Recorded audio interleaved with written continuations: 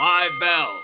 Stand by all stations. Attention, all districts. A 5-alarm fire. 5 bells. Move in immediately. That's it. Let's roll. Let's go. Firefighters.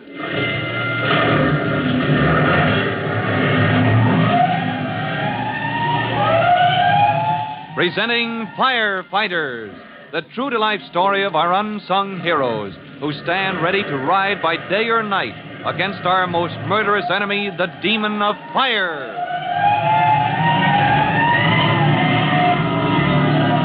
In just a minute, we're going to Hangover Hill near the village of Upper Falls. Tim Collins and the Upper Falls Fire Brigade are already on the way because fire has been reported at the schoolhouse on the hilltop. But before we roll to answer this alarm, here's a message for you.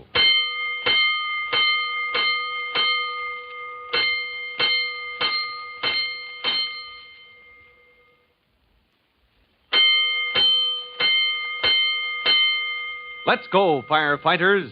Let's go to Upper Falls, the country district you remember, where Tim Collins, rookie fireman, and his brother Jimmy are visiting their cousin, Ellery Collins, chief of the local volunteer fire brigade.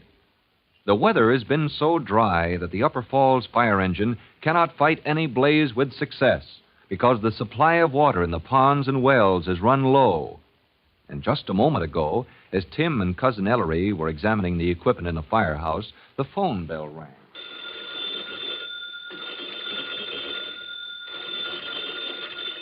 Tim, that's the alarm. The phone operator. She calls us when fire is reported. Oh, I'll take it, Ellery. Upper Falls Fire Brigade. What's your trouble? Schoolhouse. What?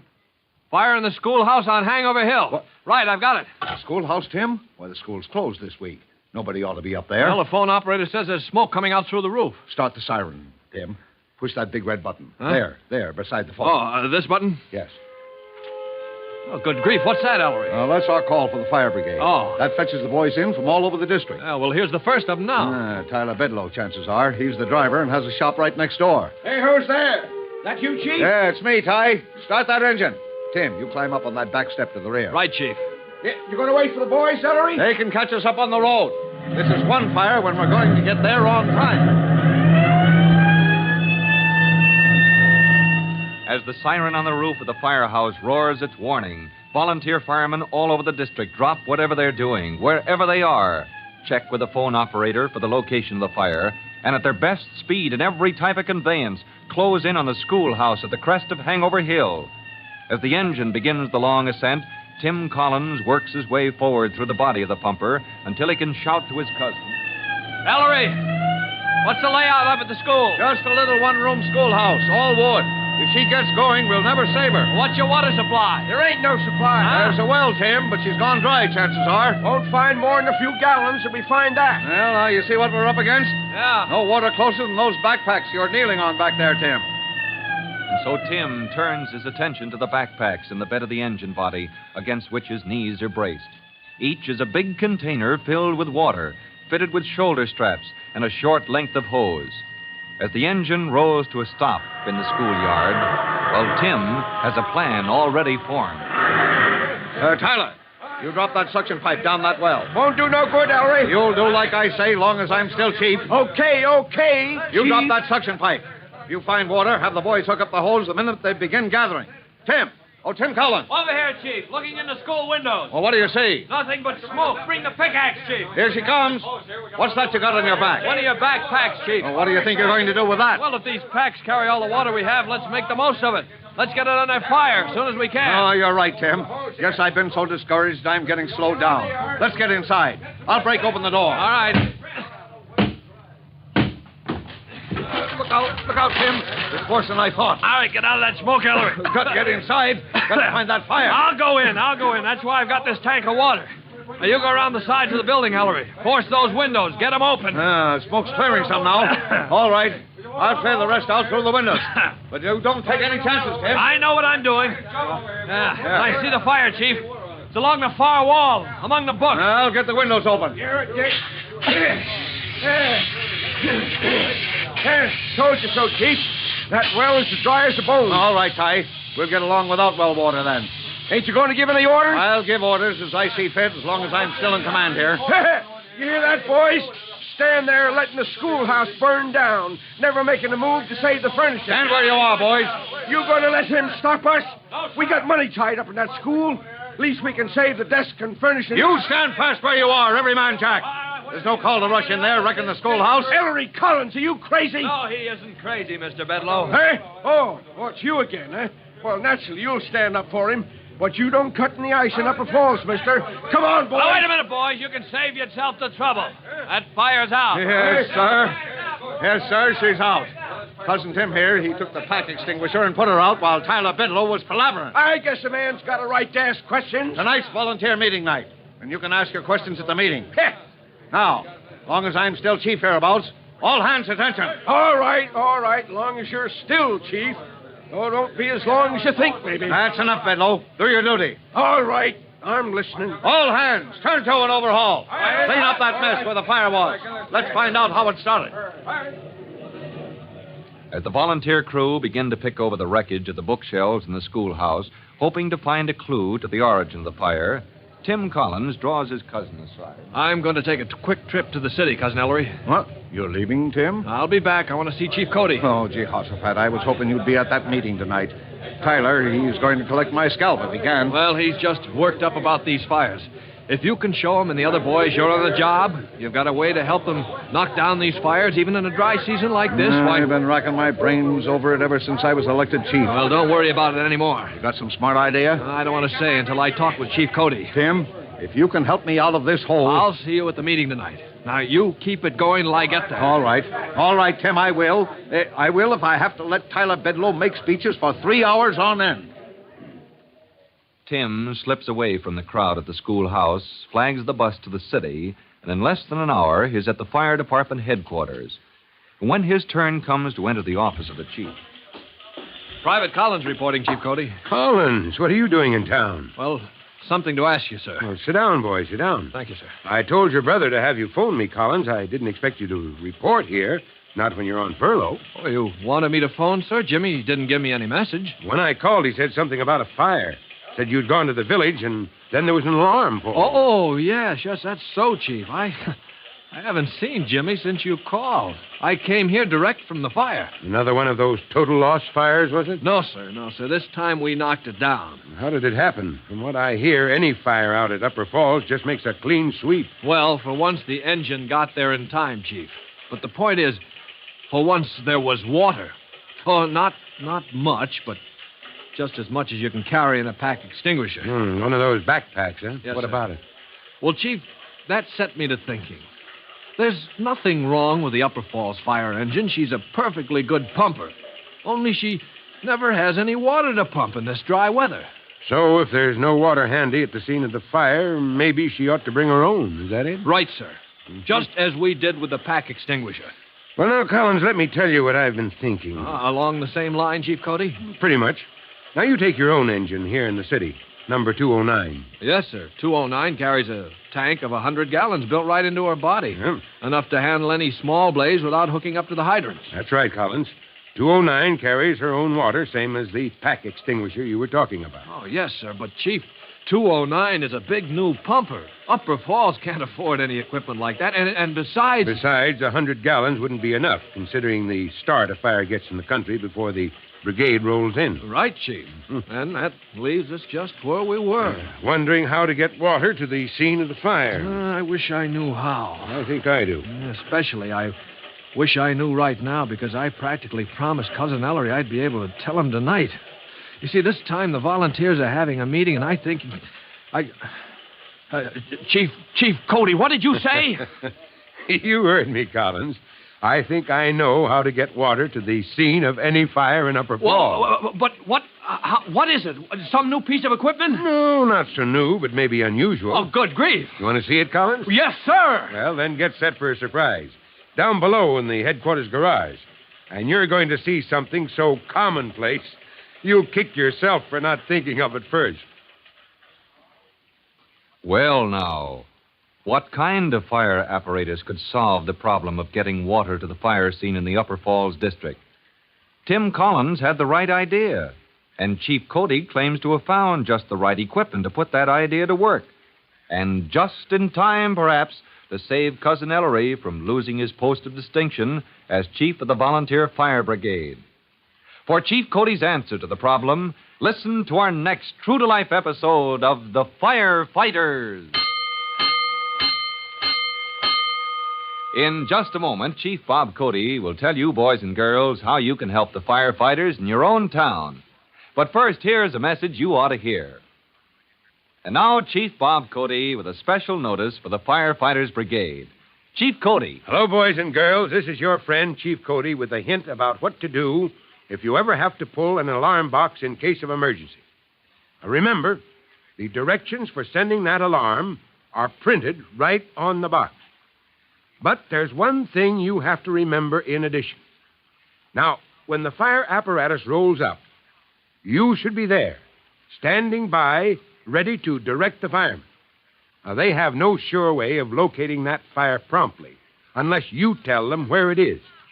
So, if you ever have to pull an alarm, stand by, act as a guide. Save your fire company's time in coming to grips with the situation. All right. That's all, and so long for now. Fire Chief Cody and the young rookie fireman Tim Collins will be back on the same station the next time you hear... That's it. Let's roll.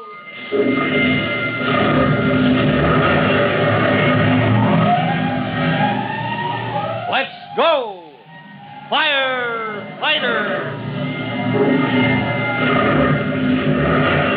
Firefighters is a copyrighted feature of William F. Holland Productions.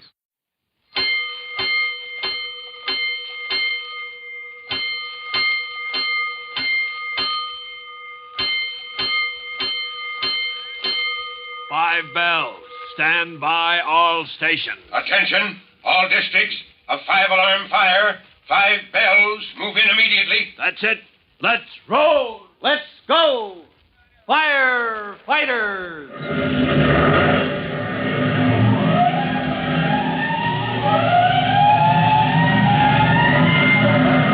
Presenting Firefighters, the true-to-life story of our unsung heroes who stand ready to ride by day or night against our most murderous enemy, the demon of fire.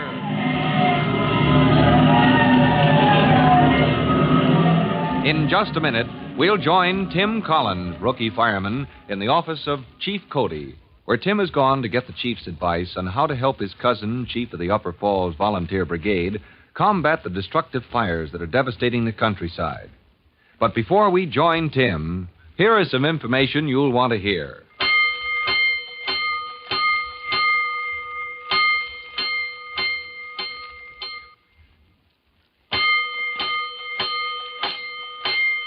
Let's go, firefighters. Let's go to Chief Cody's office at Fire Department headquarters, where Tim Collins, who has just hurried into town from the village of Upper Falls, is in conference with the chief. Only a moment ago, you remember, Tim was admitted to the chief's private office. Private Collins reporting, sir. Collins, what are you doing in town? You're supposed to be on furlough. Well, I think I have the key to that situation at Upper Falls, Chief. Oh, sit down, boy. Sit down. Thank you, sir. Collins, I didn't expect you to report here in person when I tried to call you at the farm. You phoned me, sir? Yes, your brother Jimmy took the call. Oh, that's funny. He didn't give me any message. He said something about a fire. Said an alarm had been rung in. Oh, yes, Chief. The schoolhouse was on fire. I came direct from the fire, left Cousin Ellery trying to find out what caused it, and I haven't seen Jimmy since then. I suppose the schoolhouse was a total loss, Collins. No, sir. No, sir. For once, the Upper Falls engine got there on time. Well, that's progress. But what about water, Collins? I understand the wells and ponds are going dry. Well, we carried our own water, sir.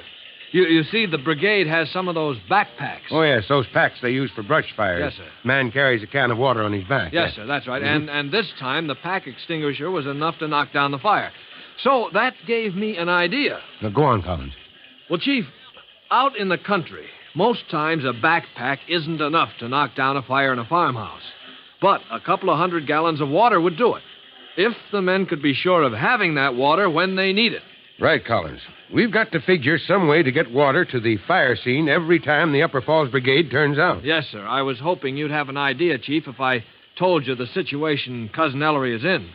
You see, tonight the volunteers have their meeting, and Well, I'm afraid he's finished as chief. Collins, I think I know how to get water to the scene of any fire in Upper Falls. Oh, what is it, Chief? Some new type of equipment? You'll see. It's down below in the headquarters garage.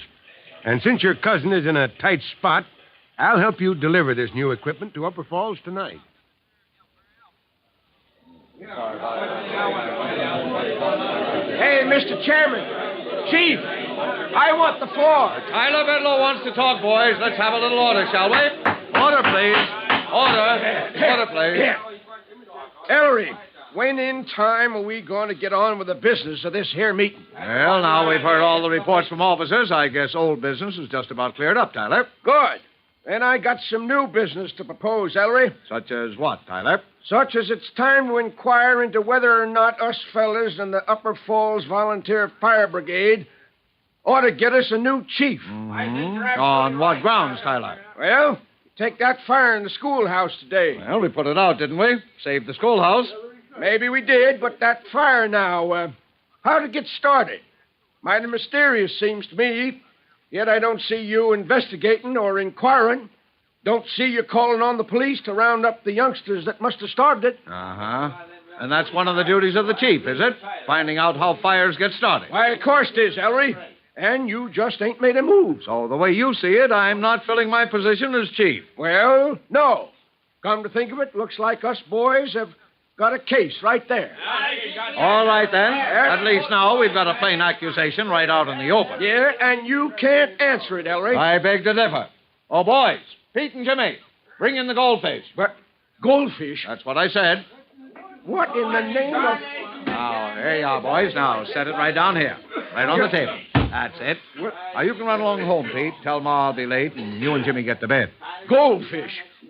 Ellery Collins, what in time you up to now? You ever see this tank before, Tyler? Huh? Now, set your mind to it now. A big glass bowl full of goldfish. Maybe 50, 60 of them. Goldfish. Now, let me see. Where'd the... Yeah, the schoolhouse.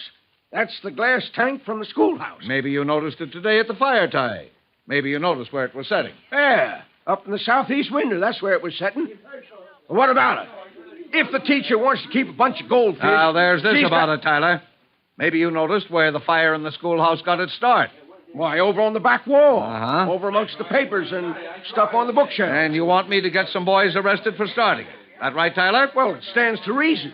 All they had to do, just toss a match in amongst those papers and run like blazes. Uh-huh. Only I'd hate to think of any of our boys would do a thing like that. Our boys, they just aren't that kind. Well, somebody started that fire. Yep, somebody did. These here goldfish, that's who. Ellery Collins. I was fixing to get mad at you, but now I'm getting sorry. Why, you're crazy as a loon. Boys, the chief is... No, Tyler, don't you remember? Huh? Don't you call to mind how we used to take a piece of glass, focus it so the sunlight would set fire to something? Paper, maybe, or grass, or twigs? By jinx, you're right.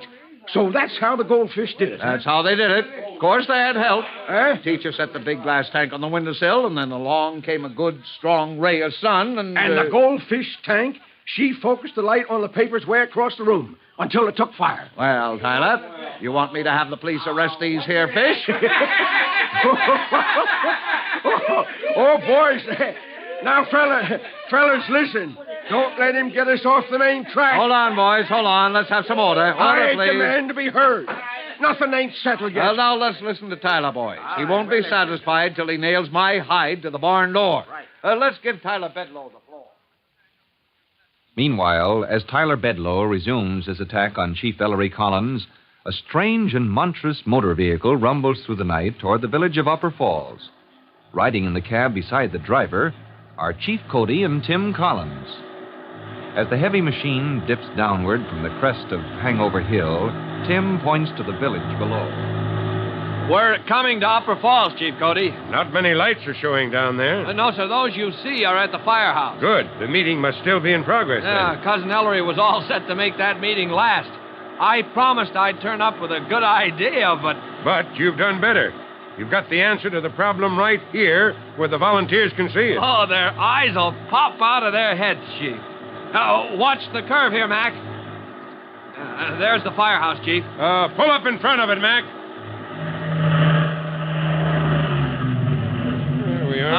Chief, shall I call the men from the firehouse? No, let's have some fun with them. Oh, ring that bell, Mac.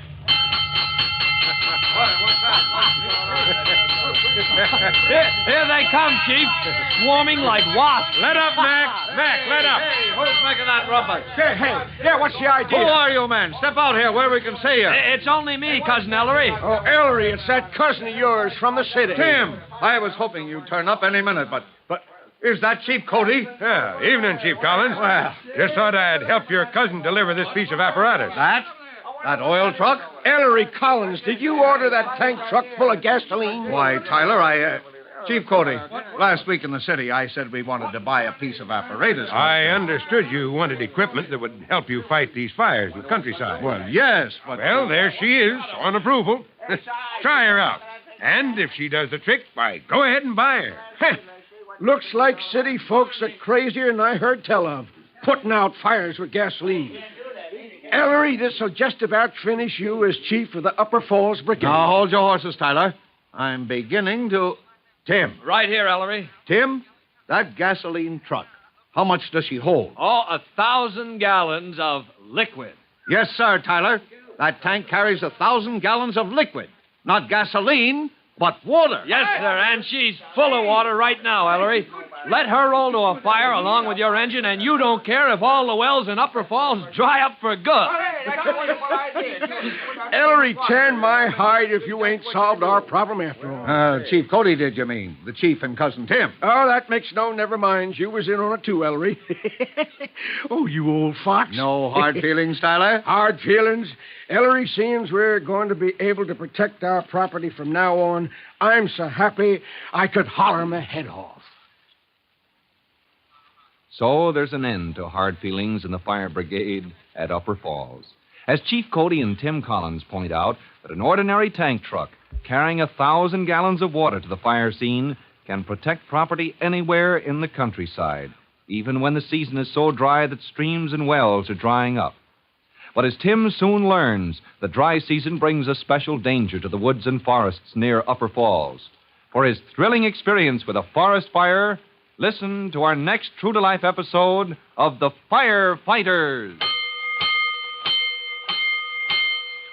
In just a moment, Chief Bob Cody will tell you, boys and girls, how you can help the firefighters in your own town. But first, here's a message you ought to hear.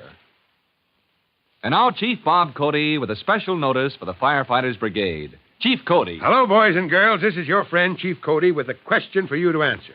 Here it is. What do you think is the most common cause of outbreaks of fire? I'll give you about 10 seconds to figure it out. You know about the hazards of rubbish in the cellar, faults in the electrical equipment, grease catching fire in the kitchen. But the most common hazard of all, have you figured it out? Is matches. That's right, common, ordinary matches, usually in connection with smoking. That's the chief cause of destructive fires. So keep it in mind and be careful.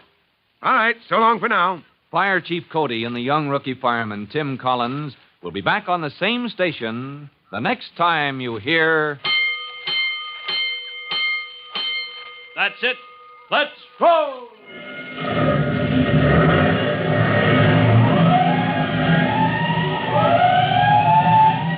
Let's go!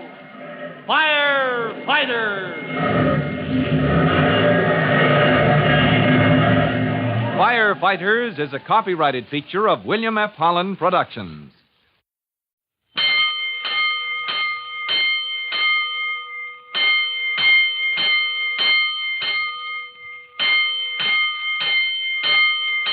Five bells. Stand by all stations. Attention, all districts. The five-alarm fire. 5 bells. Move in immediately. That's it. Let's roll! Let's go! Firefighters!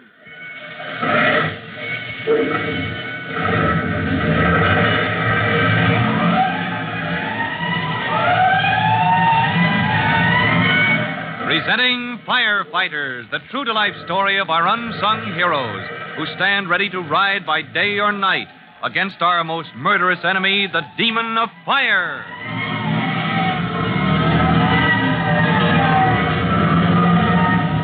In just a minute, we'll take you to Upper Falls, where Chief Cody and Tim Collins, rookie firemen, both on a holiday from the city fire department, are visiting Tim's cousin Ellery, who is chief of the Upper Falls Volunteer Fire Brigade.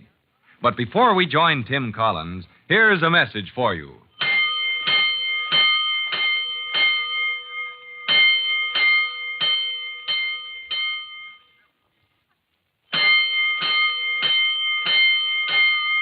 Let's go, firefighters.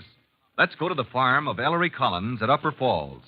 There's been great excitement down at the firehouse in the village this evening, and now Ellery is proudly playing host to his guests from the city, Cousin Tim Collins and Chief Cody. As the men sit round the table in the kitchen, Chief Cody casts a longing glance at the cookie jar, and Ellery invites him to... Oh, come on, Chief. Help yourself. Don't be bashful. No, I know when enough's enough. Those are mighty good cookies, Chief. Well... Only 2 left in the jar. My wife won't like it if there's any left, Well, if you put it that way. That's the idea. Come on, Tim. You finish the other one. I don't care if I do. Not that I need it. Kids will get a kick out of this. Who, my pal Jimmy? Uh-huh. Oh, he's in bed long ago, I should hope. And Pete. Pete's my own boy, Chief. Wait till they wake up tomorrow and find you're here for the weekend. I'm afraid I won't be much company for them. I told my deputy it's time the old man took some time off. Well, what do you want to do, Chief? Hike around and see the country? The boys can tell you anything you want to know about fishing, Chief. Well, you know what I told my deputy? Well, I hope you told him not to call you no matter what. Yeah, that's right, Chief. It must be years since you took a holiday. Feels like it, boy. Well, I told my deputy, I said, I'm going to put on my old clothes and stretch out under an apple tree and go to sleep.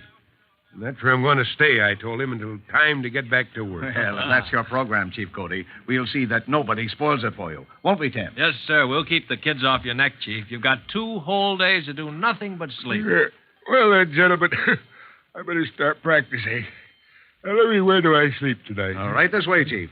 Keep one eye open and follow me. Next morning, Chief Cody starts the day by putting his program into practice. Dressed in his shabbiest old clothes, he wanders off into the meadows after breakfast, picks out a tree, and stretches out. Yes, Chief Cody goes right to work on his holiday program without delay. While in the farmhouse, Tim Collins is hunting for his cousin Ellery and finds him at the telephone. Ellery? Hey, Ellery, where are you? Right here, Tim. Be right with you. I'm on the phone. Oh, I'm sorry. Oh, hello, Warden. This is Chief Collins at Upper Falls. Yeah, still pretty dry in this part of the country, but... Yeah, that's what I want to tell you, Warden. Next time there's trouble in the district, you can count us in. You can count on Upper Falls to tackle any fire in the Midland District. Sure, we've got water. We've got a new tank truck. Carries 1,000 gallons of water anywhere we want it to go. You can count on us. Right. Goodbye, Warden. Hey, you're grinning all over like a Cheshire cat. Well, I ought to be, Tim. The district warden, he says it's a gift from the gods. What is your new tank truck? Yep. Funny, we never figured that out for ourselves. You need water at a fire and can't get it from the wells because they've run dry. So you get hold of an oil truck, flush her clean, and there's your water carrier. Yeah, ready to stand by while your engine pumps a stream onto the blaze. And she'll do to fill backpacks, too. Yeah, for forest fires. I hadn't thought of that. Well, that's why the district warden was shouting hallelujah just now. He's got the whole Midland District on his hands. All the woods, that is, from Upper Falls to the lakes and far across is Little Narrow-Neck. Yeah, it's dry as a bone, too, this weather. Yeah. Never a day passes that they don't spot a trace of smoke somewheres in the woods. Hey, say, how do the wardens find those fires in time, Ellery? Well, there's men always on watch, Tim. Some on patrol and some in the towers and the high spots. And the district warden, he's all over the place. Come fire in the woods, he sits up aloft and giving orders. He does what? Sits up aloft, up in the sky, in one of those helicopters. A helicopter? Mm-hmm. Oh, hey, you fellas are right up to date. I guess we're not so far behind the times at that. And I suppose the district warden directs his men by two-way radio. Sometimes. Other times he just hovers over and hollers at them. Well, I'd like to see that firefighting setup, Ellery. Well, we'll hunt up the district warden and get acquainted. Guess we can show you some things about firefighting that you'll never learn in the city. Already, Tim looks forward to meeting the district warden, learning how sharp eyes in the plain overhead scan mile upon mile of dry, tindery forest lands, alert for the telltale plume of smoke that spells danger, devouring flame, devastation. But Tim doesn't suspect how soon he will be plunged headlong into this unfamiliar phase of firefighting. Tim cannot possibly know that miles away, a car from the city is speeding along the highway that cuts across the forest. The driver has not a care in the world. He notes that his cigarette is burned down to a stub and tosses it from the window of the car and races on his way, still without a care in the world. But the cigarette has landed in the tangle of dead grass, leaves, dry thorns, and twigs at the side of the road. A light breeze fans the coal. A rim of red fire runs across a tuft of grass, becomes a little flame that snatches at a clump of weeds. The little flame climbs into a low bush, devours the dry branches in one foray, and becomes a big flame, leaps the ditch through the foliage of a small evergreen, becomes a blaze roaring through the forest, the dread beginning of a forest fire. Air Patrol to headquarters, calling headquarters. Fire in Midland Forest. Fire in Midland. Map reference is H7. Fire at square H7 on your map. Point of origin is near the highway. Looks like a bad one. Heading for Upper Falls. Warn Upper Falls. Alert all volunteers. All wardens report for duty. Issue backpacks and tools to volunteers. At headquarters of the Forest Protection Service, a warden turns to the map, locates the letter H on one edge of the map, and the number 7, draws 2 quick lines that cross at point H7, the point where fire has been reported. He marks a cross at H7 and takes up the telephone. He twists the crank of the telephone, ringing the emergency call that will summon listeners to join the party line all through the countryside.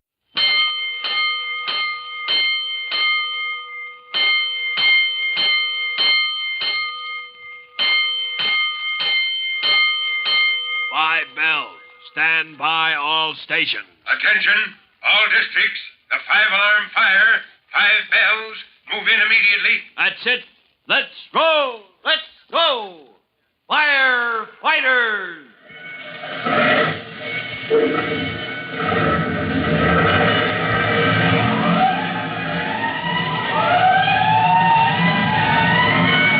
Presenting Firefighters, the true-to-life story of our unsung heroes who stand ready to ride by day or night against our most murderous enemy, the demon of fire.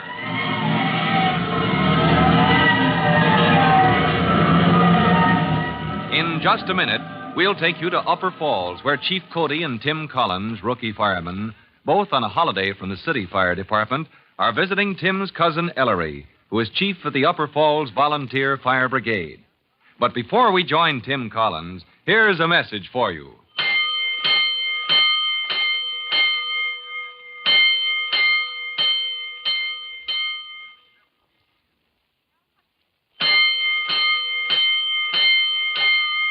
Let's go, firefighters. Let's go to the farm of Ellery Collins at Upper Falls. There's been great excitement down at the firehouse in the village this evening. And now Ellery is proudly playing host to his guests from the city, cousin Tim Collins and Chief Cody. As the men sit round the table in the kitchen, Chief Cody casts a longing glance at the cookie jar, and Ellery invites him to... Oh, come on, Chief. Help yourself. Don't be bashful. No, I know when enough's enough. Those are mighty good cookies, Chief. Well... Only 2 left in the jar. Now, my wife won't like it if there's any left, Well, if you put it that way. That's the idea. Come on, Tim. You finish the other one. I don't care if I do. Not that I need it. Kids will get a kick out of this. Who, my pal Jimmy? Uh-huh. Oh, he's in bed long ago, I should hope. And Pete. Pete's my own boy, Chief. Wait till they wake up tomorrow and find you're here for the weekend. I'm afraid I won't be much company for them. I told my deputy it's time the old man took some time off. Well, what do you want to do, Chief? Hike around and see the country? The boys can tell you anything you want to know about fishing, Chief. Well, you know what I told my deputy? Well, I hope you told him not to call you no matter what. Yeah, that's right, Chief. It must be years since you took a holiday. Feels like it, boy. Well, I told my deputy, I said, I'm going to put on my old clothes and stretch out under an apple tree and go to sleep. And that's where I'm going to stay, I told him, until time to get back to work. Well, if that's your program, Chief Cody, we'll see that nobody spoils it for you. Won't we, Tim? Yes, sir. We'll keep the kids off your neck, Chief. You've got 2 whole days to do nothing but sleep. Well, gentlemen, I better start practicing. Now, where do I sleep tonight? All right, this way, Chief. Keep one eye open and follow me. Next morning, Chief Cody starts the day by putting his program into practice. Dressed in his shabbiest old clothes, he wanders off into the meadows after breakfast, picks out a tree, and stretches out. Yes, Chief Cody goes right to work on his holiday program without delay. While in the farmhouse, Tim Collins is hunting for his cousin Ellery and finds him at the telephone. Ellery? Hey, Ellery, where are you? Right here, Tim. Be right with you. I'm on the phone. Oh, I'm sorry. Oh, hello, Warden. This is Chief Collins at Upper Falls. Yeah, still pretty dry in this part of the country, but... Yeah, that's what I want to tell you, Warden. Next time there's trouble in the district, you can count us in. You can count on Upper Falls to tackle any fire in the Midland District. Sure, we've got water. We've got a new tank truck. Carries 1,000 gallons of water anywhere we want it to go. You can count on us. Right. Goodbye, Warden. Hey, you're grinning all over like a Cheshire cat. Well, I ought to be, Tim. The district warden, he says it's a gift from the gods. What is your new tank truck? Yep. Funny, we never figured that out for ourselves. You need water at a fire and can't get it from the wells because they've run dry. So you get hold of an oil truck, flush her clean, and there's your water carrier. Yeah, ready to stand by while you're...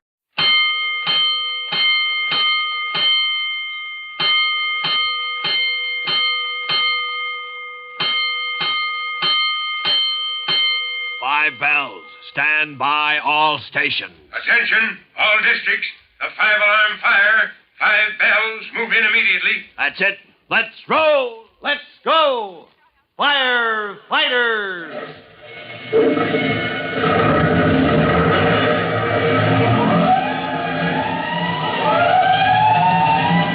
Presenting Firefighters, the true-to-life story of our unsung heroes who stand ready to ride by day or night against our most murderous enemy, the demon of fire.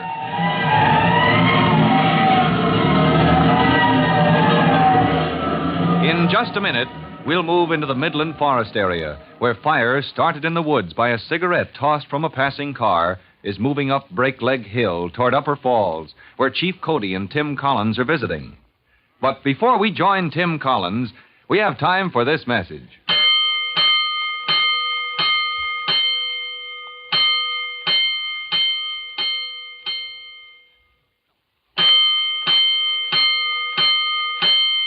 Let's go, firefighters. Let's go to the meadow near the barnyard of Ellery Collins, cousin of Tim Collins, rookie firefighter. As you remember, Tim and Cousin Ellery have left the farm at top speed in response to the alarm of fire in Midland Woods.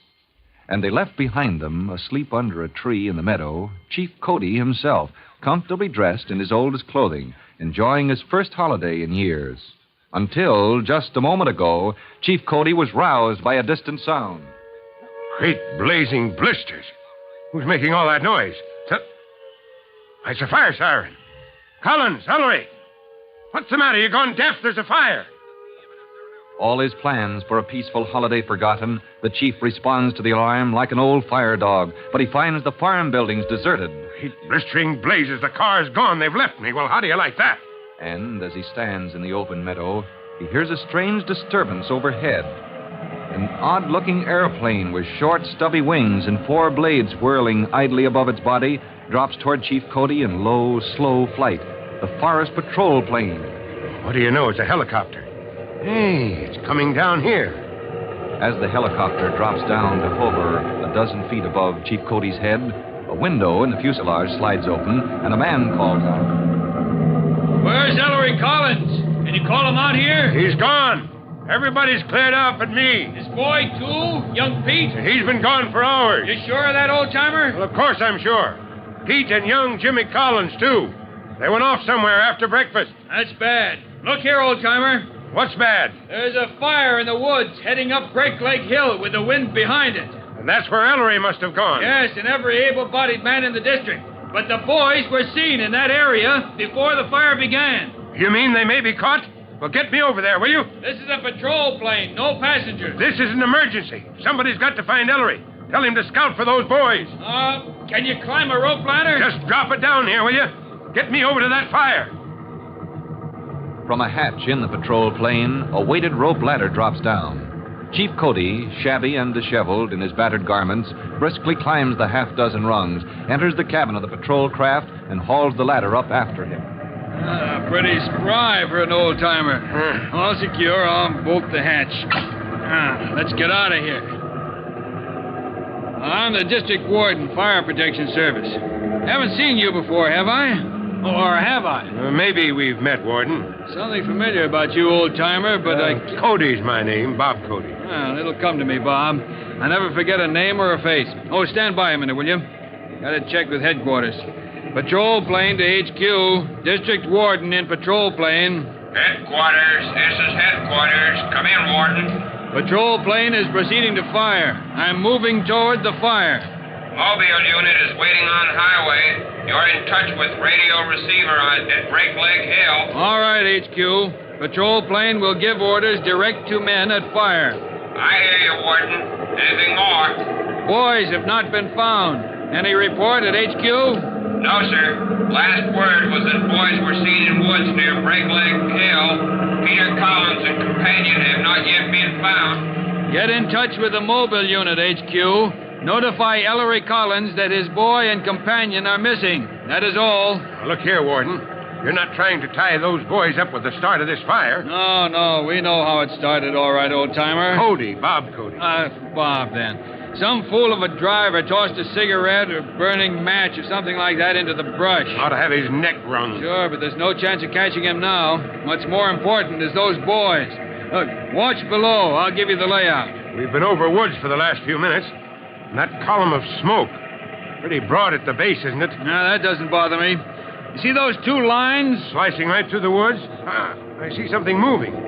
Hey, that's a highway, isn't it? Those are cars moving on it. That's the highway. And that other long line, that's a good wide fire lane. Like another road cut through the forest. And the fire's between those two. Can you keep it there? If I have men enough, I can drive the fire right toward Break Leg Hill. If that's the hill there ahead of it... Yeah, that's Break Leg. Well, the fire's got a good start up that hill. Yeah, but the crest is a bare ridge and... Oh, stand by now, Bob. Patrol plane to mobile unit. District warden calling mobile unit. Mobile unit to patrol plane. Come in, Warden. We're getting you fine and clear. This is Donovan. Donovan, I can see the ridge on Break Leg Hill. Send men along the fire lane and the highway. On the way, Warden. Men with tools are holding the flanks of the fire. Have you water to spare, Donovan? Enough for the backpacks? All the water we need, Warden. Upper Falls has a tank truck bringing more. They've gone back to refill. Then here are your orders, Donovan. On no condition must the fire cross the highway or the fire lane. Yes, sir. We can turn it back if it tries to cross. Warden, there are men on the hill. Stand by, Donovan. Mobile unit standing by. Look there, Warden. Men well ahead of the fire, climbing breakneck from the side near the road. Good. Somebody's using his head down there. Patrol plane to Donovan. Come in, Warden. Donovan, who's in charge of those men climbing breakneck? They're almost up to the ridge. Collins, Ellery Collins from Upper Falls. They'll clear the brush along the ridge. Try to stop the fire at the crest. I'll get word to Collins to start a backfire just below it. That is all. Signing off. Mobile unit signing off. Bob, how long have you worked for Ellery Collins? Huh? Long enough to know the country here? Do you know Breakneck Hill or the woods hereabouts? Well, a little. Then I'll drop you on the ridge. Are you game? Well, at least I'm able-bodied. Good for you, old-timer. Now, I'll drop you on the ridge, and you can meet Collins as he brings his men up to the top. Tell him I want a backfire. You want him to burn off that brush below the crest so the main fire won't have anything to feed on. Right. Not many I'd trust to manage a backfire, but Collins is an experienced hand. Look there. On that big rock. Huh? Where? Halfway up the hill, Warden. Just above the line of the fire. I don't see where you... Oh! Those two boys. Can you fly this contraption low enough to pick them up? Oh, not through those trees that overhang the rocks. Then we've got to get word to the men on the hill. Get me over to that ridge, Warden. We can't waste time flapping around in the clouds.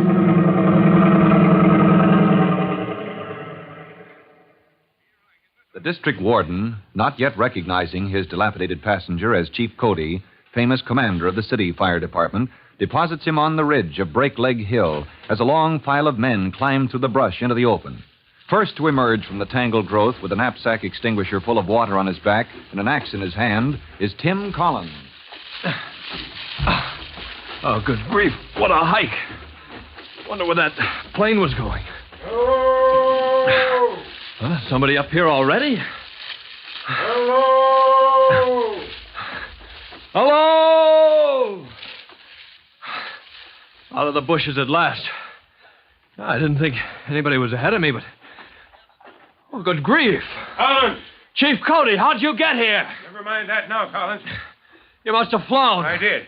Huh? Never mind, I'll tell you later. Where's your cousin? Ellery's with the other men, Chief. They're almost here. We're going to clean out this brush and try to keep the fire off the ridge. I've got orders for him, Collins. But look, Tim, have you heard about Jimmy? About Jimmy and young Pete? The kids? Yeah. No, they went off together this morning, but... Well, son, it seems this hill here is a great place for the youngsters around here to play at camping out. Oh, I know. Yes, this is where they came this morning, son. And they're down that hillside now. In the path of the fire? Yeah, I saw them from the patrol plane. There's no doubt it was Jimmy and Pete standing on a big flat rock. Give me my bearings, Chief. Yeah, well, take a line from the hilltop here. Yeah? Direct toward that big tree standing clear of the smoke. I'll take the axe. Give me that backpack, son. Right. You can travel faster. I'm on my way, Chief. Good luck, boy. You'll get them out all right. As Chief Cody turns away to find Ellery Collins and pass along the orders from the district warden, Tim crashes down the hillside. And breaking out into a clearing in the path of the climbing fire, he sees, clouded in haze, the two boys, Pete and Jimmy, standing on a great flat rock. And as they turn their sooty faces toward him, he sees that both boys are grinning from ear to ear. Far from being terrified, they eagerly wave him on to join them. Why aren't Jimmy and Pete Collins running in panic from the forest fire instead of laughing at some sight below them on the rocks as if they were watching a circus? You can't blame Tim Collins for wondering, and maybe he's even a little annoyed. Well, you'll find out for sure when you listen to our next true-to-life episode of The Firefighters. In just a moment, Chief Bob Cody will tell you, boys and girls, how you can help the firefighters in your own town. But first, here's a message you ought to hear. And now, Chief Bob Cody with a special notice for the Firefighters Brigade. Chief Cody. Hello, boys and girls. This is your friend, Chief Cody, with a tip on how to fight fire in grass or brush. Use a shovel, broom, or rake, or some such tool to beat out the flames. And remember, swing your shovel with a wide sweep toward the fire to prevent sparks from spreading into new areas. And when that fire is knocked down, dig a trail or trench all around it, right down to bare ground. You see, this keeps the fire from coming back to life and reaching into unburned grass or brush. And you remember, fire is treacherous that way. Well, that's all for now. You'll be hearing from me soon. Fire Chief Cody and the young rookie fireman Tim Collins will be back on the same station the next time you hear... That's it. Let's roll!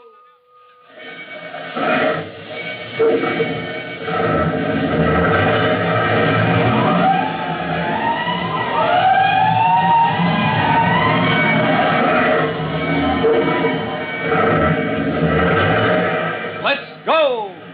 Firefighters!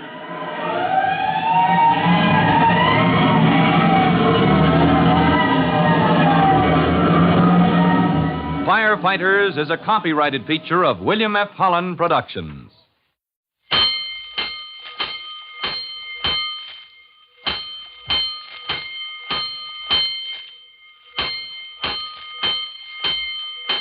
Five bells. Stand by all stations. Attention, all districts. A 5-alarm fire. 5 bells. Move in immediately. That's it. Let's roll. Let's go. Firefighters!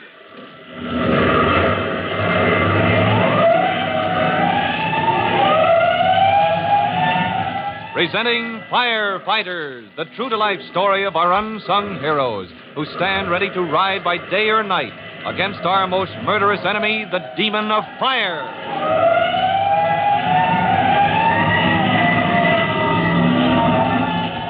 In just a minute, we'll join Tim Collins, rookie fireman, and Chief Cody at the scene of the forest fire on Break Leg Hill. The chief has just reached the crest of the small mountain with word that Tim's brother Jimmy and his cousin Pete are stranded in the path of the conflagration. But before we enter the zone of action, there's time to tell you this message.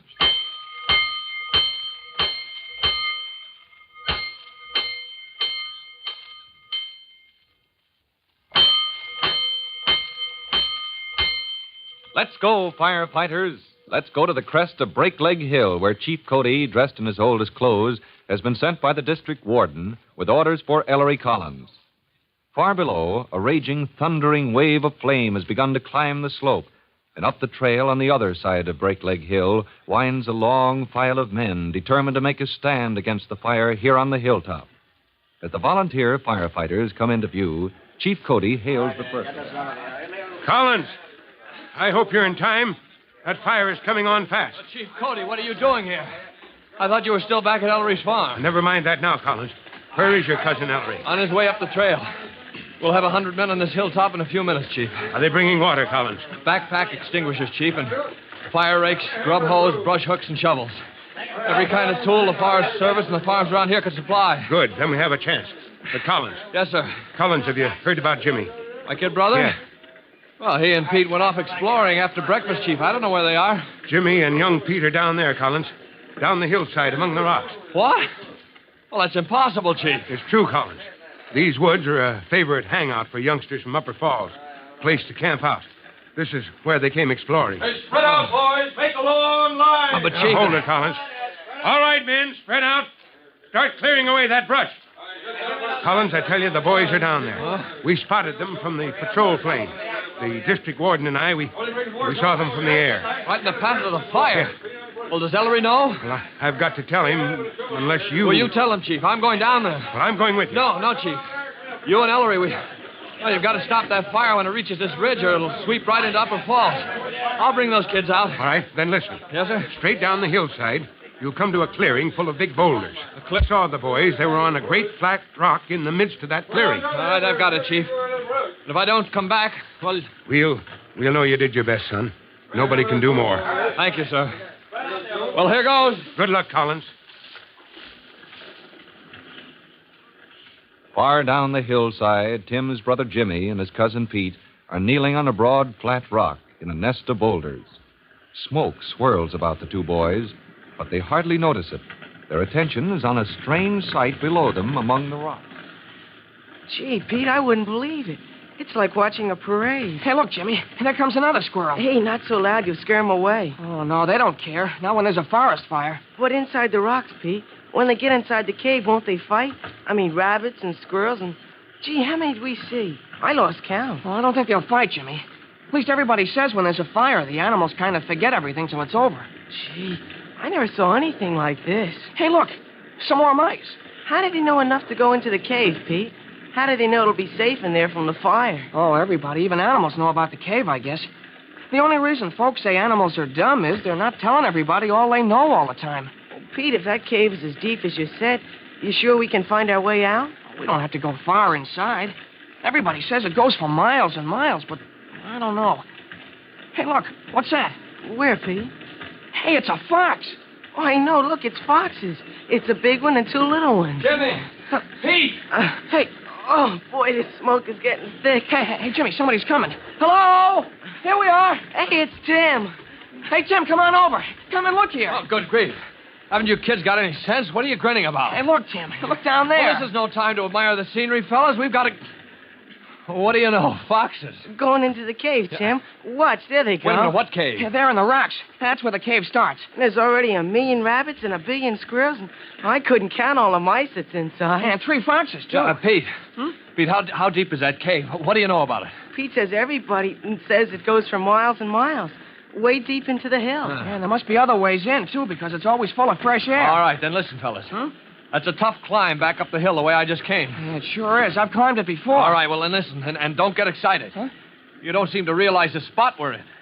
Fellas, we could never make it. We could never get up the hill before the fire caught up with us. Yeah, that's what we figured. All right, then, this cave, it's like the answer to a prayer. Huh? All right, we'll get inside the cave and wait out the fire. Okay, Tim. Are you game, fellas? You know, we may be inside the hill for hours. Sure, Tim, that's what we figured. All right, that's what you figured.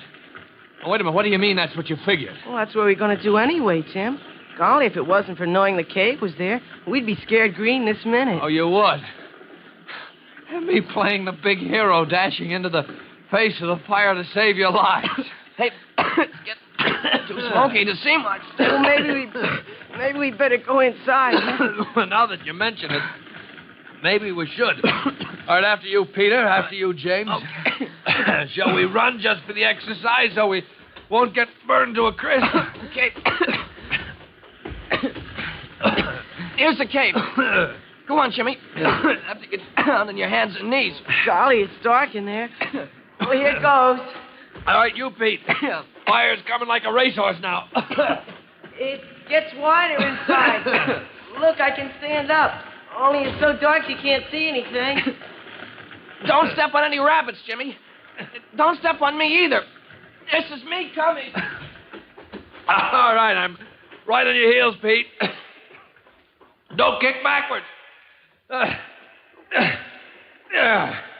Oh. Hey, there's plenty of room in here. It must be big as a barn.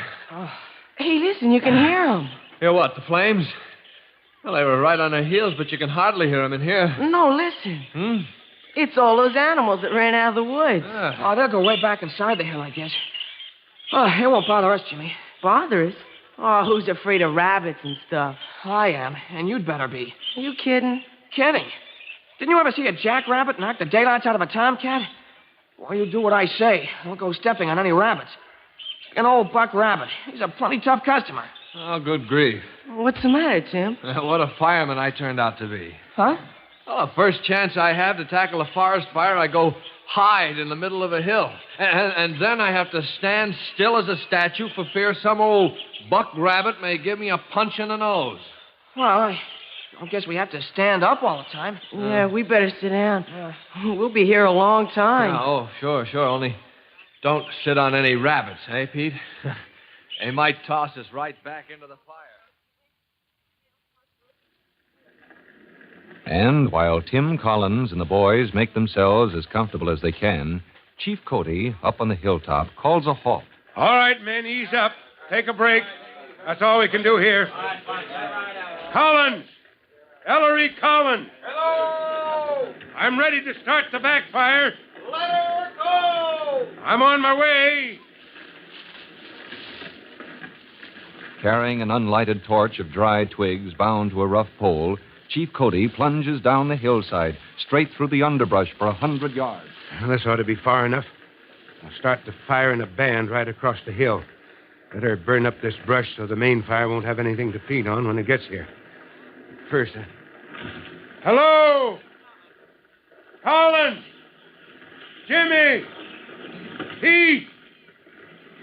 No, they don't answer. And there's hoping, and here goes the match. Chief Cody lights his torch, thrusts the flaming firebrand among the leaves of the dry bushes above him on the slope. Maybe Collins and the boys got past me. I hope so. All we can do now is hope they're all right.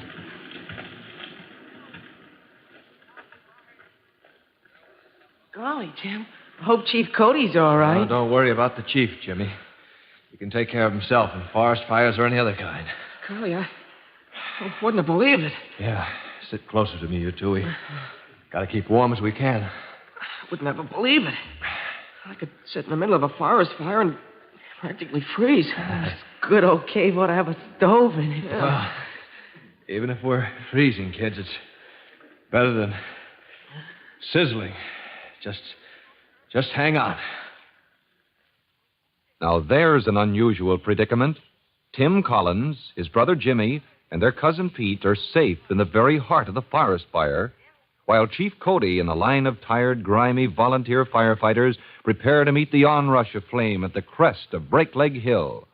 For the thrilling scene when the forest fire attacks their defenses, listen to our next true-to-life episode of The Firefighters.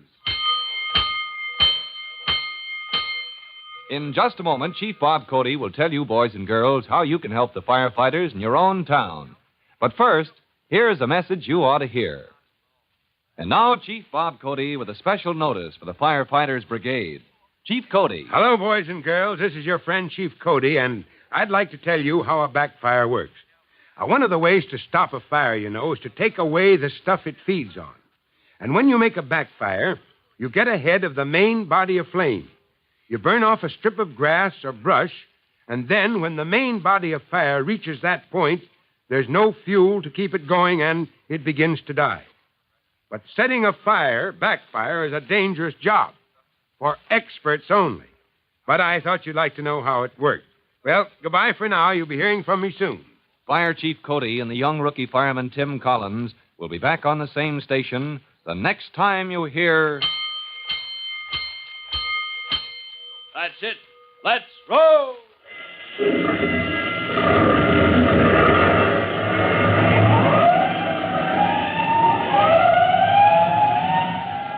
Let's go! Firefighters!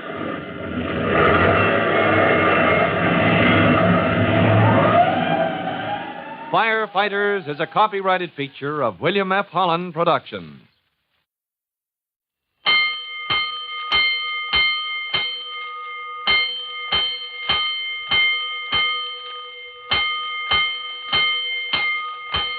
Five bells.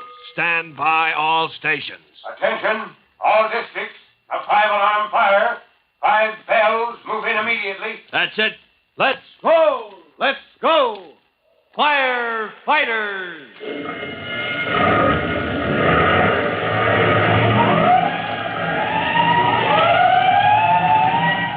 Presenting Firefighters, the true-to-life story of our unsung heroes who stand ready to ride by day or night against our most murderous enemy, the demon of fire.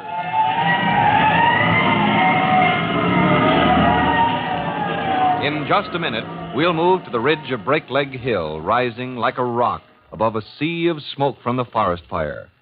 On the crest of the hill, Chief Cody and Ellery Collins lead the fight of the volunteer firemen against the conflagration that threatens to destroy Upper Falls.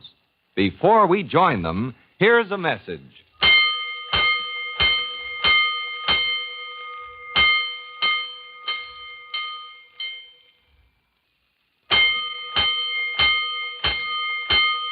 Let's go, firefighters.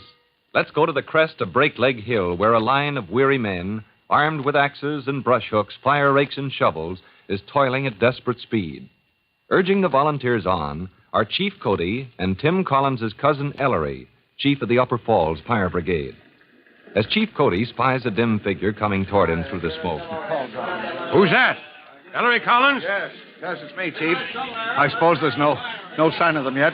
Tim and the boys, I mean. Not a sign. Well, Pete knows these woods like the back of his hand. If there's any way to escape that fire down there. Sure. Besides, young Tim Collins has gone after them. But that boy is a born smoke eater. He'll find Jimmy and Pete. Yeah, sure. Well, there is a chance for them. There's always a chance. I hope. That fire's climbing fast, Chief. She's reached the steepest part of the hill. Now, look here, Ellery. I feel about young Collins and those boys, well, I feel as badly as you do. But we've got to stop this forest fire. We've got to save Upper Falls. You're right. We can't stand here mooning over personal matters. What's to be done, Chief? How's it going at your end of the line? Have your men got that fire break set up? They cleared the brush and the strip along the hillside. Now they're turning up the dirt with shovels. Good. When the fire hits that cleared strip, it'll have nothing to feed on. But if it leaps across the ridge, the wind may carry it over and past us, Chief. Then we'd better follow the orders from the district warden. I think so. I think we need a backfire. Down below the cleared strip, we'll burn out a patch of those woods. All right, I'll do it, Ellery. It's dangerous, Chief. I want to do it myself. Oh, man, you can't. You're in command here. These men look to you for leadership. You can't take the chance. Well, what are my orders? Check on the men at your end of the line. As soon as that fire break is completed, start the backfire. That's all. Yes, sir. I'm on my way. High over the scene, the district warden directs the fight against the forest fire by radio from the patrol plane of the Forest Service, a helicopter in slow flight hovering above the billows of smoke that cloud the sky. As he judges the course of the fire, the warden watches for any sign of Jimmy Collins and his cousin Pete, never suspecting that deep inside the rocky cavern of Breakleg Hill, the boys are safe and Tim Collins is with them. Oh, good grief. We've got to get out of here soon, fellas, before we freeze. Oh, I wish we had a fire. I'm chilled to the bone, huh? We just had a fire, didn't we? Yeah, you're right about that, Pete. Can't you be satisfied, Jimmy? Always too hot or too cold. Who's that? It's me. Catching cold? No, of course not. Gee, we'll all have colds in the head of... Gee, can't we get outside soon? That's what I've been wondering. Been here a long time. The fire must have passed by now. Yeah, well, it's going to be hot out there, Jimmy. No sense in escaping the flames if we're going to sizzle ourselves on the rocks before they cool off. Oh, there goes Pete again. Yeah. Hey, listen. Huh? What's on your mind, Pete? When he tries to talk, his teeth chatter so the words can't get out. Just listen. Huh? Listen, Tim. To what? Listen a minute. That's what he means. Quiet. It's those animals that came in for shelter. Yeah. You hear them, Tim? Those rabbits and things, mice and squirrels you saw running into the cave? Gee, listen to them. Yeah, they're getting restless. I wonder if it's the cold. Oh, with those fur coats on? Oh, they got no right to kick. No, sir, Tim. They want to get out. That's it, Pete. That's it. They want to get out. Yeah, me too. Look, fellas, we've been here in this cave a long time. If the animals are getting restless, well, I mean, if they're beginning to figure it's almost time to start pulling out. Well, maybe they know best. Yeah, what do you say, Pete? We're only a couple of hicks from the city. Are those rabbits giving us a hint? Pete says yeah. Yeah, it's time to go. Well, then what are we waiting for? Yeah, we'll try our luck anyway. I'll go first. If I crawl outside, don't follow till I say the word. Oh, I don't care how hot it is. I want to sizzle. All right, well, let's go. All right. Gosh, is it still too hot to go out? No, you can stand it, fellas. Just at first, it's so hot. What's the matter? All right, come on out, both of you, but first put your handkerchiefs around your face. You got a handkerchief, Pete? Yeah. What's the matter, Tim? Smoke? Yeah, smoke. And a hot wind and woods are all gone. Come on out and see for yourselves. Here I come. Golly. Gosh, Pete, wait till you feel this wind. Gosh, I'm warm already. Oh, golly, it feels good. Then why don't you stop shivering like me? Well, force of habit, I guess. Oh, golly, look at the woods. Yeah, look at them. Black and charred and smoking. Gee, only this morning there were trees everywhere. It was all green and cool and, gosh, what a mess. All because some fool was careless with fire. Tossed a lighted cigarette from a car on the highway. Oh, I'd like to tell him what I think of him. Yeah, he ought to go to... Oh, gee, Tim, can't we go someplace? Can't we start for home? Pete's got an awful cold, even if he says he hasn't. I wonder if it's safe yet to try walking on that... Hey, look! Huh? What, where? Well, look at your feet, Tim. Your shoes are smoking.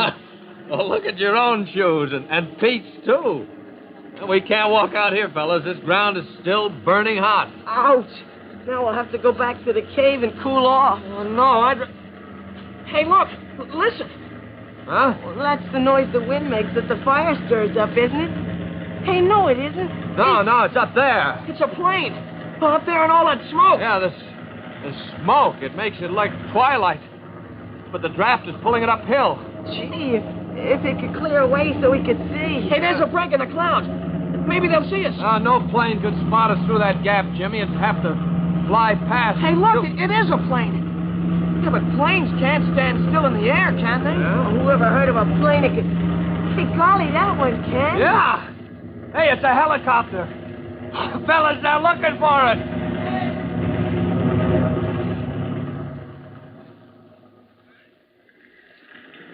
As the district warden in the patrol plane of the forest fire drops down toward the three tiny figures he sees below on the hillside, the forest fire rages toward the crest of Breakleg Hill, where the firefighters wait in desperate hope that the flames will be stopped. Well, this is it, Ellery. We've done all we can. We've cleared off the brush and plowed up the ground. You risked your life burning off that belt of undergrowth. If this doesn't stop the fire, nothing can. Nothing this side of Upper Falls. Hey, young man. Stand by with those extinguishers. Get the packs up on your backs. There goes the district warden again. Whereabouts? I can't see him through the smoke. He just dropped down beyond the crest of the fire. He's been hovering above the hillside.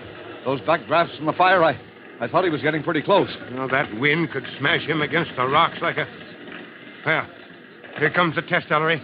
The flames have reached our fire break. Yes, all along the front. Stand fast, men. Ready to pour on that water if we need it. I don't think we'll need it. The flames can't pass the fire break. Now, this is the moment that counts. They can't cross the fire break. Chief, they're dying down. We've stopped the fire. We stopped it dead. We've won. You men, we've won.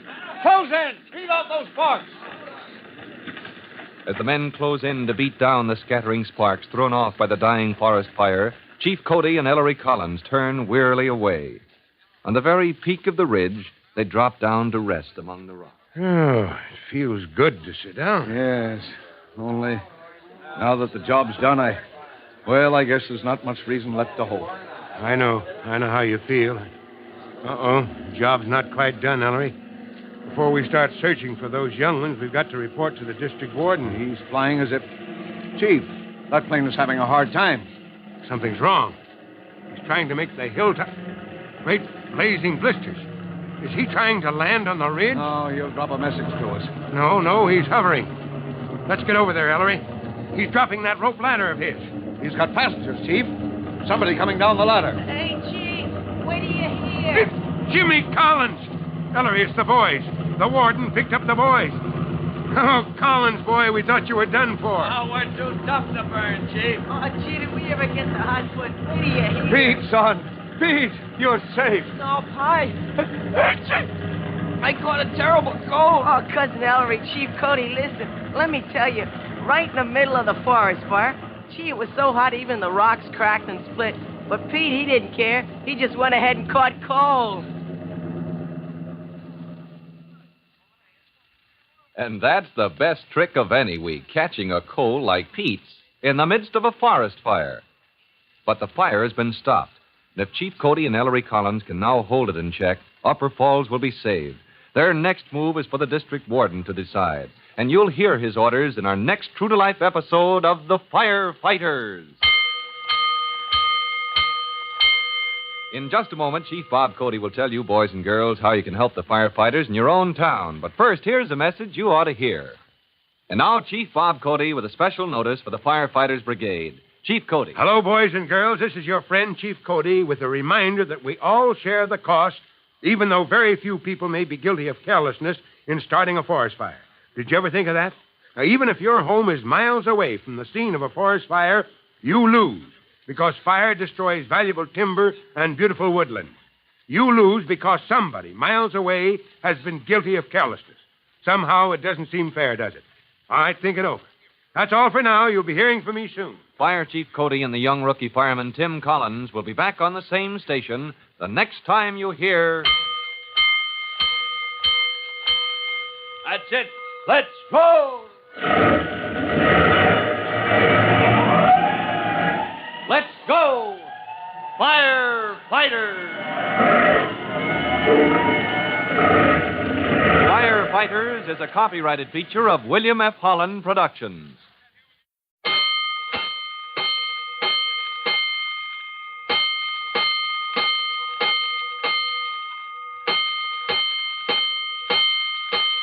Five bells. Stand by all stations. Attention, all districts. A 5-alarm fire. 5 bells. Move in immediately. That's it. Let's roll! Let's go! Firefighters!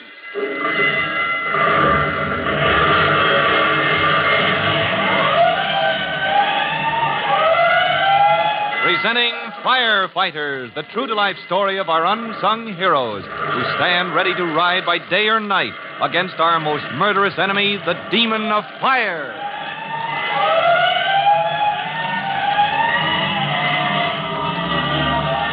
In just a minute, we'll go direct to the crest of Breakleg Hill, where Chief Cody and Tim Collins, rookie fireman, have just been reunited after Tim and his boy companions were believed lost in a forest fire. Tim has brought new orders from the district warden. But before we hear them, here's a message.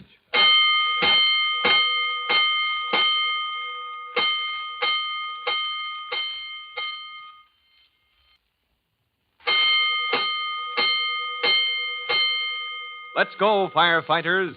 Let's go to the ridge on the crest of Breakleg Hill, where Chief Cody and Ellery Collins, commanding a force of volunteer firefighters, have made a final stand in their effort to stop the raging forest fire before it can reach Upper Falls. Only a few minutes ago, you remember, the front line of flame reached the fire break, the strip of land the firefighters have plowed up as a defense. Well, this is the test, Ellery. If that flame crosses the fire break... We'll be done for. Upper Falls will be destroyed right down to the last woodshed. Great blazing blisters. Can anything stop that flame? It's like a wave of flame rolling toward us up the hill. We may have to run for it, Chief. Get your men ready. No. Hold on. Wait, Ellery. I think that fire is beginning to fall back. Yes.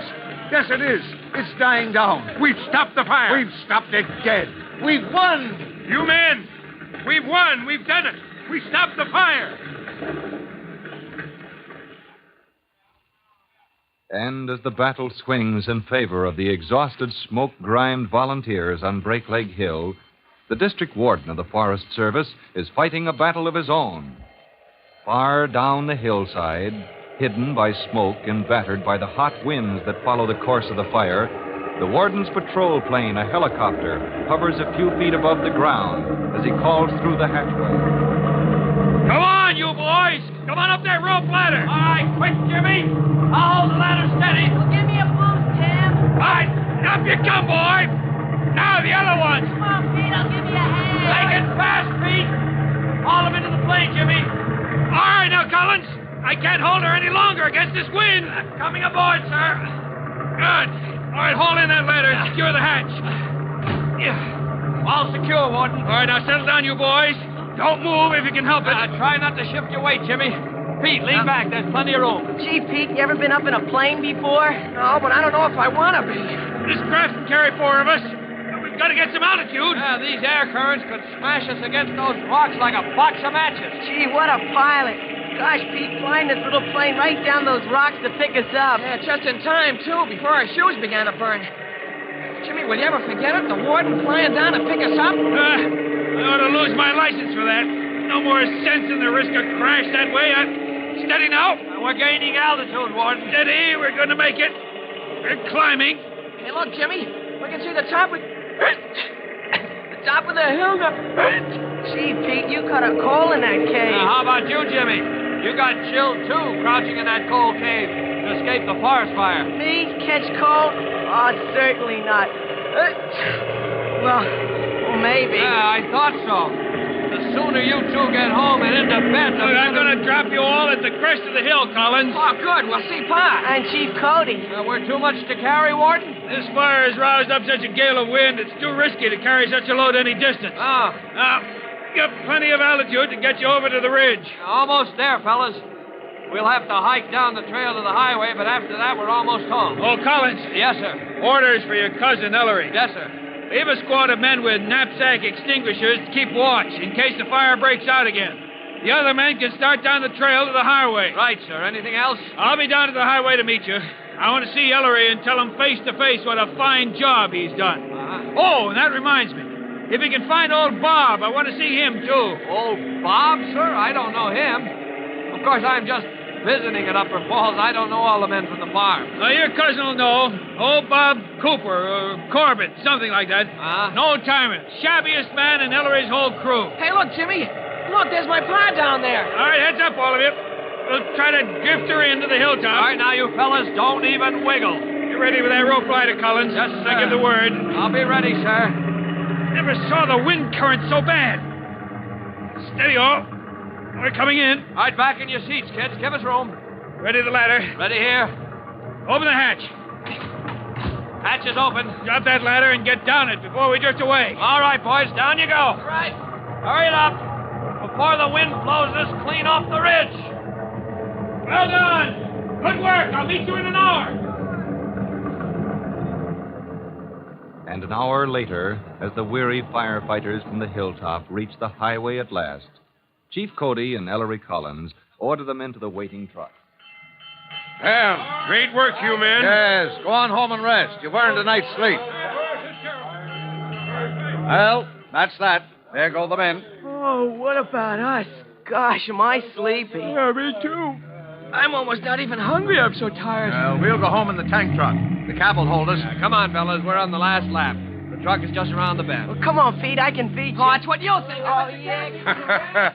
Too tired to eat, but look at him now. I wish I had their energy. Chief Cody. Hmm? That tank truck proved out today, all right. Not such a bad idea, was it, Ellery? Why, that truck has been rolling all day long, hauling in 1,000 gallons of water every trip. That's what stopped the fire along the edge of the highway here. Plenty of water for the pumpers and the backpack extinguishers, too. You know something, Ellery? If you have any other oil trucks around the countryside, any size, 1,000 gallons up to, maybe as much as 5,000. I see what you're getting at. In case of emergency. Hey, now that is an idea. Yeah, see what I mean? Pump out the oil or whatever they carry. Pump in water for fighting fires. Have a whole fleet of tank trucks handy whenever you need them. And no more fires out of control for lack of... Huh? Yeah, around the bend, there's the district warden waiting for us at the tank truck. You made your report to him, didn't you, Ellery? Well, yes. Yes, I did. Well... Hey, what is all this? Yes. You don't mean he wasn't satisfied after you stopped that fire dead in his tracks? Oh, no. The warden didn't exactly... Hey, Chief, look at Ellery. Look at his face. Under all that soot, he's blushing like a sunset. Come on, Ellery. What did the warden say? He must have threatened to pin a medal on you. Oh, can't you fellas leave a man alone? The warden just said we did a good job. You mean you did? A first-rate job of firefighting. Well, I explained it was the other men, all you boys that did it, and... All right. Don't burn up out of plain modesty. Quick, Chief, talk about something else. Well, then, what about this old Bob the warden wants to see? Did you find him? Oh, that's right, Ellery. Did you get in touch with old Bob? There wasn't any man up on Break Leg Hill who answered to that name. No, not a sign of any old Bob. None of the boys ever heard of him. Hi there, warden. You waiting for us? I knew you'd round him up for me, Ellery. Huh? I want to have a word with you, my friend. You had me fooled. Fooled you, warden? Who did? Old Bob here. Who, me? You're speaking to me, warden? Oh, Chief, he's... I get it. Chief, he thinks Ellery, didn't old Bob tell you? I picked him up at your farm way back in the morning, gave him a lift in my plane right to the peak of Old Break Leg. Oh, so that's how he got there ahead of us. Warden, before this goes too far. You know, this morning in the plane, you thought maybe you met me somewhere before? Hanged if I can remember where, Bob, but what's the difference? Old-timer, you gave me the surprise of my life. How was that, Warden? By the way, this old-timer took hold up there in the fire zone. Best man in your whole crew, old Bob was. Ellery, you'd think this man had been fighting fires all his life. Well, matter of fact, Ellery. Huh? Look at... old Bob. He's blushing worse than you did. Well, now he knows what it feels like. Warden, all I did was, well, the man does what he can. Old-timer, I saw what you did. We need your kind in the Forest Service, Bob. I want you to join us. How about it? Collins, Ellery, get me out of this. Warden, you remember the Fire Chiefs Convention a year ago? Well, up at the city? Of course I remember. The chief of the city department gave us some advice that... Bob, old-timer, your name is Crompton or Cabot, isn't it? No, it's Cody. You now remember where you met him? Cody. Chief Cody. Well, I'm happy to meet you again, Warden. Great blazing blisters. I haven't had such a fine compliment since I joined the department. Chief Cody. Offering you a job in my district. I ought to kick myself right over Break Leg Hill and all the way back. Now, you can't back out. You offered me that post before witnesses. And when I retire, maybe I'll take you up on that offer. Will you shake hands on that, sir? You bet I will. Now, you've made a bargain, and you can't back out. Naturally, Chief Cody is delighted at the praise conferred by the district warden, particularly as the warden had no suspicion of the true identity of this firefighter in the shabbiest of old clothes. But it's time now for the chief, with Tim Collins and young Jimmy, to return to the city, and a new turn in the career of Tim Collins, rookie firefighter. For this exciting new experience, listen to our next true-to-life episode of The Firefighters. In just a moment, Chief Bob Cody will tell you, boys and girls, how you can help the firefighters in your own town. But first, here's a message you ought to hear. And now, Chief Bob Cody with a special notice for the Firefighters Brigade. Chief Cody. Hello, boys and girls. This is your friend, Chief Cody, with an idea I hope you're going to like. I believe you want to protect your homes and families from fire. And I believe you can do it best if you know some of the most common causes of destructive fire. Now, I'm going to tell you some that we find most often to blame. Yes, I'm going to give you a list of hazards that are so common that firefighters know them by heart. So next time we get together, be sure and bring a pencil and paper, and we'll start writing down that list. Well, that's all for now, but you'll hear from me soon. Fire Chief Cody and the young rookie fireman Tim Collins will be back on the same station the next time you hear... That's it. Let's roll!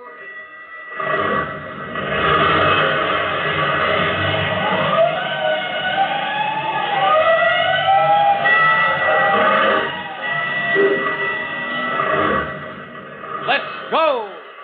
Firefighters! Firefighters is a copyrighted feature of William F. Holland Productions.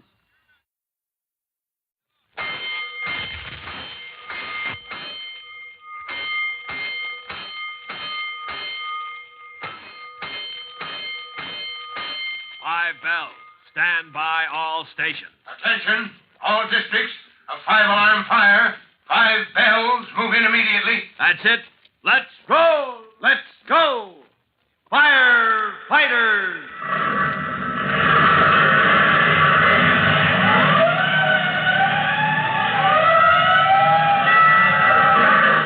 Presenting Firefighters, the true-to-life story of our unsung heroes who stand ready to ride by day or night against our most murderous enemy, the demon of fire.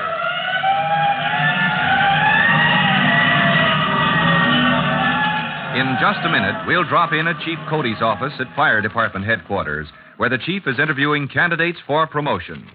Tim Collins has been ordered to report. But before his turn comes, here's a report we'd like to make to you.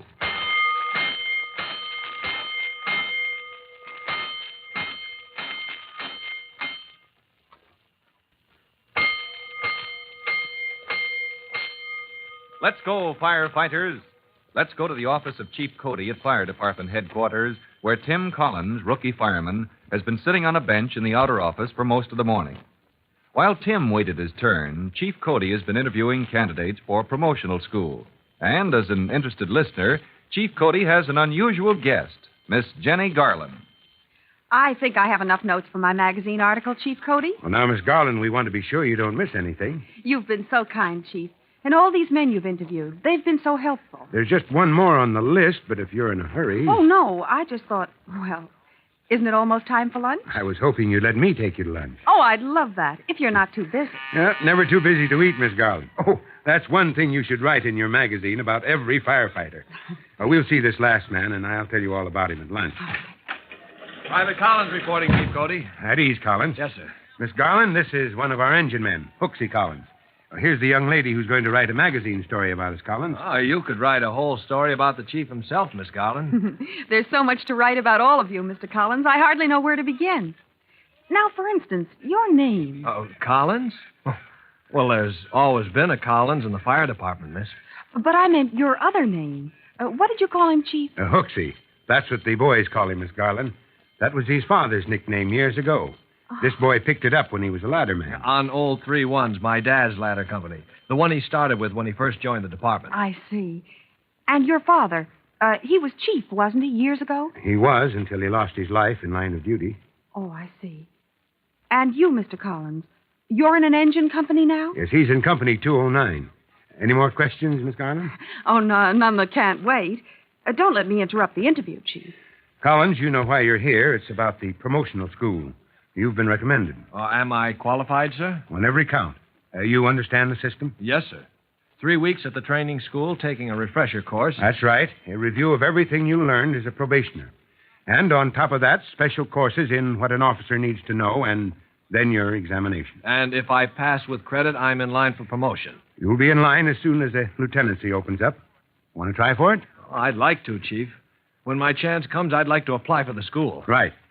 Well, report to the Division of Training tomorrow. Sir, tomorrow? You heard me, Collins.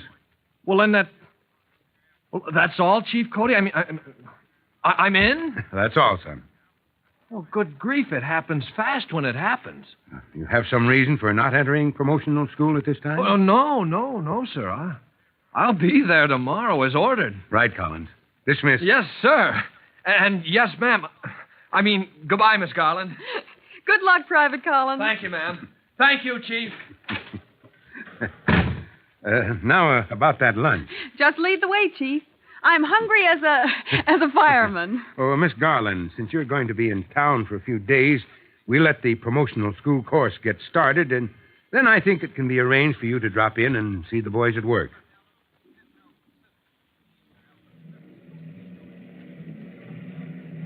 Oh, this is thrilling, Chief Cody. A ride in the Chief's own car. And it's a thrill for me, Miss Garland, not to be going somewhere in a hurry.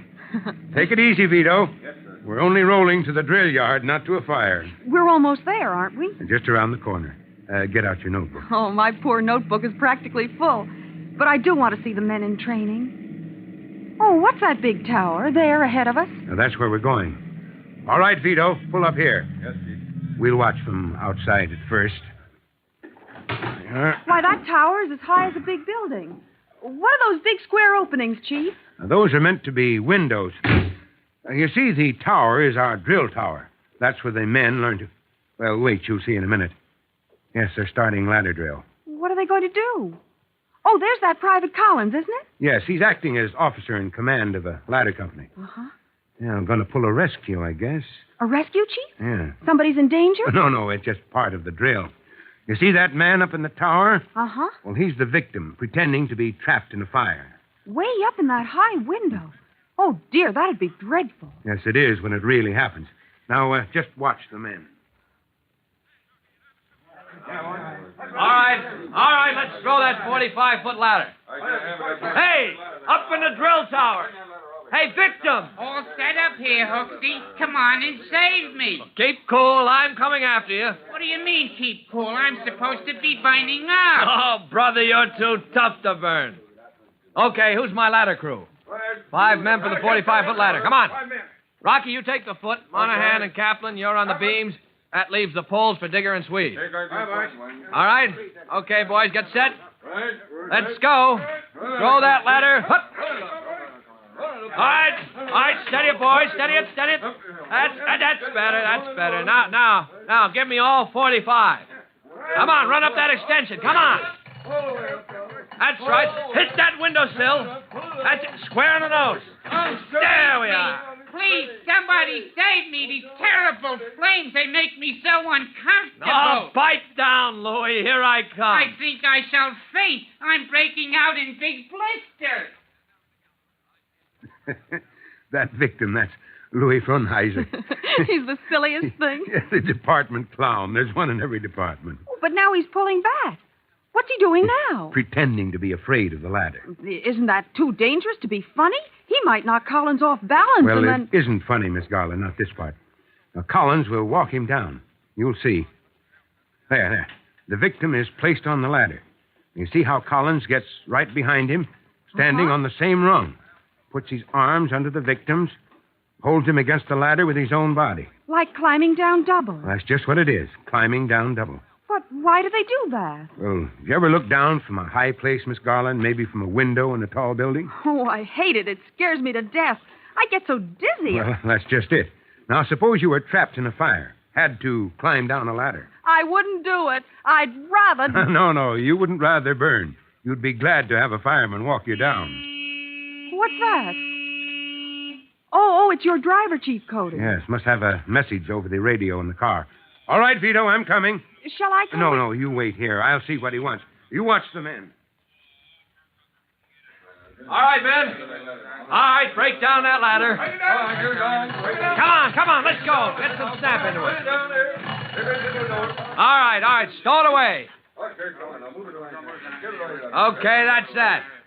Lieutenant Collins is now signing off, reduced to ranks again. Who's the officer this time? You, Rocky? Collins! Attention! Stand at ease, men.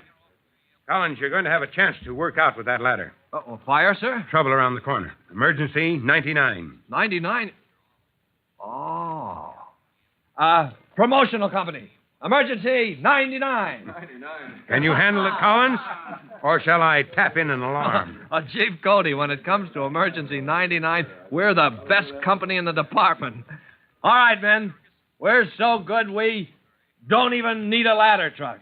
Now, come on, we'll carry the ladder. Scene of the emergency is the first big tree, Collins, right around the corner. I see. The victim is 40 feet up and refuses to come down. Well, she'll come down when we get there, sir. All right. All hands. Stand by to carry that 45-foot ladder. Ready? Hup! Rocky, you lead off. That's it. Hup! Hup! Hup! All right, swing wide in that gateway. All right, on the double. Let's show some life. Chief Cody, what's it all about? Huh? Oh, Miss Garland. Emergency 99. An emergency, Chief? What happened? Somebody's cat is up a tree and won't come down. We call it Emergency 99 because it happens 99 times a week. Oh, come on if you want to see Hooksy Collins in action. Emergency 99. Coaxing a cat down from a high tree isn't one of the most serious rescues a fireman must be able to make. But on this run, Chief Cody and Tim Collins will find the situation more serious than they expect. And for Miss Garland, it turns out to be most serious of all. For this adventure, be sure to listen to our next true-to-life episode of The Firefighters. In just a moment, Chief Bob Cody will tell you, boys and girls, how you can help the firefighters in your own town. But first, here's a message you ought to hear. And now, Chief Bob Cody with a special notice for the Firefighters Brigade. Chief Cody. Hello, boys and girls. This is your friend, Chief Cody, keeping that date we made to jot down a list of common causes of destructive fire. Number 1 is a hazard you've heard about often. Write down matches and smoking. And here's what you should remember. Only genuine safety matches are reasonably safe in your home. But no matches of any kind are safe in the hands of small children. So, adding to the danger of matches, the danger of carelessness by people who smoke, we get that first big fire hazard on our list. Well, that's all for now. You'll be hearing from me soon. Fire Chief Cody and the young rookie fireman Tim Collins will be back on the same station the next time you hear... That's it. Let's roll!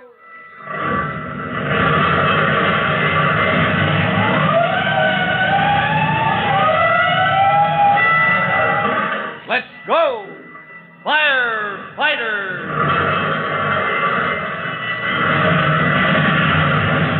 Firefighters is a copyrighted feature of William F. Holland Productions.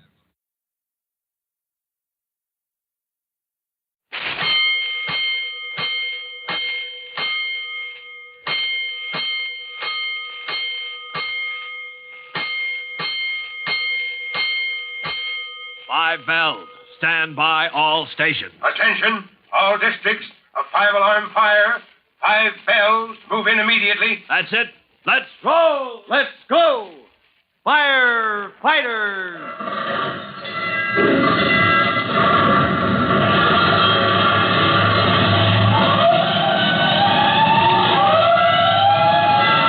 Presenting Firefighters, the true-to-life story of our unsung heroes who stand ready to ride by day or night against our most murderous enemy, the demon of fire.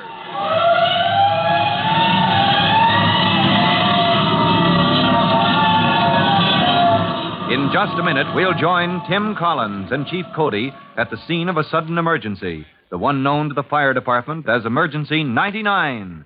But before we reach the spot, there is time for this message.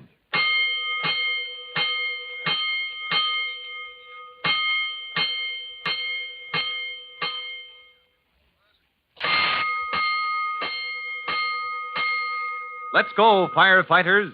Let's go to the courtyard of the fire department training school, where the square brick drill tower rises high in the air. Chief Cody and his guest, Miss Jenny Garland, have just watched a demonstration of ladder work by Tim Collins and the other men in the promotional school. And just a moment ago, you remember, Chief Cody received a message and said... Miss Garland, you said you wanted to see the boys in action? Yes, Chief, I do. It's just what I need for the magazine article I'm writing about your fire department. Well, you'll see plenty of action in a minute. Just watch this. Collins? Yes, sir. Keep that ladder crew together. You're going to have a chance to show what you can do. Well, you want us to demonstrate that rescue again, Chief? Oh, hello, Miss Garland. Hello, Private Collins. Collins, we have an emergency. Trouble, sir? Right around the corner. Emergency 99. 99. Hey, you men. Yes, sir. Emergency 99. Stand by to man the ladder. Where, Chief, and how high? Scene of the emergency is the first big tree, Collins, right around the corner. Yes, sir. Victim is 30 feet up, refuses to come down. Oh, she'll come down when we get there, sir. All hands, stand by to carry that 45-foot ladder. Ready? Hut! High! Rocky! Lead off! Swing right through the gate! Hup, hup. Come on the double. Let's go! But, Chief Cody, they're laughing. What's so funny about an emergency? This is 99, Miss Garland. We call it Emergency 99 because it happens 99 times a week. What is it? What kind of emergency? Somebody's cat is up a tree and won't come down. Of all things. And people call the fire department for that? Every time. So come on if you want to see Hooksy Collins in action. Chief Cody and Jenny Garland reached the corner in time to see Tim Collins order his ladder crew to a halt at the edge of a crowd gathered beneath a tall tree. Children, passers-by, women in aprons from nearby houses. The crowd is strangely silent. Great blazing blisters. Oh, dear. Chief Cody, there's somebody up in that tree. There's a boy up there, way up in those branches. This may turn out to be serious after all. Poor boy. He's clinging to that tree as if... Oh, dear. What?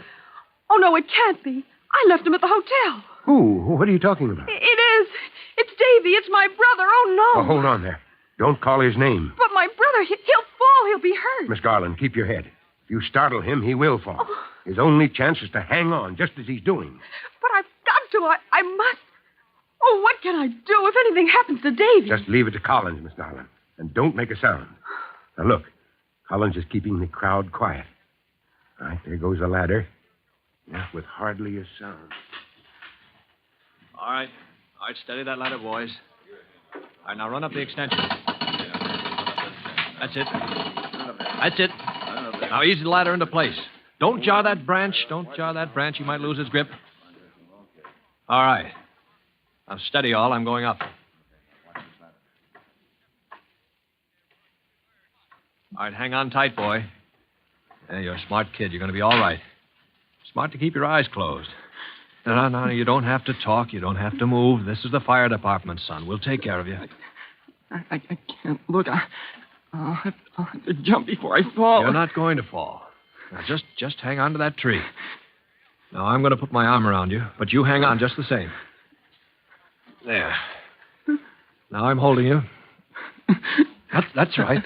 Hang on. Now, let me have your foot. Easy now. Easy. You can't fall. I'm holding you. There, one foot on the ladder. Now the other one. Come on. Relax. That's it. Let me plant your foot on this ladder. There. Now let go of the tree. I can't. I can't let go. Oh, you feel my arm around you? You can't fall. Not a chance. You're safe, boy. I know, but my arms won't let go. All right. No hurry. What's your name, son? Davy. My name is Davy. I'm Davy Garland, but I can't let go. Davy Garland? Well, what do you know? Are you any relation to Miss Jenny Garland? She writes for magazines, you know. Jenny's my sister. She brought me with her this trip. I was supposed to stay at the hotel, but I went for a walk. Hey. Huh? How did you get me on this ladder? You got to talking and forgot to be scared. That's the secret, Davy. You can do anything if you forget to be scared. But I still I feel like falling. I can't climb down the ladder. I'll never get down. All right, Davy. All right. There's no hurry. While we wait, let me show you something. One of the tricks we firemen use. A fireman's trick? Uh-huh. Now, see, I'm standing right behind you. Feel my arms under yours? You're holding me up. Uh-huh. Relax your grip and see. There. See what I mean? You're hanging right on my arms when you let go. And when we start down, I'll keep on holding you. But then we'll both fall together. Oh, not a chance. Now look what happens when we step down to the next rung. Now, come on, just drop one foot. Like this. That's it. You feel how I guide your foot to the next rung? Hey, you made my foot go right where it should. How did you do that? All right, I'll show you. Now, come on, Davy, drop your other foot. This is easy. That's it. Now, one after another, just like going downstairs backwards. And another. And another. Oh, and another. Steady, Miss Garland. Just a moment more. Collins is walking and talking him down to safety. There. That does it. They're on the ground. Oh, Collins, bring that boy over here. Oh, dear. I feel as if I were up in that tree myself. Just going to fall. Miss Garland, look what I picked up for you up in that tree. Oh. Davy, you recognize this young lady? Oh, hi, sis. What are you doing here? Did you see me on the ladder? Davy, how could you? Oh, I forgot. I was supposed to stay at the hotel, but honest, sis, I didn't know what to do with myself. It got so tiresome and... Davy, I'm so glad you're safe. I can't even scold you, but... Oh, up in that tree, I thought I was a goner. No, don't let it bother you, Davy. Anybody gets dizzy if he's not used to climbing. You're not the first one we've had to bring down the ladder that way, son. Next time, any cat that wants to can stay up in a tree forever before I go after him. Oh, the funny thing is that cats usually come down when they're good and ready. We just go after them sometimes because people get worried and keep pestering the poor cats until they're afraid to come down. Well, ma'am, I guess you'll want to take Davy back to your hotel. Collins, you'd better pick up and get back to the drill yard with your ladder crew. Yes, sir. Oh, but how can we thank you? Private Collins, you saved my brother's life. All in the day's work, Miss Garland. All right, boys. Stand by to carry that ladder. Oh, Chief Cody, don't let him rush away. He's on duty, ma'am. He's doing his job. Take care of yourself, Davy, and keep out of those treetops until you grow a couple of wings. Oh, you bet, Mr. Collins. But please, Hooksy. Pick up that ladder. Up. All right, Rocky, lead off. So long, Miss Garland. Oh, dear, there's so much I wanted to ask him. For my magazine article, Chief Cody. You've shown me the whole fire department. But a man like that, fighting fire every day. Just think how he could help me with my notes. Yes, I see what you mean. You're leaving the city tomorrow, you said. Tonight would be my last chance to go over my notes with Private Collins. And that story you're writing, that's going to be a big thing for the department. Well, Miss Garland, as chief, I think it can be arranged. You and Davy go back to your hotel. I'll see what I can do. Did Chief Cody call Davy? No, he didn't, sis. You're sure Mr. Collins is coming? I know he is. How do you know? Chief Cody promised. He should be here any minute, Davy. Oh, I'll answer it. No, Davy. This is Miss Garland. Is it Mr. Collins, Jenny? Oh, yes, please. Ask him to come right up to our suite. May I stay here? No, David. He's going to help me with my notes. Why don't you go to the next room? I'll call you when we're through working. Jenny, I will not. I want to see him again. It was my life he saved, wasn't it? Well, maybe for just a minute. Oh, here he is. Come in, Mr. Collins. So Davy Garland will have a chance to talk again with his hero, Tim Collins, in the hotel apartment high above the city, to which Chief Cody has sent Tim for a conference with the visiting writer, Miss Jenny Garland. For the outcome of that conference, be sure to listen to our next true-to-life episode of The Firefighters. And now, in just a moment, Chief Bob Cody will tell all you boys and girls how you can help the firefighters in your own hometown. But first, here's a message you ought to hear. And now, Chief Bob Cody with a special notice for the Firefighters Brigade. Chief Cody. Hello, boys and girls. This is your friend, Chief Cody, with another item to add to that list you're keeping. Our brigade list of common fire causes. So write this down. Poor housekeeping. Now, that doesn't mean that there's dust on the furniture. It means we let papers and rubbish pile up, and we leave cleaning fluids and paint uncovered so that dangerous fumes can escape. Now, these are fire hazards under the heading of poor housekeeping. And poor housekeeping causes fire. Remember that. And so long for now. Fire Chief Cody and the young rookie fireman Tim Collins will be back on the same station the next time you hear... That's it. Let's roll!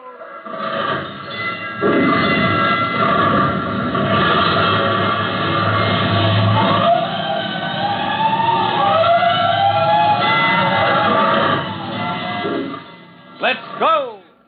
Firefighters!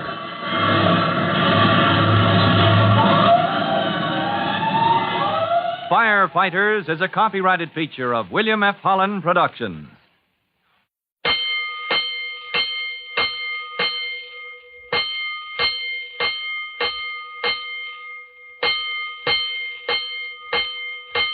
Five bells. Stand by all stations. Attention. All districts, a 5-alarm fire. 5 bells. Move in immediately. That's it. Let's roll. Let's go. Firefighters.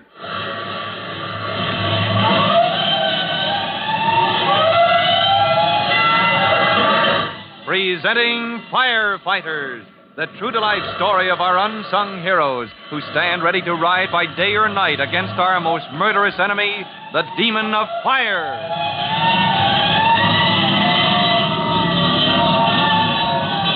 In just a minute, we'll drop in at the Collins home, where Chief Cody has arrived ahead of us, carrying a copy of a famous magazine to show Tim Collins and his family. But before we visit the Collinses, here's something you should hear.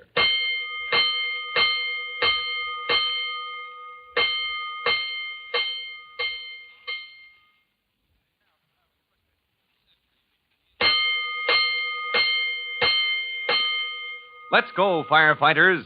Let's go to the home of Tim Collins, rookie fireman, now in special training at the fire department's promotional school.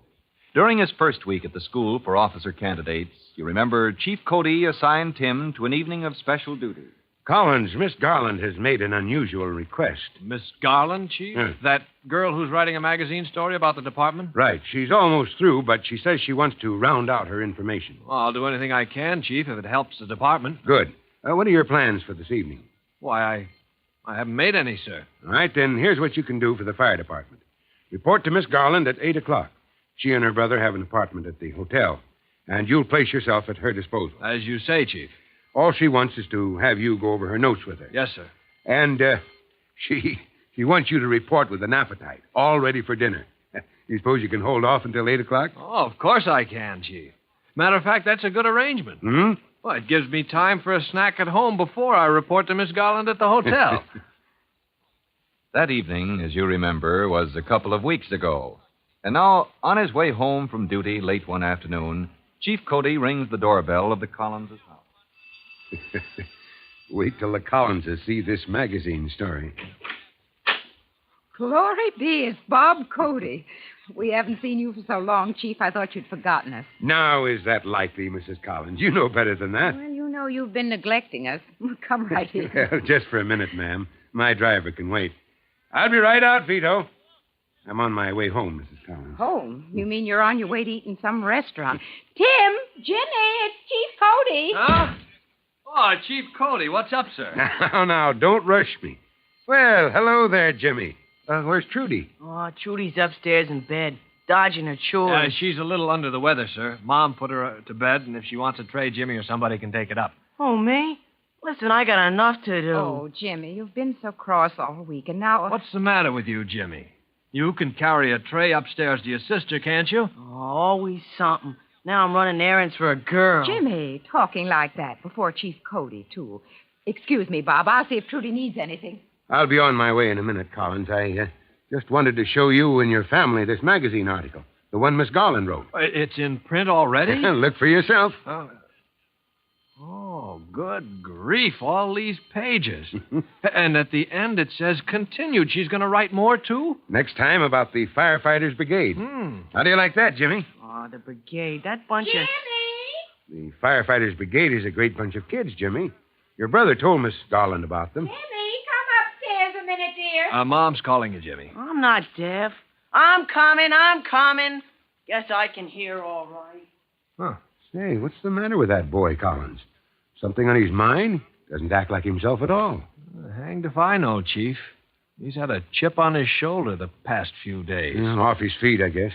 Well, son, I'll leave the magazine. Time I was moving along. Hey, Tim, is the chief still here? Just leaving, Jimmy. Oh, Mom wants to know if you can stay and eat with us. Oh, say, why not, Chief? You're off duty. Why don't you relax? Take it easy for a while. Mom says there's an old leg of lamb and potatoes and stuff if you want to stay. Jimmy, you know she never said it like that. Well, Chief, you remember just a moment ago what we said about chips on the shoulder? You know. Yes, I certainly do, Collins. Somebody is way off his feed. Huh? Who are you talking about? You going to stay, Chief? Will you stay as a favor, sir? A favor to Mom and me? Not as a favor, son. I'll stay because I can't resist your mother's cooking. I'll be happy to stay. Okay, Mom. He'll help us eat that old lamb. Oh, fine. I'll be right down. And, Jimmy. Yeah? What now? Jimmy, you show a little respect for the chief. I'll let it go, Collins. But if he can't speak to you decently... Not now, son. Jimmy, will you do an errand for the old man, save a little wear and tear on my feet? Oh, all right. I guess so. Well, my driver's waiting outside. Will you tell him I said not to wait? He can take the car back to headquarters. Well, who's driving? Vito? No. Okay, I'll tell him. I can holler at him from the front door. If he hollers at Vito too much, he'll get his ears pinned back. Chief, that's why I hoped you could stay. What? Well, you don't expect me to pin Jimmy's ears back. No, but... Well, he's always been so devoted to you, Chief, and now that he's acting like a bear with a sore paw, I thought maybe you might be able to snap him out of it. I've never seen that boy so cranky before. That's a fact. Now, I want to hear all about it. Is that the magazine? This is it, Mrs. Collins. But here's what you'll want to see. This picture on page 82. Oh, hold it so I can see, Mom. Why, it's a man on a ladder, isn't it? Why is he climbing up into that tree? Oh, good grief. Where'd they get that picture? Okay, Chief. Your car's going back to headquarters. Oh, thanks, Jimmy. Let Jimmy see that picture, Collins. Look, dear, a fireman climbing a ladder to get up in a tree. All the outlandish things to do. That's Huh? Oh, that's Tim up on that ladder. It is? Well, let me look again. That's your boy, all right, Mrs. Collins. But Tim climbing trees. Somebody in the crowd snapped that picture the afternoon the writer was here. Miss Garland, who wrote that story. Oh, well, they didn't have to put it into the magazine. Well, maybe Miss Garland thought it was important. You see, Mrs. Collins, when that picture was made, Tim was climbing to rescue a boy who was caught high up in the tree. Tim, you never mentioned a word about it. Oh, never gave it a thought. Good grief, they don't have to make such a fuss about a little thing like that. The boy was paralyzed with fright, Mrs. Collins. This young fellow of yours brought the lad down. He might have fallen, anything might have happened. But Private Collins brought him down safely. My Tim. Chief Cody, may I have this magazine? I want to keep it. Oh, it's yours. And here's another one for Jimmy in case he wants to show it to the Firefighters Brigade. Huh? Are you speaking to me, Chief? Jimmy, aren't you going to thank Chief Cody for telling us about Tim when Tim never says a word about himself and bringing us the magazine and all? I'm so proud. Proud? For what? Mom, leaving me out of it. If Jimmy can't be polite, even to Hush, you... Tim. Jimmy didn't mean to be rude. Now, honestly, Jimmy, won't you be proud to tell that story to your brigade? Story? Oh, well, Mom, I tell you, I just wasn't listening. Oh. Jimmy. Mom, Chief Cody, I'm sorry, but now, I'm... hush, Tim, please. I won't have any... Chief Cody, thank you for telling me about Tim. And I'd better see if everything's ready for the table. Well, please excuse me. I'll be right back. Hey, Mom. Mom, I'm sorry. Yeah, well, Jimmy, you did it. You made Mom cry. Oh, no, I don't want to do that. Well, you've been trying hard enough all week. Oh, hold it, Collins. I thought I'd take a stroll down to the corner and get some ice cream for dessert, and Jimmy could come along and tell me what flavor to buy and keep me company. That's all right, isn't it, if Jimmy and I take a stroll together? Oh, sure. Sure, I get it, Chief. I'll stay here and help Mom in the kitchen. Yeah. Well, then come along, Jimmy. We'll get the ice cream. And thanks, Chief. Maybe that stroll is just what's needed. I'll tell Mom where you're going. As Chief Cody and Jimmy walk down to the corner store for ice cream, Tim's young brother is more like himself. But the chief knows he has some kind of trouble on his mind. Something's bothering you, Jimmy. I know. We've been pals for a long time, and I can tell. Oh, gee, it's nothing important, I guess. Not enough to get Mom upset about it anyway, the way I did. From something you said, I wonder if it's the Firefighters Brigade. Huh? Well, golly, how did you know? Is it the brigade, Jimmy? Yeah. Yeah, it is. Now you're getting me all upset. Well, I think I'm gonna get out of the brigade. What's that? I couldn't quite hear that. Oh, I'm gonna get out of the brigade, I said. Well, here's the ice cream place, and please, Chief Cody, I don't want to talk about it anymore. All right, let's go inside. I'll wait outside for you, Chief Cody. Well, now what? Nothing. I just don't want to go inside. Who's in there? Who's that you're glaring at through the window? Oh, nobody much. Isn't that young Williams, Whitey Williams? I guess it is. Every place you go, there's that Whitey Williams. Always butting in everywhere. Whitey Williams, he's an officer in the Firefighters Brigade, isn't he? In your brigade at Northside School? Pretty soon he can be all the officers if he wants to, after I quit. So that's it. So there's trouble between you and Whitey. Yeah. Well, and between us, we're making a wreck out of our brigade. Jimmy, I'm going to look into this. Now, come on, don't hang back. We're going in there and find out what this is all about.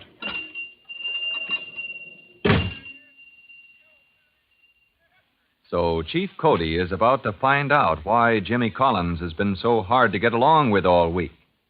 Tim's young brother is in the midst of a feud with Whitey Williams, and their quarrel threatens harm to the Firefighters Brigade at Northside School.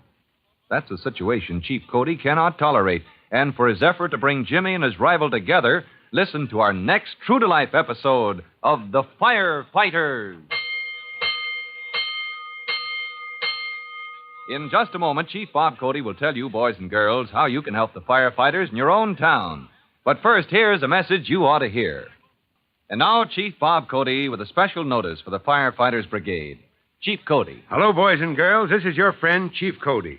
And here's the next item on our list of leading causes of fire. Ready? All right, write it down. Storage in lockers and cupboards. Now, of course, we keep things in places like that. That's what they're for. But here's the danger. Sometimes we store cleaning cloths that have been soaked with oil, or work clothes crusted with paint or grease. And soon fire can start from spontaneous ignition. Heat builds up, fire starts, and we're in trouble. So check up on that fire hazard. Careless use of lockers and cupboards for storage. Well, that's all, and goodbye for now. Fire Chief Cody and the young rookie fireman Tim Collins will be back on the same station the next time you hear... That's it. Let's roll.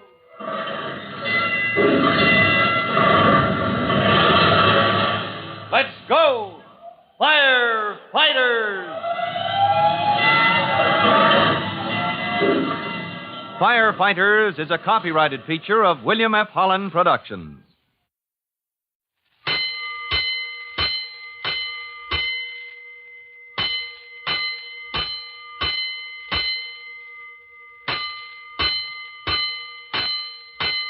Five bells. Stand by all stations. Attention, all districts. A five-alarm fire. 5 bells. Move in immediately. That's it. Let's roll. Let's go. Firefighters.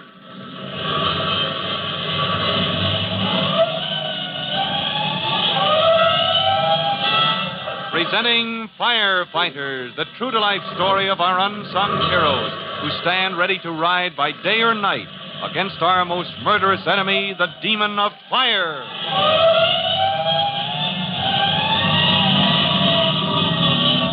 In just a minute, we'll meet Chief Cody and Jimmy Collins down at the corner where the Chief and Tim Collins' younger brother have gone to buy ice cream for the evening meal at the Collins' home.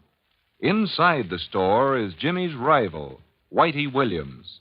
But before the boys get together, here's a message.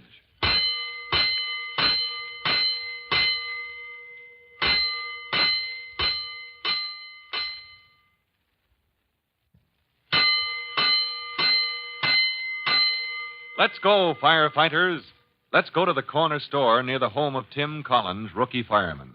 Chief Cody and Jimmy Collins, Tim's 14-year-old brother, are on their way to buy ice cream, the Chief's contribution to the evening meal he's been invited to share with the Collins family. Just a moment ago, you remember, the Chief remarked, Jimmy, something's bothering you, I know. And from something you said, I wonder if what's wrong is the Firefighters Brigade. Huh? Well, gosh, how did you know? Is it the brigade, Jimmy? Yeah. Yeah, it is. Now you're getting me all upset. Well, here's the steward, Chief, and... Well, I'm going to get out of the brigade, and... Oh, please, I don't want to talk about it. All right. Let's go inside and get our ice cream. I'll wait for you outside, Chief Cody. Well, now what?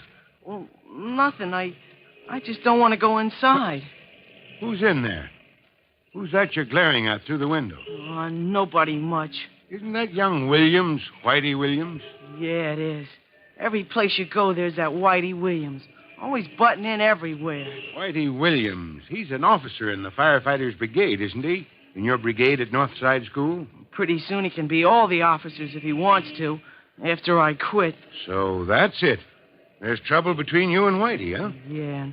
Well, between us, we're making a wreck out of our brigade. Jimmy, I'm going to look into this. Come on, we're going in there. Now, don't hang back. Hey, Collins. Hi there. Look what I got. Oh, there he goes again. Look what I got. Look what I'm doing. Listen to me. Now, Jimmy, let's keep the peace. Well, hello, Whitey. What have you got in that paper bag? Look. Whole bag full of carbon dioxide. Mrs. Harvey gave me a whole bag full to pack my ice cream in. Carbon dioxide? You mean that bag is full of gas? Gas, nothing. You feel that bag, Collins. It's packed solid.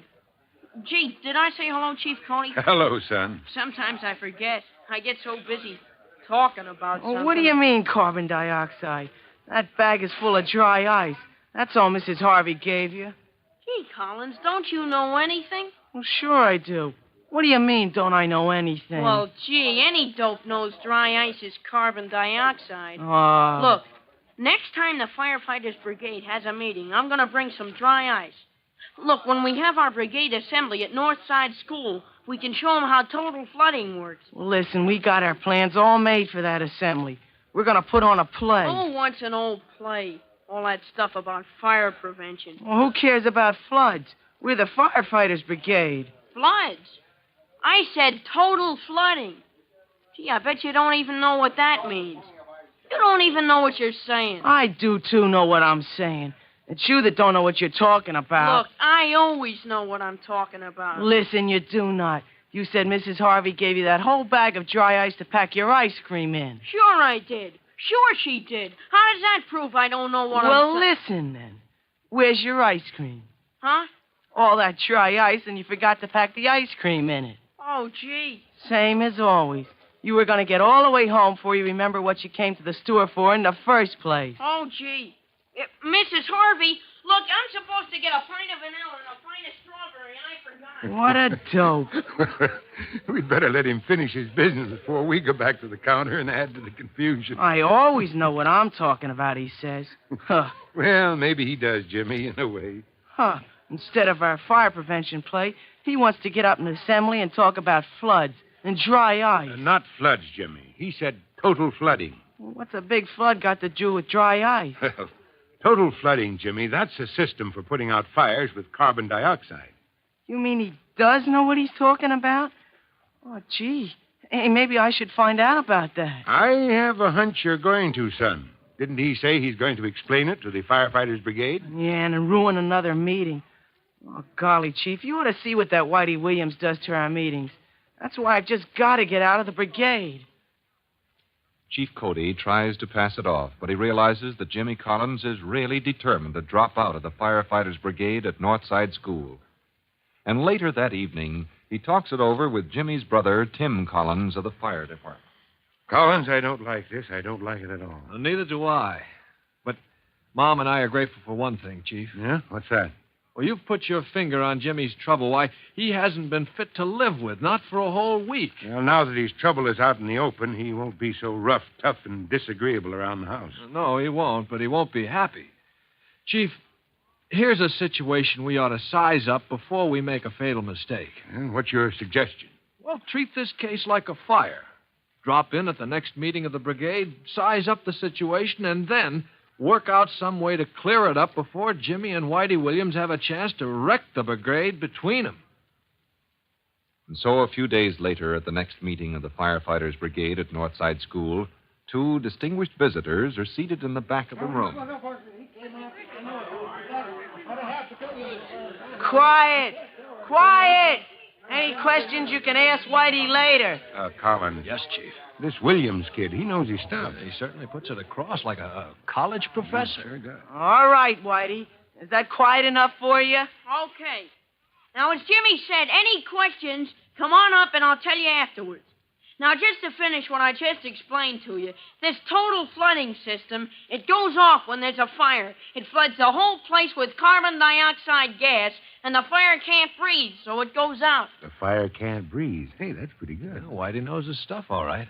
Well, thanks, Whitey, for taking so much time to tell us all that. Give me good old water any time. Water, that's the way to put out fires. And now, next on the list is... What do you mean, water? Listen, you're through. I am not. I got the floor. Well, all right, go ahead. But next time you get through, you be sure you sit down. You wasted so much time already, we can't... Look, Jimmy says good old water. That's the way to put out a fire. But you take some place with a lot of stuff that water could spoil, like maybe motors or electrical equipment, like... Oh, I know, like the telephone company. You take and pour water into a place like a telephone exchange, and boy, there'll be years fixing up the damage. The boy's right, of course. And he knows he's right. That's what Jimmy can't stand about him. Whitey makes him feel like a fool. Oh, so I suppose the telephone company has this total flooding system, this dry ice gas, and a lot of pipes and stuff. I guess if it was any good, they'd have it, wouldn't they? How about that? They do. Huh? They do? Well, anyways, lots of places they do. You ask them. That's all. Okay, that's all. And thank you very much, Whitey Williams, for this long talk. Now, next on our list is our plan for... Hey, Mr. Chairman. You're out of order. I am not. I still got the floor. I didn't sit down yet. I don't care. You've been going on and on and on for a half an hour and... I got the floor, that's all. And you can't take it away. Well, what is it? And please hurry up. Instead of any old play about fire prevention for assembly, why don't we show the kids all about how fire extinguishers work? Hey, listen, you can't say that now. You're out of order. That's new business, and you can't bring it... I make an exhibit for the brigade assembly instead of any old play. I resolve and I second the motion. Sit down. You're out of order. Besides, my sister Trudy, well, she's got the play practically already written. And besides, another thing... I rise to a point of order. Who said your sister Trudy should ever... All right, sit down. Out of order. All right. Quiet. Meeting come to order. Order. Listen, everybody. Let's get out of here, Collins. Before there's a riot, Chief. Yeah. Okay. I've seen some lively meetings, but those kids go at it hammer and tongue. Yeah, what do you think is going to happen, Chief? If Jimmy walks out on the brigade, half the others will go with him. They're just about evenly split. So many for Jimmy, so many for Whitey Williams. And the pity of it is they're both good kids. They just don't get along. Now, that brother of yours, my pal Jimmy, he's a real boy, all the way through. 24-carat fine. Yes, sir. But be fair to Whitey, Chief. That boy is smart. Trouble is that Jimmy and Whitey are so different. They're bound to pull in different directions on almost everything. That's it. Those two are so different that... And they're bound to tear the brigade in two. No, Colin, no. They're so different that they're bound to work together, like your own right and left hand. Oh, hey, now, Chief. Now, you don't believe it? All right, Collins, watch me prove it. Tim Collins looks at Chief Cody as if his commanding officer had promised to pull a white rabbit out of his fire helmet, because it looks impossible to save the Firefighters Brigade at Northside School by making peace between Jimmy Collins and Whitey Williams. But Chief Cody has his own way of getting what he wants, and maybe you'll know his plans when you hear our next true-to-life episode of The Firefighters. In just a moment, Chief Bob Cody will tell you, boys and girls, how you can help the firefighters in your own town. But first, here's a message you ought to hear. And now, Chief Bob Cody with a special notice for the Firefighters Brigade. Chief Cody. Hello, boys and girls. This is your friend, Chief Cody, and now we come to the next item in our list of common fire causes. Write down cleaning flaws. Just those two words can mean wiping rags, ordinary cotton waste, anything used for cleaning or wiping. Remember, they're dangerous. Most dangerous when there's dampness, unless you keep them in a metal container. It's hard to believe, but cleaning cloths can start a fire by spontaneous ignition. Well, that's all, and goodbye for now. Fire Chief Cody and the young rookie fireman Tim Collins will be back on the same station the next time you hear... That's it. Let's go!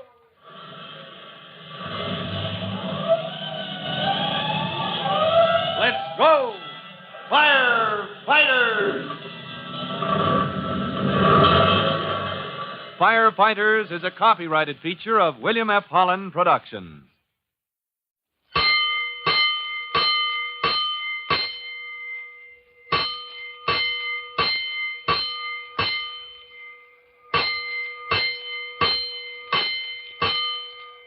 Five bells.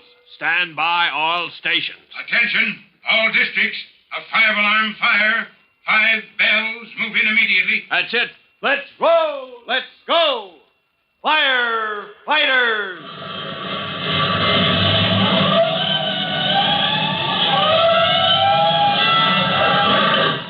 Presenting Firefighters, the true-to-life story of our unsung heroes who stand ready to ride by day or night against our most murderous enemy, the demon of fire.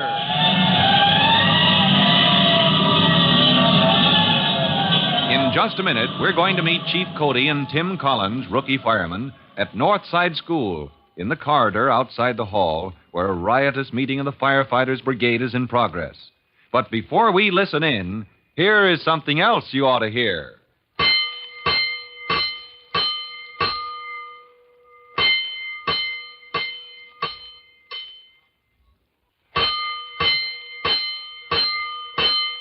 Let's go, firefighters. Let's go to Northside School, where a conflict between Jimmy Collins and Whitey Williams threatens to wreck the Northside Firefighters Brigade. As you remember, a noisy meeting is in progress. And just a moment ago, the two visitors, Chief Cody and Tim Collins, rookie fireman, slipped out into the corridor to compare notes. Whew, Collins. I've seen some uproarious meetings, but those kids go at it hammer and tongs. Oh, yes, sir. For a moment, I was afraid Jimmy and Whitey Williams would start throwing punches. Well, now we know what the trouble is. Whitey and your brother Jimmy just can't get along. And because they pull in different directions, they'll tear the brigade in two. They're so different, those two kids, that they'll never agree on anything. Your left hand is different from your right hand, isn't it? Huh? Why, sure, but... Yet they get along. They work together. Why, sure, I'd hate to spare either one of them. Right. And the brigade needs both those boys, Collins. Well, you don't think they could ever work together? You don't believe it? All right, Collins, watch me prove it. Let's go back into that meeting. All right, but open the door carefully, Chief. There might be an explosion. Don't think I don't know it. All right, here we go. Oh, good grief. They're at it worse than ever, Chief Cody. Mr. Chairman, I want to talk. Order. Meeting come to order. Whitey Williams, you sit down. Mr. Chairman, give me the floor. Quiet, or I'll adjourn. Be ready to back me up, Collins. Anything you say, Chief Cody. Mr. Chairman. Order. Our distinguished visitor wants to talk. Mr. Chairman, if I may be permitted... Oh, golly. That's better. Mr. Chairman, have I the floor? You bet. Yes, Chief Cody. And look, everybody, the chief is an honorary member, don't forget. So it's just like one of us regular members talking. Mr. Chairman, everybody knows that. That was the first resolution we passed when we Whitey Williams, you pipe down. You've been talking all day, objecting to this and objecting to that, and I've heard about all... Mr. Chairman, as I have the floor and as our time is growing short, I ask the indulgence of the members of the Northside Firefighters Brigade. Why, yeah, Chief Cody. Go ahead and indulge. Indulge what? Well, Mr. Chairman, I come to you with a problem. Oh. A problem, Chief Cody? You want us to help with a problem? Gee. A problem which I may say has caused some concern to the city fire department. Am I right, Collins? Yes, sir. Have you any idea what I'm talking about, Collins? Not the slightest. Point of personal privilege or point of order or something. Oh, sit down. You gotta recognize me. Point of privilege. We'll make it fast. Now what? Over here, we can't hear what the chief is saying. I ask Mr. Williams' pardon, Mr. Chairman. I was addressing a question to my colleague, Mr. Timothy Collins. The purpose of my question, I may say, was to ask Mr. Collins to take the witness stand. Huh? We gonna have a trial? I mean to tell this meeting the circumstances of the problem which has baffled the fire department. Mr. Collins? Hey, Chief, I don't know what you're driving at. You will in a minute. Now, just get up. Hold their attention so they won't get to fighting again. Yes, sir. At your services, Chief Cody. Members, Mr. Chairman. Thank you, Private Collins. Now then, Private, will you kindly relate the mysterious occurrence in the metal shop at 10 Patterson Street on Friday morning of the week just past? So that's it. That's it. The sprinkler system that fooled us all. Oh, well, now that I know what I'm talking about. Kindly proceed, Private Collins. Well, boys and girls, Mr. Chairman and fellow firefighters, as you know, I have the honor to be attached to a certain engine company in the city fire department. Oh, sure, Tim. Engine 209. Everybody knows that. Order. My gosh, Whitey, can't you let anybody else talk? Go on, Tim. Mr. Collins. Thank you, Jimmy. Mr. Chairman.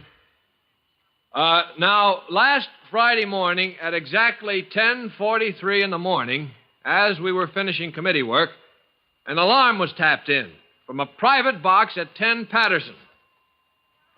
Chief Cody, maybe you'll tell what happened next? All right, Private.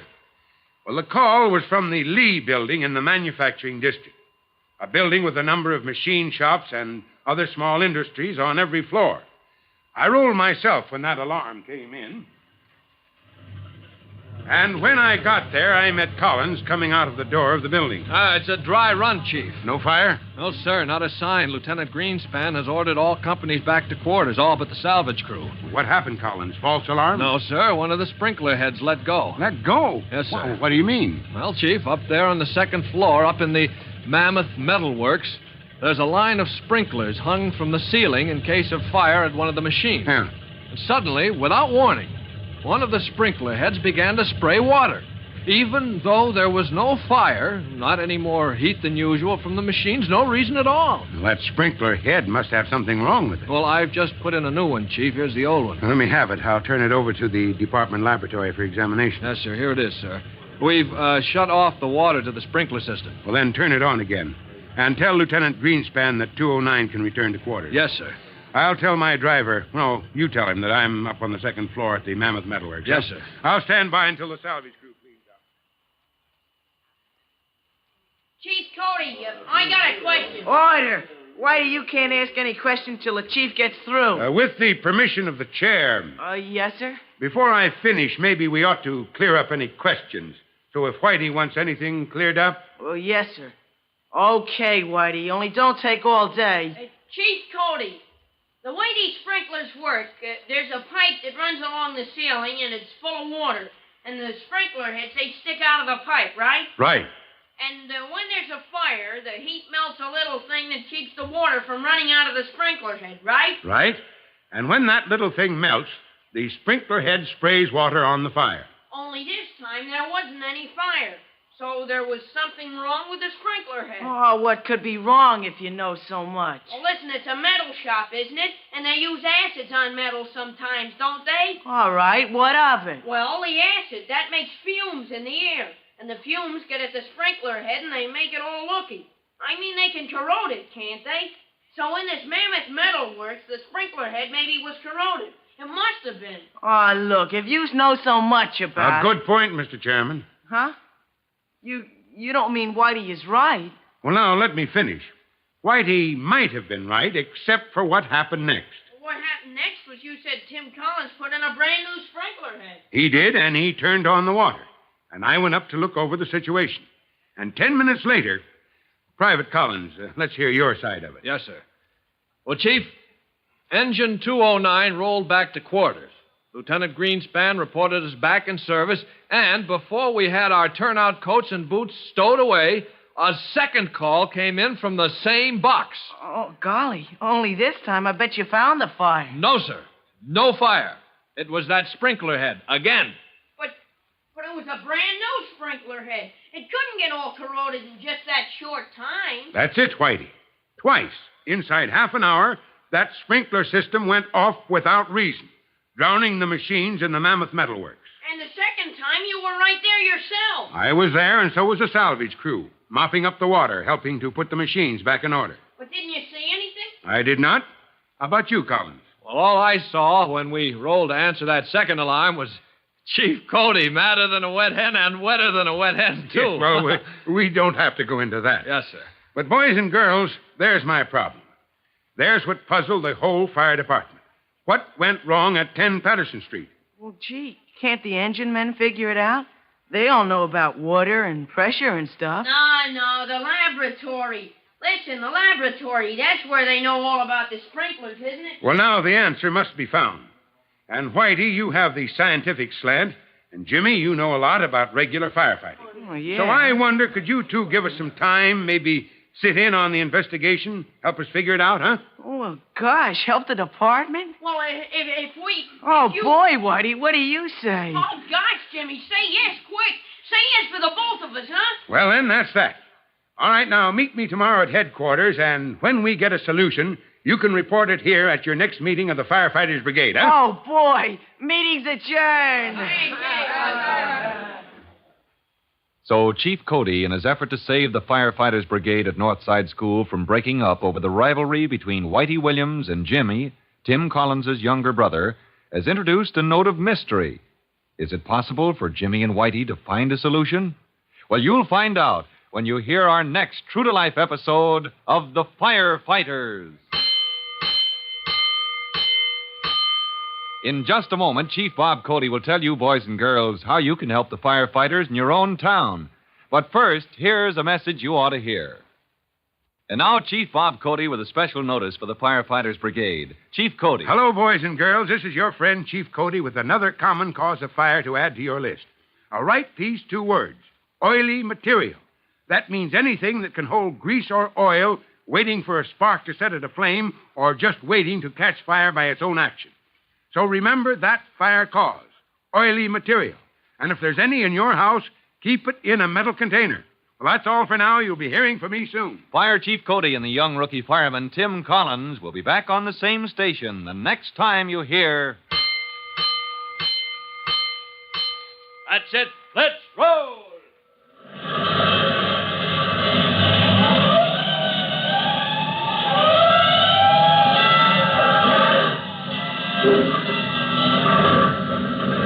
Let's go.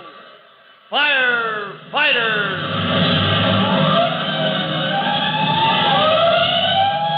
Firefighters is a copyrighted feature of William F. Holland Productions.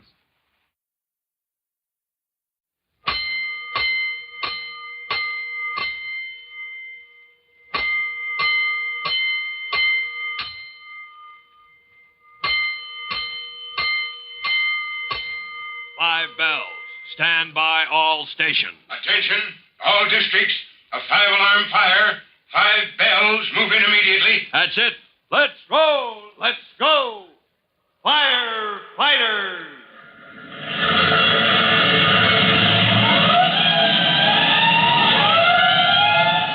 Presenting Firefighters, the true-to-life story of our unsung heroes who stand ready to ride by day or night against our most murderous enemy, the demon of fire.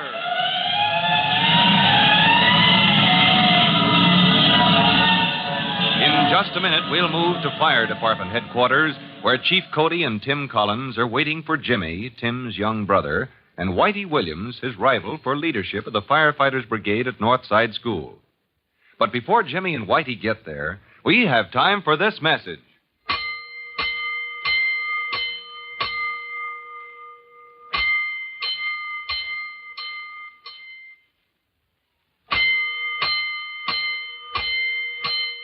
Let's go, firefighters. Let's go to Fire Department headquarters, where Chief Cody is having a hasty word with Tim Collins to prepare for their meeting with Whitey Williams and Jimmy, Tim's young brother. Chief Cody, you remember, is worried that the rivalry between Whitey and Jimmy will wreck the Firefighters Brigade at Northside School, and he hopes his plan to bring them together will work out. Collins, it's got to work. Those boys have got to learn to work together. Yes, sir. If they don't, we can give up the Northside Brigade as a total loss. But suppose they catch on. Catch on to what, Collins? Well, to the fact that this mystery of yours, this puzzle about how that sprinkler system got out of control... Well, suppose they find out that we've already solved that mystery. Is that what you mean? Yes, sir. That could make them pretty sore, you know. Great blistering blazes. I didn't think of that.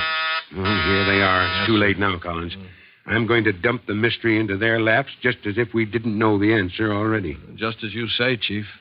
Shall I open the door? Yes, let them in, Collins. All right, fellas, come on in. As Jimmy Collins and Whitey Williams take seats in his office, Chief Cody quickly reviews the reason for asking them to drop in. No, Whitey, Jimmy, there's a special reason for asking you two out of the whole Firefighters Brigade to tackle a problem like this. Yes, sir. You know what I mean, Whitey? Well, that sprinkler system, it's a matter of science. And, gee, science is what I know all about most. I mean, it's what it is not. It is so. Chemistry, physics, all that stuff, that's for me. Oh, sure, but I mean the sprinkler system. That isn't anything to do with science. Somebody made a mistake, that's all. Now, hold on now, both of you. Maybe one of you is right. Maybe you're both right. Fellas, the chief means this mystery might be a matter of science, the kind of stuff Whitey eats up, or it might be a question of practical firefighting. And that's where Jimmy comes in. That's it? Now, I know you two fellows don't always rub each other the right way. Oh, we sure don't. Yeah. Well, now, here's a case where I'm asking you to get along.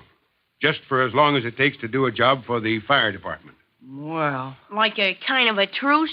Well, I guess I can be truthful if it's for the department. I guess I can if he can. Oh, good for you, fellas. Chief, they're going to help us out after all. Fine. That's fine. Now, you might as well handle this like a full-dress investigation. Go over to 10 Patterson Street, where that sprinkler system got out of control. Size up the situation on the spot. A few minutes later, Jimmy and Whitey find themselves in the hallway of the building at 10 Patterson Street. As they read the list of tenants' names on the wall, a creaky elevator halts at the first floor. And the operator calls to the boys. What are you looking for, kids? Mammoth Metalworks, mister. Oh, look, it's on the second floor. It says so right here. Well, she's closed. Whole second floor is closed. Last week, the third floor. This week, the second floor. Next week, this here first floor. Fixing pipes. Hey, Jimmy. Huh? Fixing pipes, he says. Mister, is it the sprinkler system? Sprinklers? Nah, regular water pipes in the floor. Between the ceiling on one story and the flooring on the next. Iron pipe, and she's all rusted out. So they're putting in copper.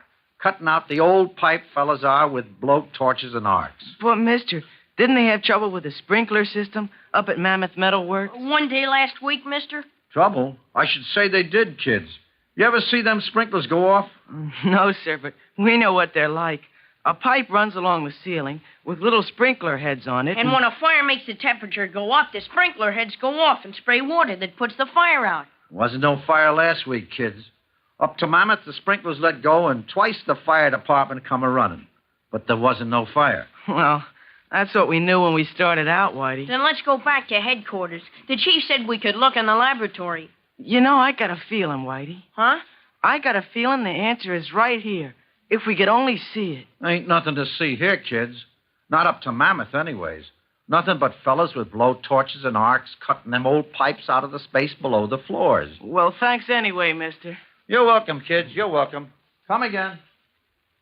Back at headquarters, with nothing to show for their visit to the scene of the mysterious flood caused by sprinklers that drenched the machines at Mammoth Metalworks for no obvious reason, Chief Cody turns Jimmy and Whitey over to Tim Collins. And in the laboratory, Tim shows them. Now, these are the sprinkler heads from Mammoth Metalworks, fellas. Huh. They don't look like much, do they? Look, they look like plenty if you know what to look for. All right, what do you see? Well, look at the one with the tag on that says number 1. That's the first one that blew off without any cause that we could see. And it's in perfect condition, same as the other one. The one you put in to take its place. And that blew off, too. So what? So that tells us it wasn't because there's anything wrong with these sprinkler heads. Look, you see that little lump of metal? That's what melts when the temperature goes up too high. And when it melts, the water can get out and spray around, and that's just what happened. Well, what of it? All right, the temperature went up. My gosh, a shop all full of machines and stuff. Of course it gets hot. Hey, what about that, Tim? You mean the temperature in the shop? Yeah. In the shop, it's hot anyway, and maybe they have a lot of lights on. And it got so hot up near the ceiling Ha. What's that for? Don't you think they'd think of that before it happened? He's right, Jimmy. In a place where it's apt to get pretty hot anyway, they use a special sprinkler head. Oh, wait a minute. Let me tell him. I've looked it up. In a machine shop, they'd have sprinklers that don't go off until, let me think now. Oh, I get it. They can stand the heat in the shop, but they're set so that more heat than that, like heat from a fire... Sure, more heat, like when there's a fire, that sets them off. And these here, well, I bet they could stand maybe as high as 200 degrees. 212, Whitey, this type can stand. Yeah, and maybe 10 degrees more. Gee, without any fire, I can't figure what could have happened. Listen, Whitey, you said if it got hot as fire up near those sprinkler heads, where they hang below the ceiling, they'd go off. Yeah, when the air gets hotter than maybe 212, maybe 10 degrees more. All right, then how hot does a blowtorch get? A blowtorch when you keep the flame going a long time. Oh, blowtorch gets awful hot. It gets... Hey, Jimmy, you guessed it. A blowtorch cutting iron pipes in the floor. Oh, here, hold on. Wait a minute. You're going too fast for me now. Then am I right? Come on, we'll go tell the chief. Come on, Jimmy. Boy, we solved it. Come on, Tim. Got to see the chief. Hey, wait for me. Oh, good grief. Those kids have figured it out. Wait until the chief hears this. Oh, no. One at a time. Oh, but, Chief, we figured it out both together. Nah, Jimmy thought of it in a flash. The elevator man at 10 Patterson Street, he told us they were fixing the water pipes in the floor last week. On the 3rd floor, Chief. The 3rd floor. Don't you see? Right up over those sprinklers in the Mammoth Metalworks. using blow torches and stuff and all kinds of things to make terrific heat. Bad as a fire. And it wasn't a fire. It was the heat from above, the heat from those torches. That made the sprinklers go off. Jimmy figured it out. Just like that. Ah, listen, only for Whitey telling how sprinklers work, I never could have. We figured it out together, Chief. Don't you believe him? Well, boys, Collins, this calls for sodas all around. We're always glad to help the department, aren't we, Whitey? Anytime, Chief. Anytime at all. You just call on Jimmy and me. Yeah, well, now that you've settled this mystery for us, I was hoping you might straighten out the Firefighters Brigade. Why? What's the matter with the brigade? Well, I heard a rumor some of you officers might be dropping out. That could wreck the brigade, you know. Oh, well, gee, Chief, I was just talking, I guess. Jimmy, you weren't gonna quit. Hey, look, you dope. What would we do without you in the brigade? Let's talk it over down at the corner, boys. There's a place we can get a big soda. Will you meet me there in 5 minutes? Oh, sure. Come on, Whitey. Yes, sir. We'll be there. Hey, Jimmy, wait for me. Well, that seems to be that. Now those kids are pulling together at last. They've caught on to the idea that it takes all kinds to make a fire department. Yes, sir. And we're lucky to have all kinds when they're needed. I know, Chief, but suppose they ever find out we solved that mystery for ourselves, that we almost pulled that building apart the other day till we found out what was making the sprinklers go off without any fire. Well, let's keep that our little secret, Collins. As long as nobody tells it around, we're safe. Yes, sir. And so is the Firefighters Brigade at Northside School. Yes, sir. Now, come on, let's get down to the corner and meet the boys, huh? As Chief Cody often points out, all's well that ends well. And the bitter feud between Jimmy Collins and Whitey Williams has come to an end. Soon we'll hear about that play they plan to give at Northside School. But right now, Chief Cody and Tim Collins have a serious new fire hazard to meet. You'll find out about it when you hear our next true-to-life episode of The Firefighters. In just a moment, Chief Bob Cody will tell you, boys and girls, how you can help the firefighters in your own town. But first, here's a message you ought to hear. And now, Chief Bob Cody with a special notice for the Firefighters Brigade. Chief Cody. Hello, boys and girls. This is your friend, Chief Cody, with a new line to add to your list of common fire causes. All ready? Write down packing material. Now, that means burlap, straw, excelsior, sawdust, even tissue paper for wrapping presents and packing garments. Packing material. Flimsy stuff that catches fire easily, flares up, spreads flame far and wide before you know it. So pack your packing material away in a covered container. That's all for now. You'll hear from me soon. Fire Chief Cody and the young rookie fireman Tim Collins will be back on the same station the next time you hear... That's it. Let's go.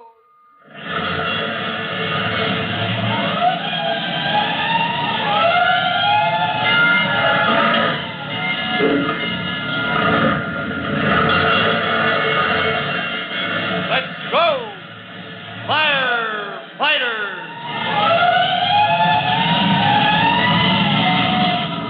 Firefighters is a copyrighted feature of William F. Holland Productions.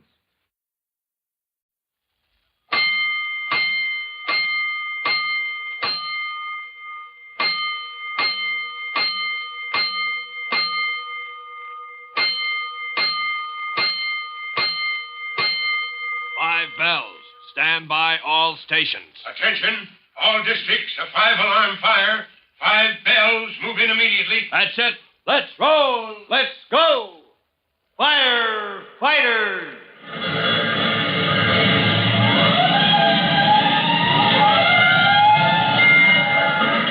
Presenting Firefighters, the true-to-life story of our unsung heroes who stand ready to ride by day or night against our most murderous enemy, the demon of fire. In just a minute, we'll roll to the scene of a fire in a home on the south side. Tim Collins, rookie fireman, is there, making a report to Chief Cody on the cause of the fire, which has already been extinguished. We're a little late, but before we report to the scene, there's time for this message.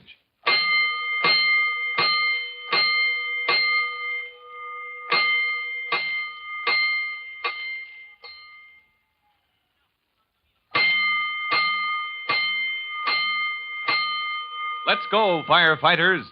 Let's go to the south side, where on a quiet back street, there's been a sudden outbreak of excitement, a moment of terror, when fire broke out in the kitchen of Mrs. Horace B. Rathbun.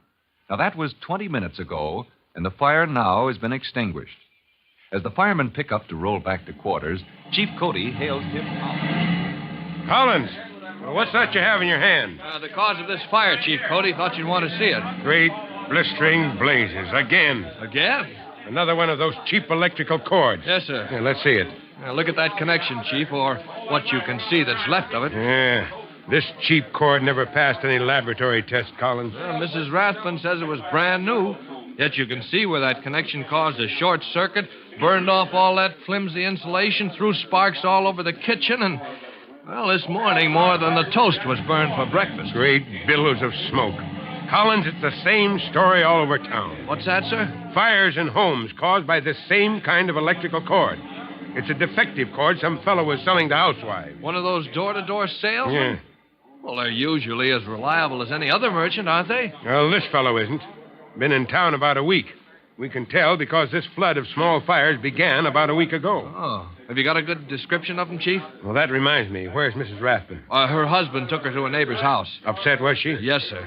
Oh, the same story after every fire. Chief, I can't believe any reputable door-to-door salesman would sell a cord as dangerous as this. We've got a line on the fellow who's doing this, and we have his description.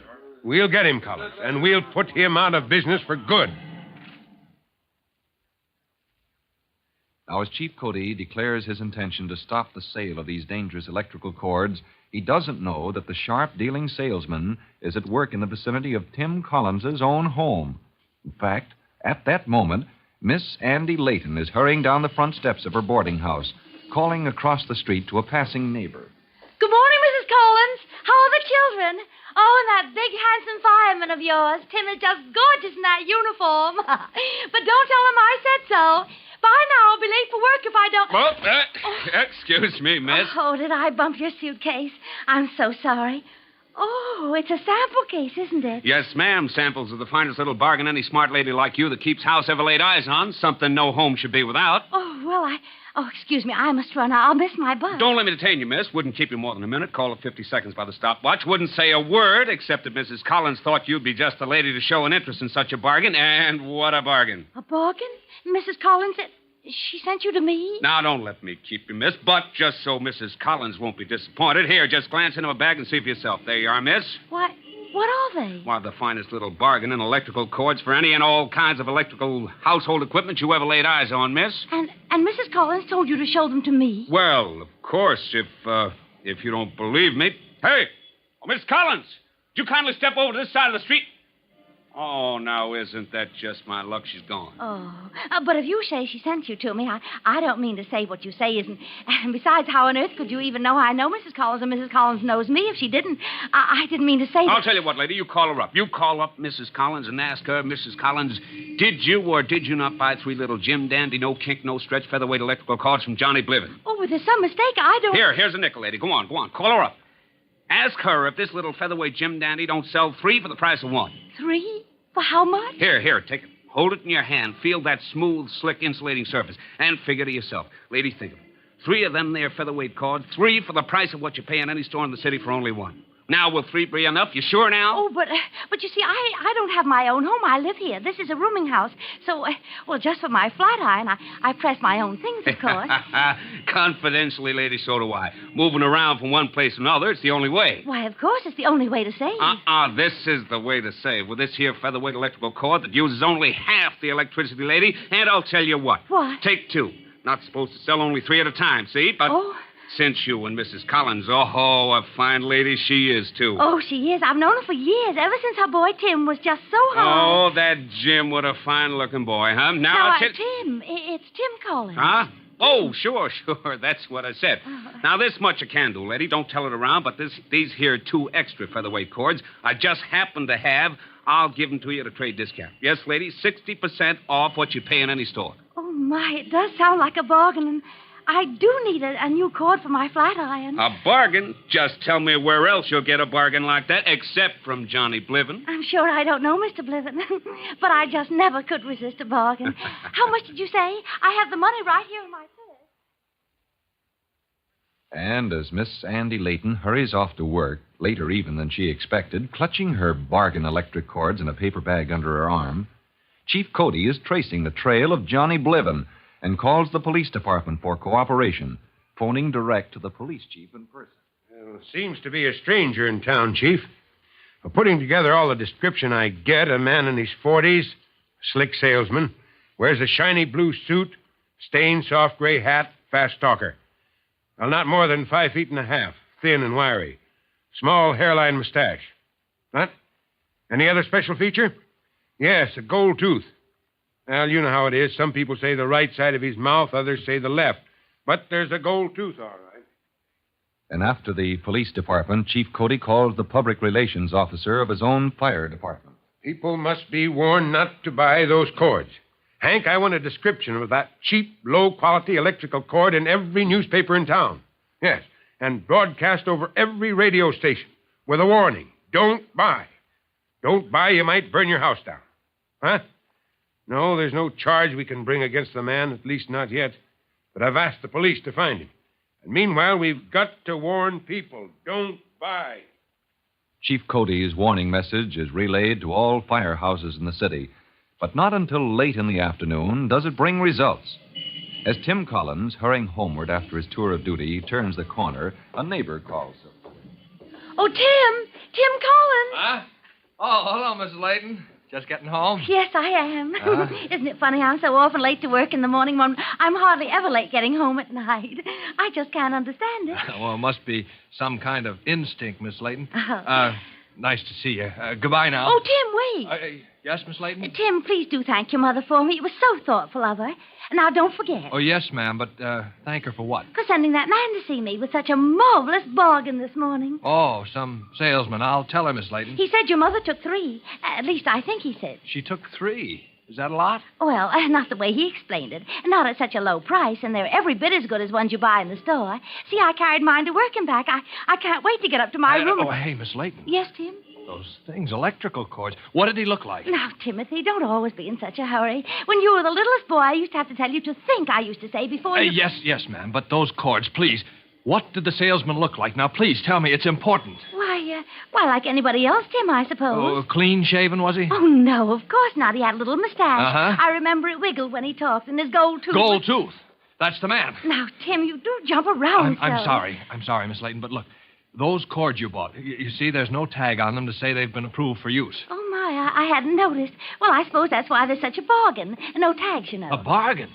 Miss Layton, those cords aren't safe to use. You could start a fire. Oh, Tim, always fretting about fire. Ever since you were so high. Miss Layton, won't you believe me? Those cords are dangerous. You mustn't use them. Timothy, did you say mustn't? Well, I mean... Timothy, I don't think you ought to talk that way to an old friend. Oh, good grief. I'm sorry, Miss Layton. Honest, I am. Here's my rooming house. Good night, Timothy. Miss Layton, wait. Good night, Tim. Well, you can't blame Tim Collins for being worried, because he doesn't know that the disreputable salesman has lied to Miss Layton about Mrs. Collins. But as he runs toward his home, he knows he must report to Chief Cody that the trail of the wandering salesman is warm. And he must also find some way to prevent Miss Layton from using the dangerous electrical equipment. Now, that is no easy task, as you'll hear in our next true-to-life episode of The Firefighters.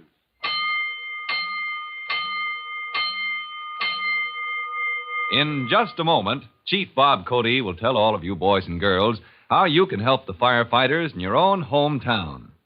But first, here's a message you ought to hear. And now, Chief Bob Cody with a special notice for the Firefighters Brigade. Chief Cody. Hello, boys and girls. This is your friend, Chief Cody, with another kind of common fire cause to add to your list. Now, write down the word sparks. Now, this means dangerous sparks from chimneys, incinerators, locomotives, any source at all. A shower of sparks can start a serious fire almost anywhere, especially on a roof that is not fireproof or grounds cluttered with papers and rubbish. So add that word sparks to your list and watch out for this common fire hazard. Well, so long for now. You'll be hearing from me. Fire Chief Cody and the young rookie fireman Tim Collins will be back on the same station the next time you hear. That's it. Let's roll.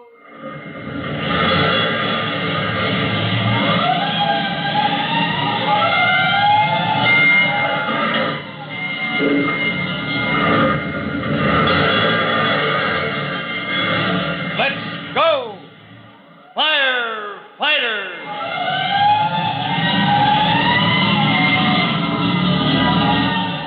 Firefighters is a copyrighted feature of William F. Holland Productions.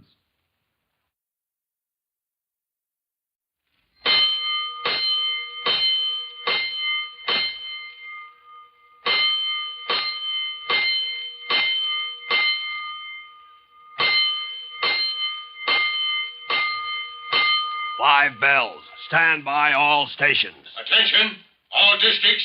A 5-alarm fire. 5 bells. Move in immediately. That's it. Let's roll. Let's go, Firefighters!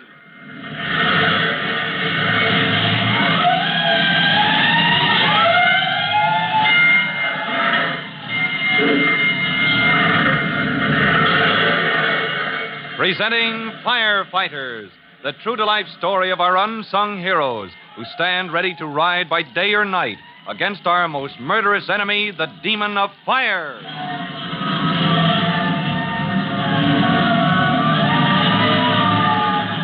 In just a minute, we'll meet Tim Collins on his way home from duty after a day that has seen Chief Cody set the forces of law and order on the trail of a salesman who is distributing substandard electrical equipment to innocent buyers. But before we join the search, there's time for this message.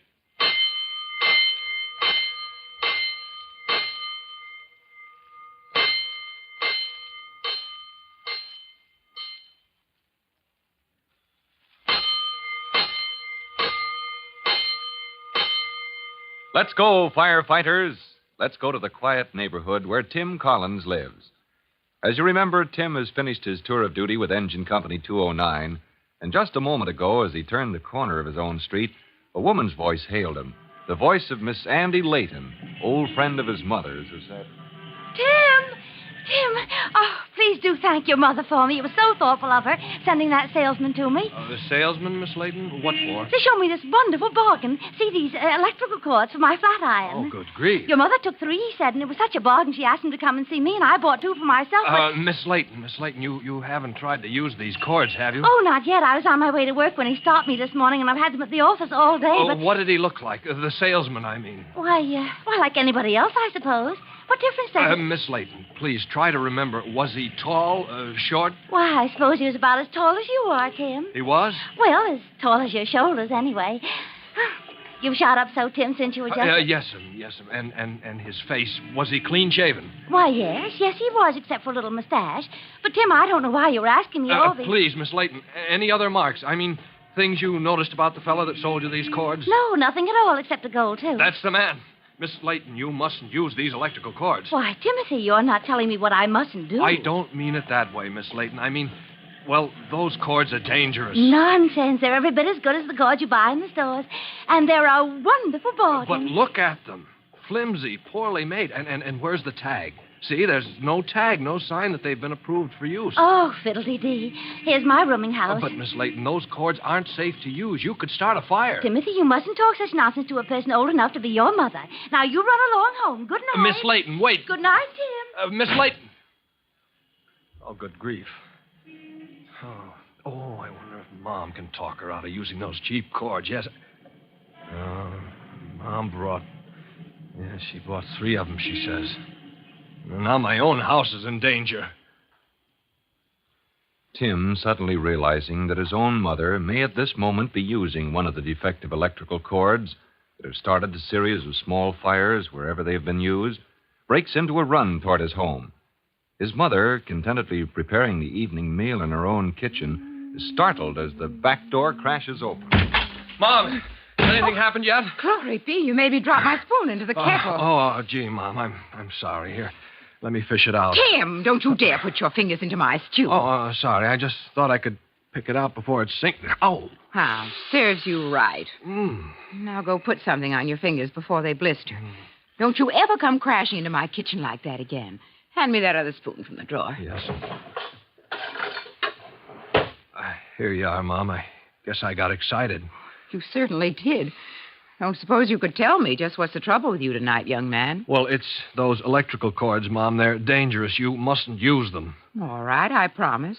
Though, of course, I still don't know what you're talking about.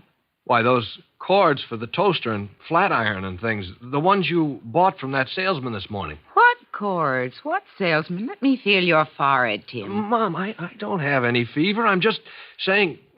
Look, you did buy some electrical cords from a salesman, didn't you? Miss Layton said you did. Andy Layton? Uh-huh. Whatever gave her such a notion? When I buy cords, I get them from somebody I can trust. And I make sure they have a tag on them to show they're safe to use. But the salesman... But your father taught me that years ago, Tim. Why, you could burn the house down with an electrical cord that isn't up to standard. But that salesman, Mom, he told Miss Layton you sent him to her. I? Why, he must have been making that up out of whole cloth. Oh, that's it. He did. He told her that cock and bull story to get her to buy some cords for her flat iron. Oh, good grief. Mom, will you talk to her? I tried to tell her, but she wouldn't listen. Well, I don't blame her if you jumbled it all together like this. What do you want me to tell Miss Andy Layton? That the whole city is trying to trace that salesman because those inferior cords he sells are so bad they start fires wherever people use them. Oh, as bad as that, Tim. It's pretty bad, Mom. And if she uses that flat iron of hers with one of those cords, well, that rooming house she lives in isn't any too fire resistant. Tim, I'm going over there and talk some sense into Miss Layton. Oh, Mom, that's wonderful. And I'm going right now. You watch my stew. You bet, Mom. And I'll phone Chief Cody, too. I'll be back in a jiffy. Tell Jimmy and Trudy to set the table. I won't even wait to fix my hair.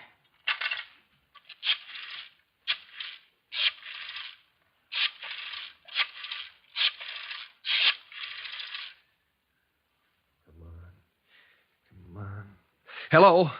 Hello, Glover? Is Chief Cody still at headquarters? Fine, let me talk to him. Huh? This is Private Collins, Company 209. Okay, I'll hold the line. Chief Cody? Yes, sir, this is Collins. Yes, sir, I've got a line on that salesman you're looking for. Yes, sir, I know it's the one. A neighbor of ours bought some of those electrical cords from him this morning. Her description fits right down to a T. Huh? You want to talk to her? Yes, sir. We'll expect you. I'll take you to meet her.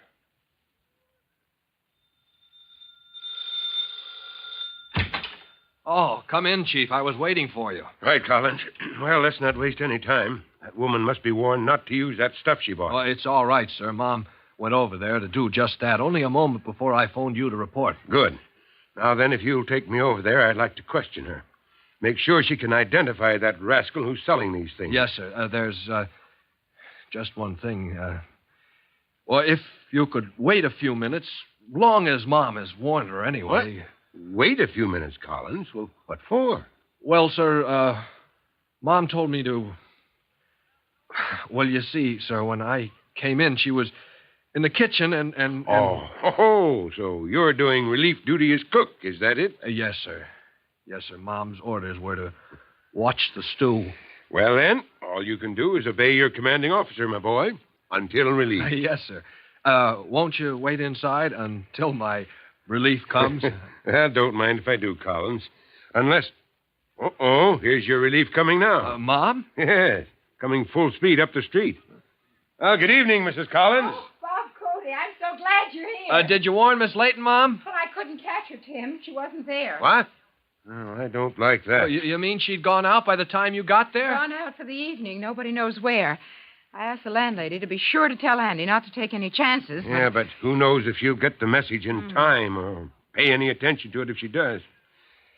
Well, I guess that's all we can do for tonight. Oh, good grief. Doesn't that salesman realize what damage he's doing? Yes, well, he'll realize it all right when I get near enough to talk to him. So the attempt to protect Miss Andy Layton from her own carelessness in buying substandard electrical cord for use in her rented room comes to a standstill, at least for the night. And early the next morning, soon after Tim reports for duty with Engine 209. Stand by!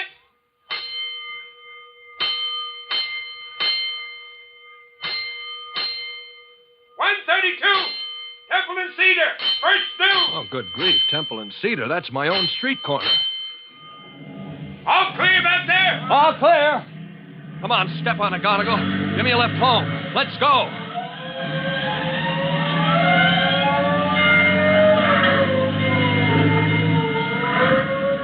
Maybe you've guessed what Tim is going to learn when Engine 209 reaches the fire alarm box at Temple and Cedar, the corner across the street from Miss Andy Layton's boarding house.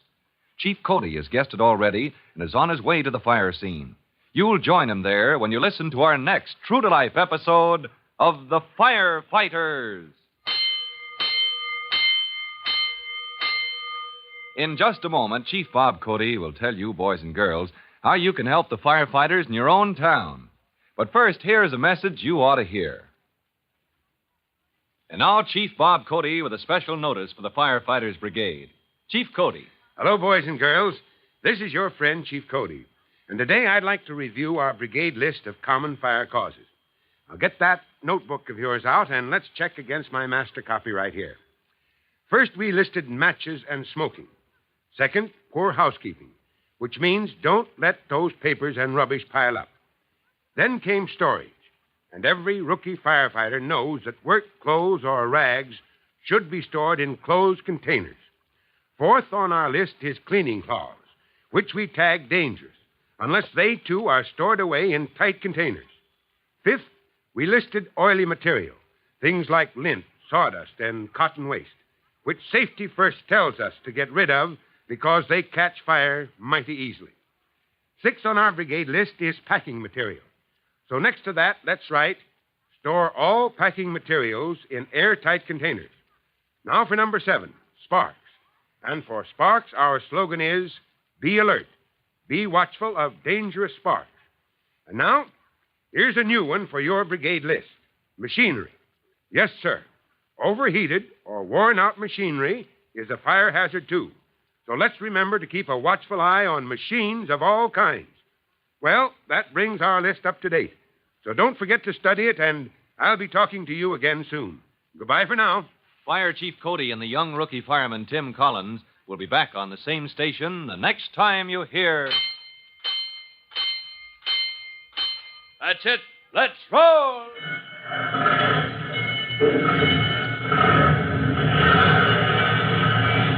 Let's go, Firefighters! Firefighters is a copyrighted feature of William F. Holland Productions.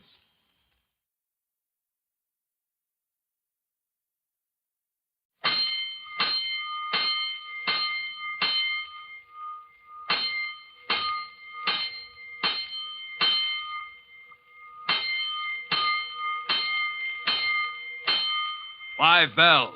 Stand by all stations. Attention, all districts. A 5-alarm fire. 5 bells. Move in immediately. That's it. Let's roll. Let's go. Firefighters!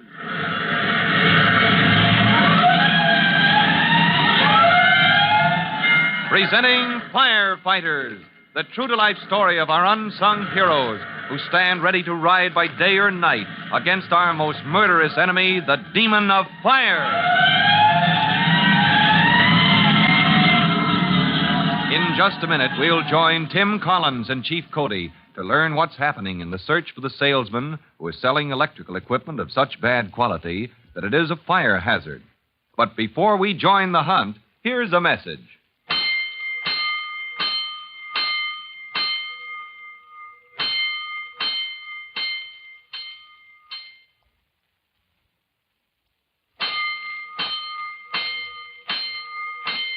Let's go, firefighters. Let's go to the rooming house at the corner of Tim Collins' own street, the house in which Miss Andy Layton lives. As you remember, Miss Layton is an old friend of Tim's mother, who has known the young fireman ever since he was a child. That's why when Tim tried to warn her... Miss Layton, I'm trying to warn you. It isn't safe. You mustn't use these electrical cords you bought from that peddler. Timothy, did you say mustn't? Yes, ma'am. These cheap cords aren't approved for use on your flat iron or anything else. You could start a fire... Well, Timothy Collins, I am surprised telling a girl old enough to be your mother what she mustn't do. Oh, good grief. I didn't mean it that way, Miss Layton. I certainly hope not. Now run along, Timothy, and we'll We'll say no more about it. That was just yesterday when Andy Layton refused to take Tim's warning seriously. And later, when Tim's mother dropped in to give her old friend a word of advice, Miss Layton was out for the evening. Now, it's early the next morning as Miss Layton's landlady raps on her door. Miss Layton, you waked up yet? Miss Layton. Good morning, good morning, good morning. Come right in, Mrs. Gansett. Oh, my sakes, you waked up already, Miss Layton? Ah, such a beautiful morning. I just couldn't sleep another wink. You better be careful, Miss Layton. Oh, I'm always careful, Mrs. Gansett. Nothing happens to me. There's something liable to happen to your boss, Miss Layton. You ain't careful, you're liable to be on time to work today. Your poor boss, what's he going to think? Oh, Mrs. Gansett, that's the silliest thing. Why, I'm often on time. If it was ever early, guess your boss would curl up and blow away. What you fixing to do? I'm going to press my suit, Mrs. Gansett. It gets so rumpled, but it's so pretty. Ain't that iron hotted up yet? Wasting my electric juice letting iron set round all plugged in? Well, it's almost hot enough, but you don't need to worry about wasting electricity. This is one of those new cords. Oh, one of those electric cords Miss Collins was talking about? Mrs. Collins? When? Oh, last night when you was out. Miss Collins came rushing over all in a swivet, but you was out. Oh, that's a shame. There, I guess the iron's hot enough. I can start pressing now. Miss Collins, she left a message. That's why I came all the way up those dratted stairs, all the way from my basement to the second floor. How long my feet are going to last? I'm so sorry she bothered. I was cross at Tim for a minute, fussing at me about buying these new type of electrical cords. Keep that iron moving or you'll scorch. Oh, yes. Where was I? Oh, but poor dear, she didn't need to rush over like that to apologize for Tim. He said, darling, but it's just like his poor father, always fussing about fire hazards. Well, all I know, Miss Collins was in a swivet. Wanted you should be sure and use that cord. Be sure and don't. I couldn't tell which. One or t'other, that's it. Oh, she just wanted to be sure Tim hadn't hurt my feelings. Why, she bought 3 of these cords herself. The salesman said so, and for that matter, I don't... You just don't leave it plugged in come time to go to work so's electric juice will leak out. I'll be sure, Mrs. Gansett. Well, guess I'll tackle those stairs again. Back down to the basement. Wonder if I have time to press my hanky. Now, Miss Layton, I don't mind my roomers using up reasonable amount of my electrical juice. When it comes to putting a whole morning with a flat iron. Oh, don't worry about wasting electricity, Mrs. Gansett. These new featherweight cords use hardly any at all. The salesman said so. Is that a fact? Let me see. See? Isn't that the thinnest little cord you ever saw? You see, it's so thin that only just enough electricity can get through, so there's no way... Ouch, that cursed wire, it's hotter than the stove lid. Well, yes, it does seem to heat up more than... I smell burning. Why, well, so do I. Whatever could be Miss burning? Layton, that wire, it's smoking. Oh, dear look out me. for that iron. Electric juice has caught a fire. Don't throw that hot iron on the bed. Fire, fire. Oh, dear, what shall I do? We'll all be burned. Open that window, you ninny. Fire! My bed's on fire! Help! Fire! Somebody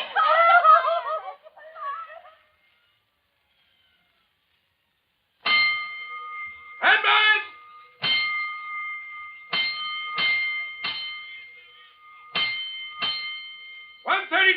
Temple and Cedar, first two. Oh, good grief. Temple and Cedar, that's my own street corner. All clear back there. All clear. Come on, step on it, Gonigal. Give me a lift home. Let's go.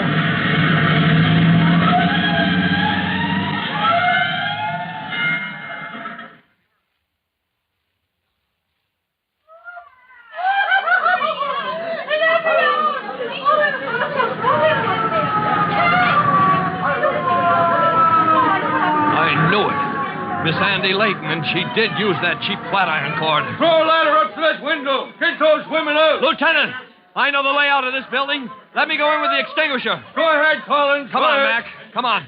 Lend a hand here. Follow me in and bring the axe. Street door's unlocked. That's luck. Come on, Mac. Now, one flight up. To the right. There's Miss Layton's door. Hold on, Mac. Let me go first. Feel the door. Make sure there isn't fire right behind it. Okay, it's cool enough. We can ease it open. All right. All right, Miss Layton, we're coming. Now, steady the door, Mac. Hold that crack ajar. That's it.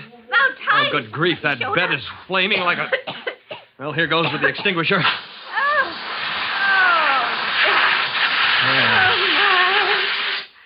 All right, Miss Layton.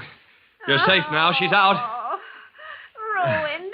My mattress and sheets and rug and room. Mac, where'd she go? Hey, you on the ladder. Did you take one of these women down the ladder? Oh, she's in the closet. That's where she is. The closet? She ducked into the closet just now? Well, certainly she ducked in the closet. Those firemen poured into a lady's room. They're not dressed for company this hour of the morning. Now, go on. Get out, all of you. But we've got to make sure there's no more danger, Miss Gansett. We've got to... Ruined. My mattress and my sheets and my rug. My house full of great big firemen and the nasty old great big boots. And I told her to be careful. I told her not to...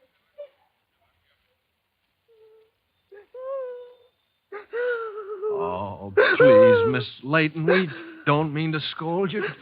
You tell her, Chief Cody. Yes, let me, Collins.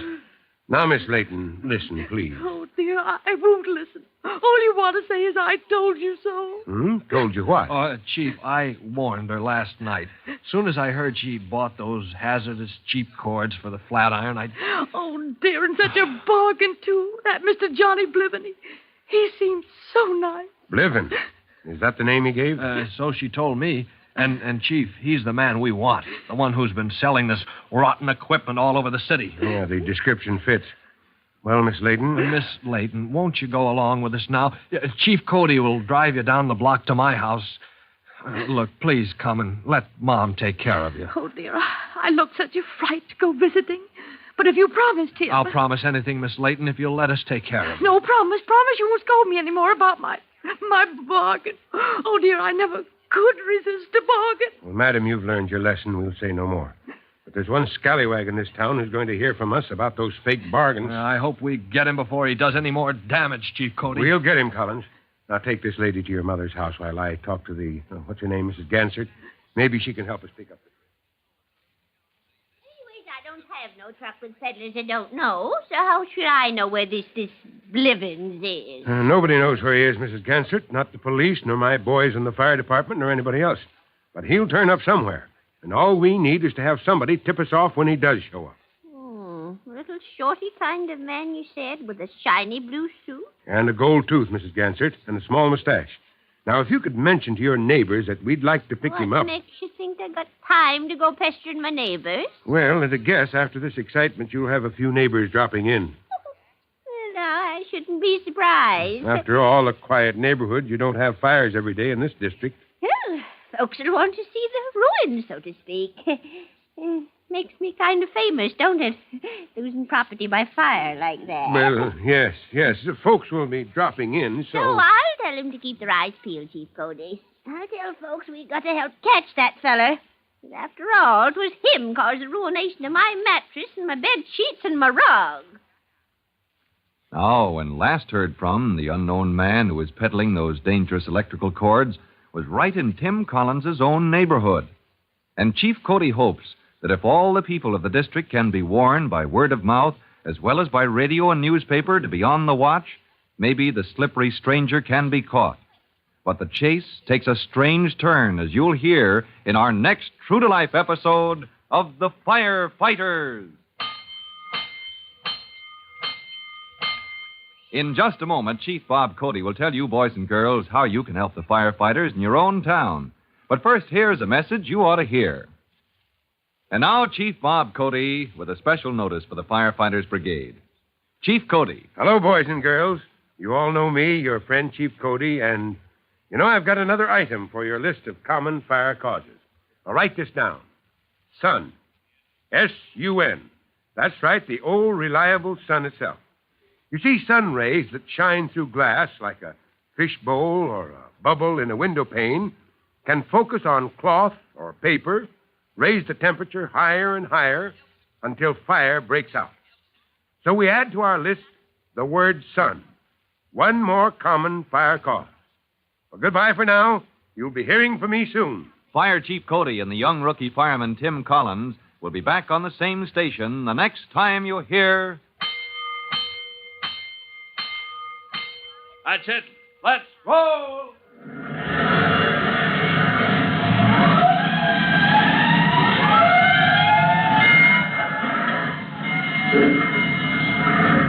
Let's go! Firefighters!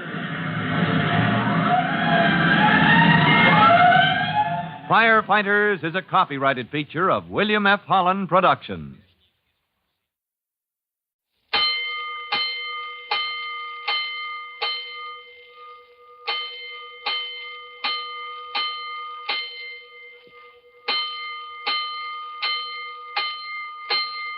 Five bells.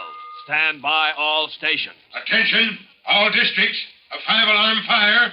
5 bells. Move in immediately. That's it. Let's roll. Let's go.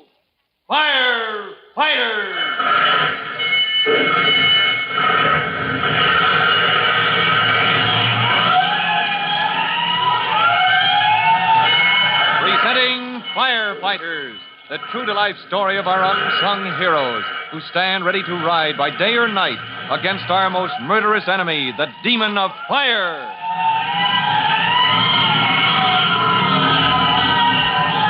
In just a minute, we'll pick up Tim Collins and Chief Cody at the corner of the street where Tim lives. Outside the rooming house, where Tim has just knocked down a fire that was caused by the use of a faulty electrical cord. That cord must be traced to its source. But first, there's time for this message.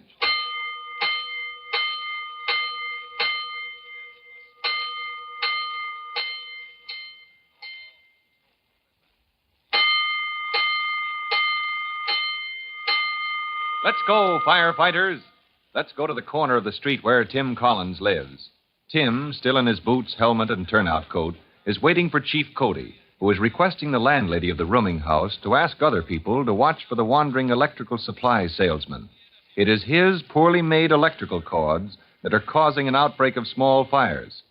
As Tim waits for the chief, he spies his young sister Trudy across the way and calls. Hey, Trudy. Hi, Timmy. Come on over here. All right, but I'm on my way to school, Timmy. Yeah, I know you are, or you ought to be. Oh, it's all right. If I'm late, I'll say it's your fault. You made me stop and talk to you. What do you mean if you're late, you are late? Oh, my goodness. Can't you even tell time? Why, it's early. Huh? School isn't for 20 minutes yet. Oh, good grief, you're right. Well, first thing this morning, I we know. Sniffy Gordon heard Miss Annie Layton yelling fire out her window up there, and Sniffy pulled the box, and you must have rolled just about as soon as the fireman checked you in on the log at the firehouse, Yeah, that's about how it was. So much has happened, it feels like about noontime, but yeah, I guess it's still pretty early. By the way, Trudy... Miss Annie Layton's gone back to bed. Mommy put her to bed up at our house when you and Chief Cody... Oh, wait, how did you know that? That's just what I was going to tell you about. Oh, my goodness. Jimmy and I were in the kitchen all the time having breakfast.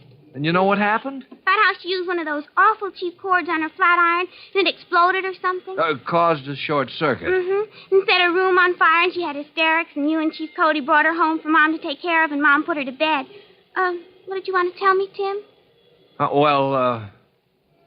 Just what you told me, I guess. Oh, there goes Jimmy. Hey, Jimmy, wait for me. Hold on a minute, Trudy. Here comes Chief Cody. Well, hey there, young lady. Oh, Chief Cody. Oh, my, you look sweet in that nice white helmet. Well, thank you, Trudy. You look sweet, too, in that old shirt tail or whatever it is you have tied under your Oh, chin. my bandana. Well, bye, Chief. Bye, Jimmy. Trudy, wait a minute. There's something you ought to tell the kids, especially the Firefighters Brigade. Why didn't I think of that? Well, Trudy, you kids can help us watch for this salesman. You see, there's a peddler. Selling those awful bad cords, I know, and he's about so high and has a wiggly little mustache and a gold tooth. You can save your breath, Chief Cody. She knows everything before you say it. And as soon as I get to school, I'll tell everybody, and we'll all watch out for him. Well, bye now. I don't want to be late. Take care of yourself, Trudy. Hey, wait. I'll let her go, Collins. Just as you said, everything I had to tell her, she knows already. Yeah, it might be those kids who give us a line on the peddler at that. It's funny how he turns up in different parts of town, but we haven't been able to spot him. Well, he might be anywhere. He might walk around that corner the minute we leave. Speaking of that, Chief, I'd better leave. I got to get back to the firehouse and enjoy my company. Well, climb into my car, Collins. I'll give you a lift in that direction. All right, Vito, we'll drop Collins at 209, and then we'll get back to headquarters.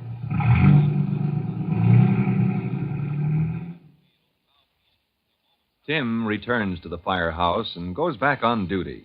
Chief Cody pitches in to coordinate the citywide search for the wandering peddler. Trudy finishes her day at school, returns to her home, and finds a note lying on the kitchen table. Dear Trudy, I'm taking Miss Annie Layton to her cousin Martha's across town. Back soon. Fresh cookies. Oh, fresh cookies and cookie jar. Oh, grand. Uh-oh, that's Jimmy home so soon. Mommy left the back door locked, I guess. Well, come on, Jimmy, hurry up. Fresh cookies. Uh-oh. Good afternoon, my little friend. Will you kindly notify the lady of the house? There's a gent to see her at the back door. Well, I'm sorry. The lady of the house will... She's busy, huh? Well, will you kindly inform her that Mr. John Bliven is here about a highly confidential matter that concerns her and I and a certain friend of hers? Well, I don't think... You see, Mrs. Collins... Oh, was... Collins is the name. Well, now, little lady, the facts of the case is that a certain very friendly person to your mother asked that I should stop by and let her in on a little proposition. A little bargain no household can afford to be without. Now, run along and tell her that, will you, kid? Well, you see... Go on, kid. I ain't got all day. Tell your old lady to come on down to the door, will you? I'm very sorry, but Mummy isn't home. Oh, she ain't, huh? Well, how's that for luck? So long, kid. Oh, but Mr. Bliven... Mr. Bliven, please don't go. I mean, well... All right. What's on your mind? I got to keep moving, kid. Well, if you're selling something very, very nice, maybe it's a shame my Mummy isn't here, and maybe she'd buy it if she were. But she isn't. So I think that... Your ma need any electric cords, kid? You know, for the toaster, flat iron, maybe a coffee percolator, stuff like that. Oh, yes, I'm sure she needs cords for all those things. Or, maybe if she doesn't need them, I could surprise her and get some new ones. Well, now, that's the spirit, sister. Any dough in the house? Huh? Money, I said. You know where the old lady keeps her purse? Oh, yes. Well, yes, I do. Just wait while I see what's in it. Oh, that's a girl after my own heart. Quick as a weasel. Go on, sister, get the old lady's poke while I open up the old sample kit. Well, don't go away. I'll be right back. Ha, never fear. Johnny Bliven don't run away from no sales. Like taking candy from a kid. Oh, my goodness. If Chief Cody knew about this, I've got to phone him.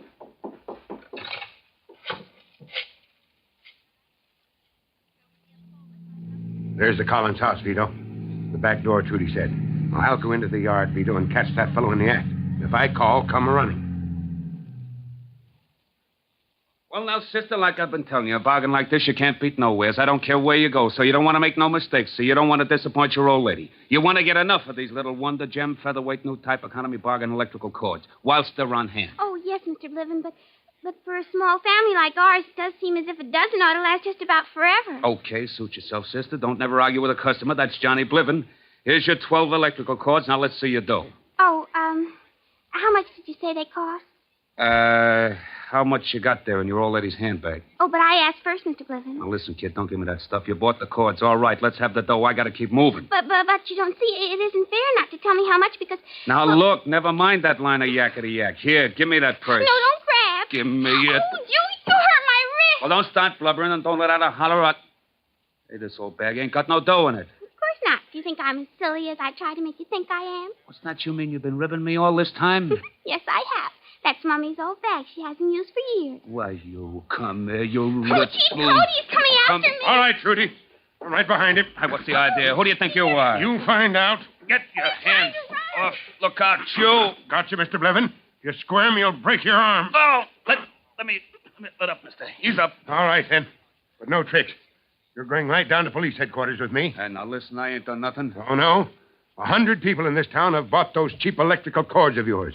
Cords so badly made they could never be approved for use. A bargain. So what? That's business, ain't it? They want to buy, I sell. What's wrong with that? Do you realize that we've had one fire after another? In kitchens, bedrooms, living rooms, dining rooms, fires all over the city, caused by those good-for-nothing cords you sell? Look, mister, that's as may be. It's none of my regards. Yeah, that's what I thought. You, with your fake bargains, you put lives and property in danger. But it's none of your concern what happens when you get your money. All right. We can fix this up. So this town is washed up. So I move on to the next one. Don't get your dandruff up. I'll get out of your way. What more do you want? Bliven, you... Easy now, Pop. Don't blow a gasket. Listen, you got nothing to gain by getting all blue in the face. You can't do nothing. Bliven, you're right about one thing. Well, now, ain't that nice? Hey, sister, ain't that nice? I ain't wrong all the way. Oh, Hugh, don't you dare wink at me. Bliven, you're right. If people are fools enough to buy this cheap, dangerous cord you sell, well, that's up to them. But I warn you. Oh, yes, pray do. This is very interesting. Hey, sis? Oh. So go on, Pop. I've been warned before. I warn you, in this city, the radio, the newspapers, every means of publicity will tell your story day after day, as long as you keep this up.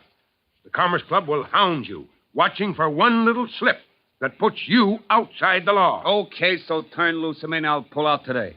You'll pull out after you've done time in jail. Huh? Listen, Pop, you got nothing on me. Trudy, did this man snatch that handbag from you, try to steal it in the belief he was stealing money? That's a lie. Oh, it is not. That's just what happened. She give me that bag herself. Me, I ain't the tripe that would take... what a fib. He thought it was Mommy's purse. Shut your yap, you. You start blabbing... That's enough, you. Stop her, or I'll shake your wits loose. Listen, she can't prove nothing. The kid's lying. It's my word against hers. She can't prove nothing on me. She doesn't have to. Huh? No, Smarty, I don't have to. Chief Cody was right behind you when you tried to steal my mummy's old handbag. What? Pop here seen me do it? I saw you snatch that bag, and I saw and heard enough to make a mighty interesting story for the police. How do you like that? I think it's lovely. I've been swindled. How do you like that? A guy can't even trust a little innocent, feeble girl, even. Not no more. What a viper this kid turns out to be. So the wretched John Bliven was led away and sentenced to a jail term long enough to give him time to think over his shortcomings. And Chief Cody is free to turn his thoughts to a problem that's been troubling him. And though Tim Collins doesn't know, the young fireman will soon be deep in a new adventure, as you'll hear in our next true-to-life episode of The Firefighters. In just a moment, Chief Bob Cody will tell you, boys and girls, how you can help the firefighters in your own town. But first, here's a message you ought to hear. And now, Chief Bob Cody with a special notice for the Firefighters Brigade. Chief Cody. Hello, boys and girls. This is your friend, Chief Cody. And here's the last item I want you to add to your list of common causes of dangerous fire. Write down open flame. Those two words mean open flame in a lamp, lantern, torch, or on a candle. Open flame that you carry from one place to another, or that stands where it might set fire to curtains, inflammable vapor in the air, and so on. Open flame, in short, is highly dangerous. Don't use it if you can possibly find some other source of light. Remember that. And you'll be hearing from me soon. Fire Chief Cody and the young rookie fireman Tim Collins will be back on the same station the next time you hear... That's it. Let's roll!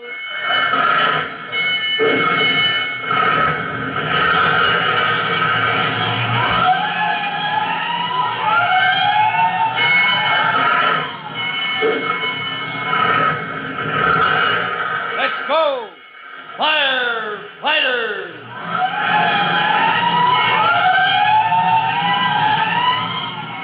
Firefighters is a copyrighted feature of William F. Holland Productions.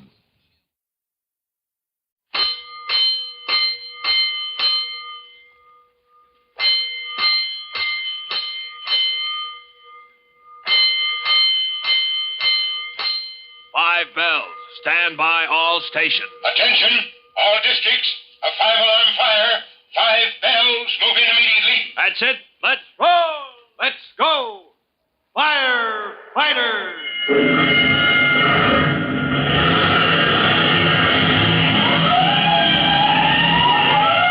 Presenting Firefighters, the true-to-life story of our unsung heroes who stand ready to ride by day or night against our most murderous enemy, the demon of fire.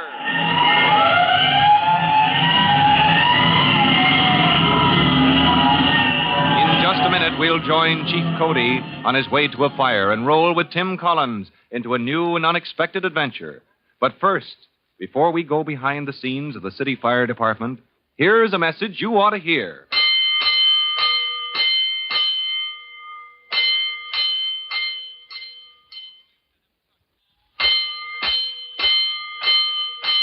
Let's go, firefighters. Let's go to fire department headquarters just in time to join Chief Cody as he rolls in his car to answer an alarm. Main and Clark Street, Vito. Let's go.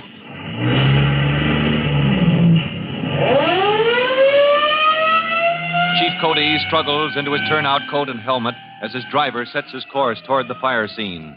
And then, suddenly... Watch that car! The fool is... Now! Great blazing blisters, the fool cutting in ahead of us. Well, never mind, Vito. No time to stop and give him blazes. We've got a fire to fight.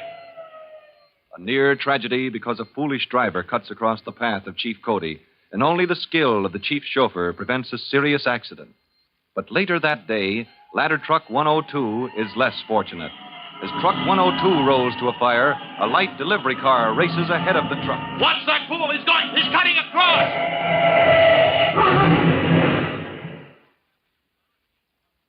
This is Chief Cody. Get me the mayor. Huh? Oh, well, this is Bob Cody, Mr. Mayor. Yes, I understand you want to know why ladder 102 crashed into the Staples building this afternoon. Huh? Yes, I know. completely wrecked that jewelry shop and the haberdashery and the cigar store in the corner. Huh? Whose fault was it? My driver on the truck? Now, who said that? Oh, the newspapers. Well, I'll tell you whose fault it was, Mr. Mayor. It was your fault. Now, let me talk. 6 of my men in the hospital. A valuable piece of apparatus in the repair shop for weeks. Because the drivers of our city are getting reckless. Because lame-brained acrobats like the driver of that delivery truck... Yes, of course, you're right. I've lost my temper, and that doesn't help. But, Mr. Mayor, you've got to make our people understand that careful driving is a duty. Chief Cody urges the mayor to start a new citywide campaign for careful driving, and next morning sends over the fire department teletype a notice to all firehouses, which Tim Collins reads as it comes from the teletype machine at the quarters of Engine 209. Police department will back up new campaign for safe driving. All drivers and chauffeurs and fire department will redouble caution to avoid accidents. Hey, Gonigal! Yo! Here, this bulletin from Chief Cody. This is for you. You better read it.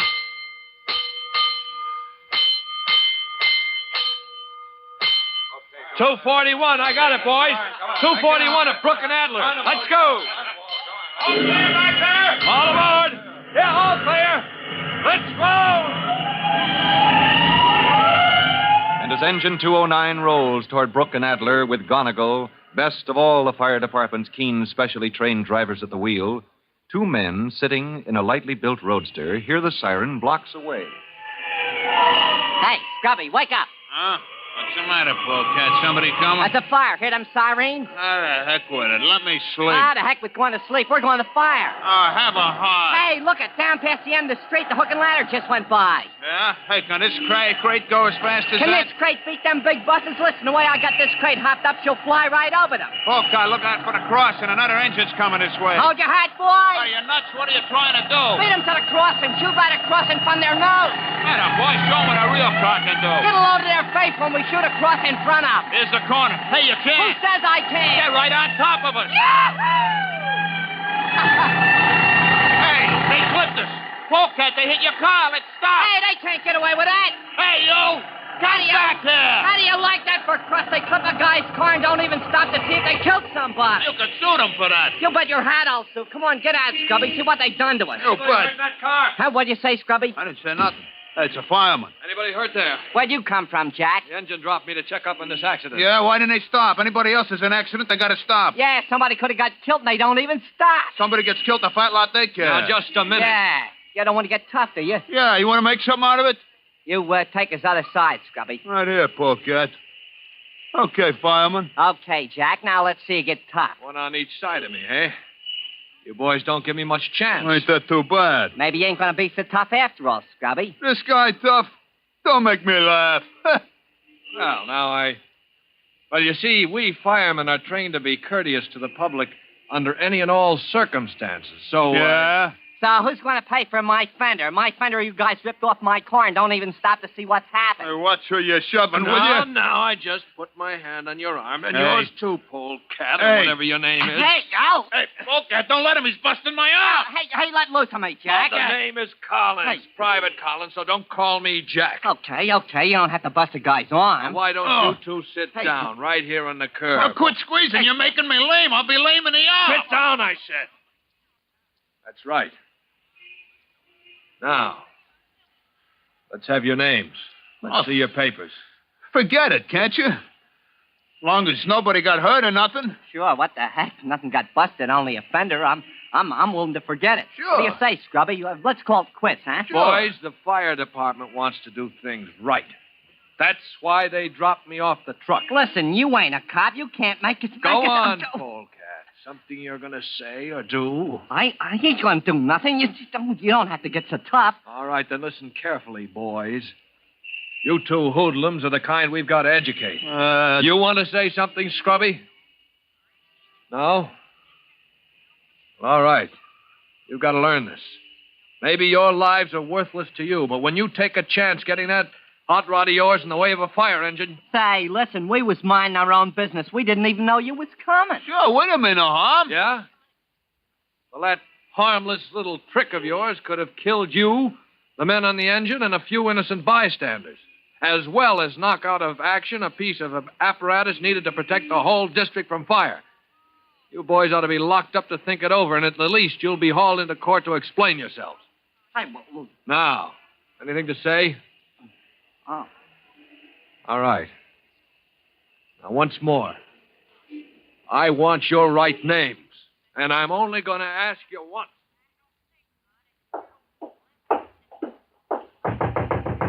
Come in.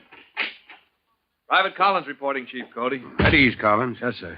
Here's Lieutenant Greenspan's written report on the accident, sir. You wanted it right away. The lieutenant gave me the outline over the phone. Suppose you fill it in, Collins. It's all there in the report, sir. It was you who talked with these men, wasn't it? These fellows in the, what do you call it? A hot rod, sir, I guess you'd call it. Hot rod? What's that? Souped-up jalopy, Chief. Collins, you making up these names? No, sir. This car of theirs ought to have been junked long ago, but they've put it in good running condition. Souped it up. Tinkered with the engine until it can develop tremendous speed. As a matter of fact, more than it was ever designed to stand. Sounds dangerous. It is dangerous, Chief. Usually a hot rod driver is some kid who gets a kick out of taking chances, no matter whose life is at stake. These fellows weren't kids, Collins. They're men in their 20s, I understand. They're a couple of thugs, Chief. The kind who hang around, never seem to do a day's work. Yeah, until sometime they get into trouble. I know the kind you mean. Did they give you any trouble, Collins? Trouble, sir? Well, if they're a couple of hard cases, as you say... Oh, no, sir. I explained about how the fire department feels on this matter of driving safely and how an accident that slowed us down might give a fire a chance to get out of control and, Yes, Collins. Yes, sir? When I asked you if you had any trouble, why did you ball up your fists like somebody going to take a poke at somebody? Oh, I didn't know I did that, sir. All right, son. I won't ask any more questions. I'm satisfied you handled this incident properly with credit to the fire department. Thank you, sir. But, Collins, it might be a good idea to watch yourself these next few days. On account of those two hoodlums? Right. A pair of grown men, the kind you described, might hold a grudge. And they might try to make trouble. Thanks, Chief, but I think I can take care of myself. Relax, Collins. You're waving those fists again. Oh, sorry, Chief. I know you can handle yourself in a fair fight, boy. But I'm going to be a little uneasy until we bring those men into court on reckless driving charges and teach them a little respect for law and order. Now, Chief Cody must have felt a warning, because at the very moment he tells Tim Collins to look out for Scrubby and Polecat, the same two fellows are nursing a grudge against the young fireman. In fact, they already have a plan for getting even with him, as you'll hear in our next true-to-life episode of The Firefighters. In just a moment, Chief Bob Cody will tell you, boys and girls, how you can help the firefighters in your own town. But first, here's a message you ought to hear. And now, Chief Bob Cody with a special notice for the Firefighters Brigade. Chief Cody. Hello, boys and girls. This is your friend, Chief Cody. And I think it's time to look back over that list of ours. Let's see what you've written down for common causes of fire. I wrote matches and smoking, poor housekeeping, storage, cleaning cloths, oily material, packing material, sparks, machinery, sun rays, and open flame. Now, each is a common cause of fire, and against each, you can easily protect your home. Well, good luck and goodbye for now. Fire Chief Cody and the young rookie fireman Tim Collins will be back on the same station the next time you hear... That's it. Let's roll!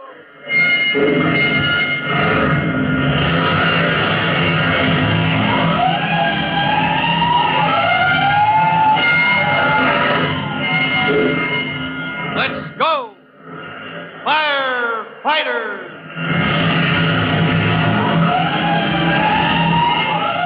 Firefighters is a copyrighted feature of William F. Holland Productions.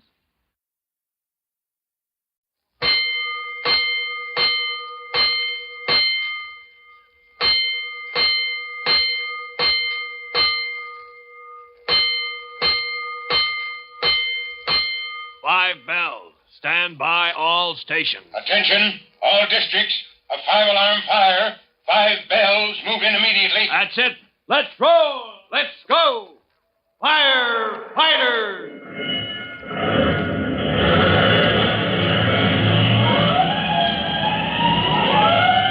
Presenting Firefighters, the true-to-life story of our unsung heroes who stand ready to ride by day or night against our most murderous enemy, the demon of fire.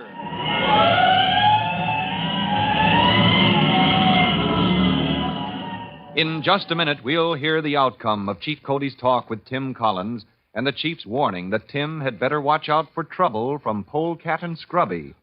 But before we listen in on Tim's answer, here's something you'd like to know.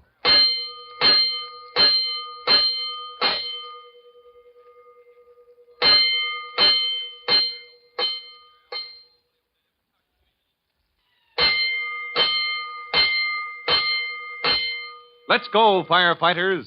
Let's go to Chief Cody's office at Fire Department headquarters, where, as you remember, the Chief has asked Tim Collins to outline the accident in which Engine 209 was involved.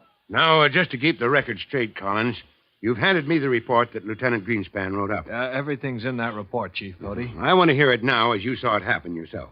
Oh, well, sir, responding to an alarm, we were rolling along the boulevard. At the corner where Hickman Street crosses, Gonigal slammed on his brakes. Good man, Gonigal. Never takes a needless chance. Go on. Yes, sir. A moment later, well, I was on the rear step of Engine 209. I couldn't see what Gonigal was stopping for. But a moment later, there was a slight collision. That's when this other car's fender was ripped off. That's it, Chief. The other car shot out of Hickman Street, crossed right in front of us. Great black billows of smoke. Was the driver insane? I don't know, sir. Maybe worse. Huh? What do you mean? Well, I'll tell you, sir. When Lieutenant Greenspan saw no great damage was done, he ordered me to drop off the engine and went on to the scene of the fire. Perfectly correct. Used good sense. His duty was to get to that fire, as long as his engine could operate or he had a man left in his crew. All right, go on. Oh, well, sir, then I got the names of the driver of that car and the man who was with him. Man, you say? These aren't just crazy, reckless kids, then, huh? Grown men, sir, in their 20s. A couple of hoodlums. And that's why I say they're worse than insane, Chief. Yes, I see what you're getting at. They know the damage they could do. They knew the chance they were taking, making a dash in front of a fire engine. A couple of tough guys. Oh, well, yes, sir. They were sort of tough until... Well, I talked to them a little. Yeah? Yes, sir. I'm afraid I got a little tough with them myself, Chief. Good. Wish I'd been there. Well, Chief, that's all there was to it. Now it's up to the department to press charges of reckless driving. And you can be sure the department will follow through, Collins. But watch yourself. Sir? You're on which platoon at Company 209, Collins? Third, sir. I'll be sleeping at the firehouse starting tonight. Well, then on your way to the firehouse, Collins, you'd better keep to the well-lighted streets for a while. Oh, you think those hoodlums might hold a grudge. Don't worry, Chief. I can take care of myself. I know you can, boy.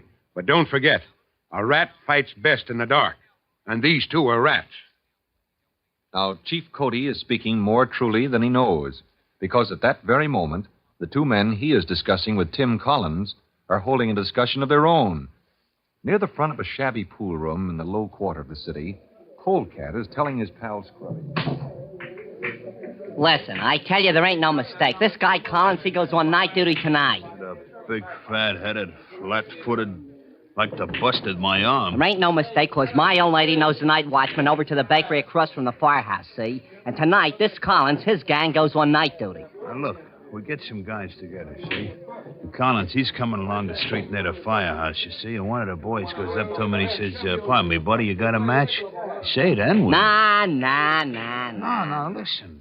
We beat up on him, see? No. Listen, we ain't gonna let him get away with it, almost busting our arms, the two of us. You want he should bust our neck, too? That guy plays rough. Well, the other guys, they can soften him up first. What other guys?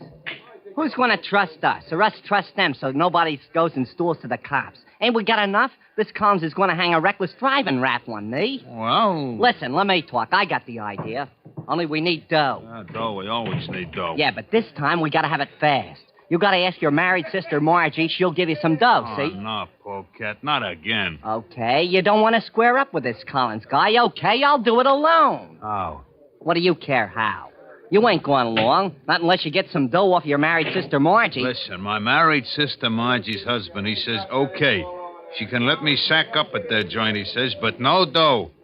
Now, the next time I touch Margie for a piece of change, he says I'm out. Look, where's your sister Margie keep the house money? He don't even hide it. The guy she married, the big lug, any dough that's missing, he says I get my neck busted, and he will, too. What a dope. Ain't he? No, I mean you. What a dope. Me? Look, don't nobody else live in that tenement, only you and your married sister Margie and that lug she married? Ain't there no neighbors? So what? So the house money gets tucked. Who done it? Me. No. The neighbors, Scrubby, the neighbors. Hey, maybe it would work. That's one I never tried yet. Sure, the neighbors. Tell them it's the neighbors took the dough. Come on, let's get going. Hey, wait. Where's the guy that runs this pool room? Gimpy? He's down back at the pool tables. He's watching the guys at the tables. They shouldn't tear the cloth. Look, the cigar case ain't locked. The door's sticking open. Take it easy now. Just kind of stroll past. He won't miss a handful, maybe. Got him, Scrubby? Come on outside. Hop in the car and... Hey, you! Let alone the cigars! Fade it! Boy, if that car don't start up fast. Stop it, Chief! Stop it! Go jump in the lake!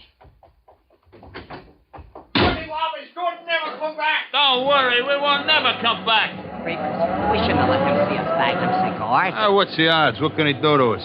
Give me one. We got no time now. We got to get to your married sister Margie's dough and buy gas for the crate. Fix it where we'll meet tonight. Yeah, sure, but you ain't told me yet. What ain't I told you yet? I told you all you need to know. Oh, you ain't. You never said what it is we're going to do tonight. How we're going to get even with that guy Collins. And him pounding his ears safe in his bed in a firehouse. That's it. He ain't going to pound nowhere in no bed tonight. That's the point. Hours later, as the city sleeps, a dim figure lurks in the dark doorway. As the sound of a distant motor is heard approaching, the skulking figure moves out onto the sidewalk. Scrubby, is that you? Who else? Get in. Thought you'd never get here. What are we going to do? Seen any cops? A scout car went by just after 12. They never seen me. We'll pull into an alley and talk. Look out you don't run into no dead-end alley. We don't want to get boxed in. I know these alleys like I know my own face in a mirror. Here, this'll do. Hey, this is the alley behind Foynahan's grill. I seen a box in the corner, the fire alarm box. Yeah, that's why we come in here. Are we going to bust into Foynahan's or set it on fire? Hey, that's an idea. We go around setting fires. And then... pipe down. Let me do the thinking, Scrubby. Listen, Collins and them others. You know how they sleep in them firehouses?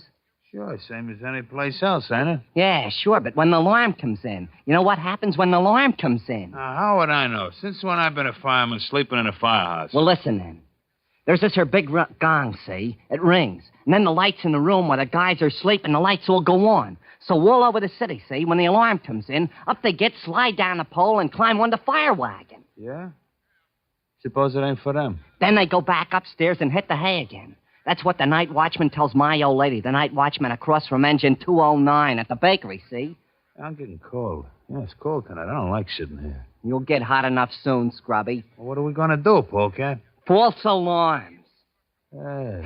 How do you like that? Boy. Sounds good, huh? Yeah, but they'll catch us. With me driving this crate, don't worry. Cops or firemen or nothing. I don't care what.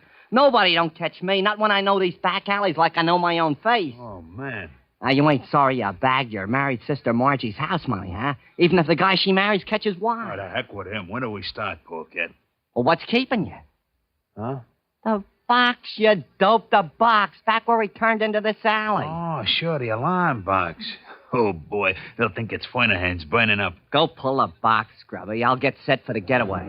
Here goes. Make it fast. This is rich, boy. Oh, is this ever rich?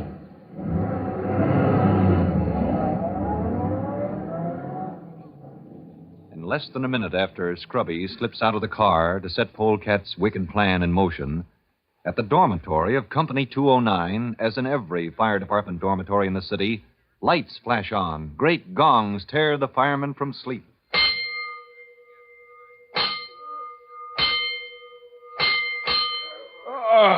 Turn out! Come on, Gonigal, you want it on the telephone. Come on, out of my way. Let me hit that pole, Gonigal.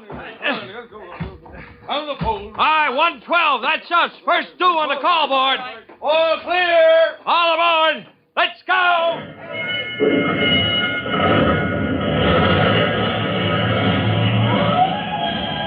Engine Company 209 rolls to its first alarm. As Chief Cody, snug in his bed miles away, opens one eye, hearing the signal on the special alarm bell in his own quarters. Well, there go the boys. Glad I'm not on duty tonight. So sleepy it'd take 5 bells to make me turn out tonight. But the chief is wrong. There'll be no 5-alarm fire tonight. But soon, Chief Cody will be out on the streets with Tim Collins and the rest for a wild ride through the darkness as Polecat and Scrubby carry on their vicious practical joke. Don't miss the next thrilling episode, another true-to-life story of the Firefighters. In just a moment, Chief Bob Cody will tell you, boys and girls, how you can help the firefighters in your own hometown. But first, here's a message you ought to hear. And now, Chief Bob Cody with a special notice for the Firefighters Brigade. Chief Cody. Hello, boys and girls. This is your friend, Chief Cody. And I'd like to know what you think of this trick of pulling false alarms. I know how I feel. It's a vicious, reckless kind of trick. It risks the lives of firemen and the safety of expensive apparatus for nothing.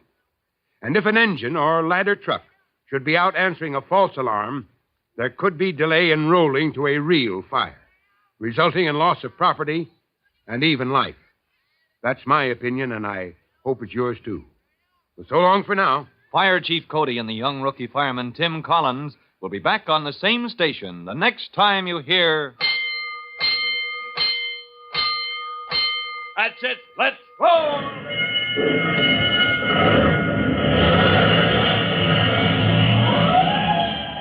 Let's go! Firefighters! Firefighters is a copyrighted feature of William F. Holland Productions.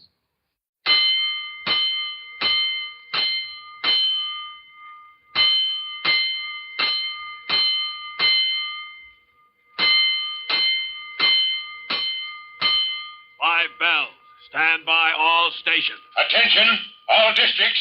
A 5-alarm fire. 5 bells. Move in immediately. That's it. Let's roll. Let's go! Firefighters!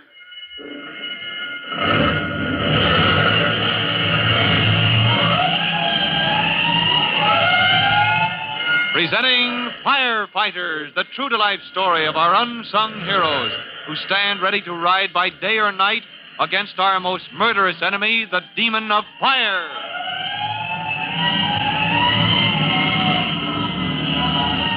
In just a minute, we'll roll with Tim Collins and Engine Company 209 to a night alarm, a false alarm, one of a series of false alarms planned by Polecat and Scrubby to square their grudge with Tim Collins and the fire department. But before we join Tim, here's a message for you.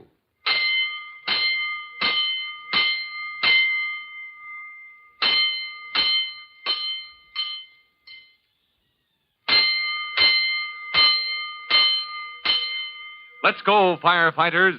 Let's go to Box 112, the fire alarm box at the mouth of the alley behind Poinahan's Grill. As you remember, the two hoodlums, Polecat and Scrubby, have just pulled a false alarm. The time is 12 minutes to 1 o'clock in the morning.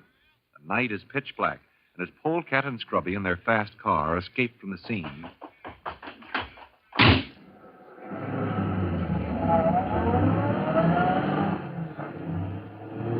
we hear Tim Collins and Engine 209 with 2 other engines and a ladder truck rolling to the scene.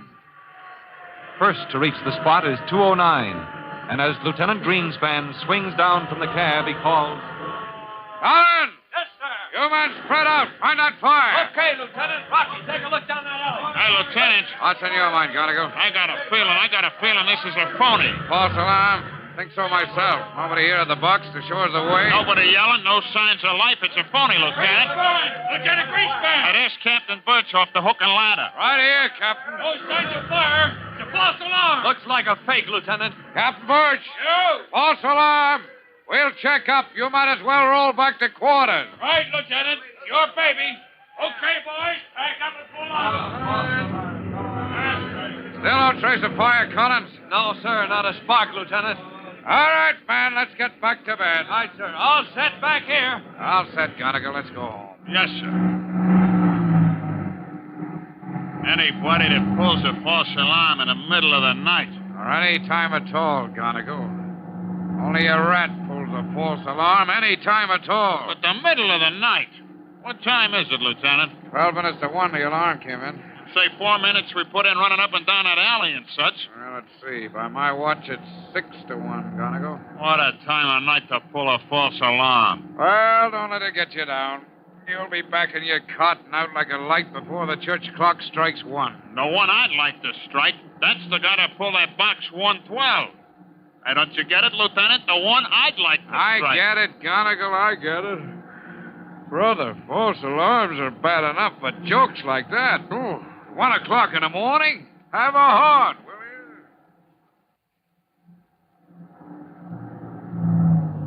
you? Here we are, fellas, back at the firehouse. Get the door open, Collins. Okay, Lieutenant. All right, Gonigal. Back into the garage. Hold it! Hey, hold it, Gonigal.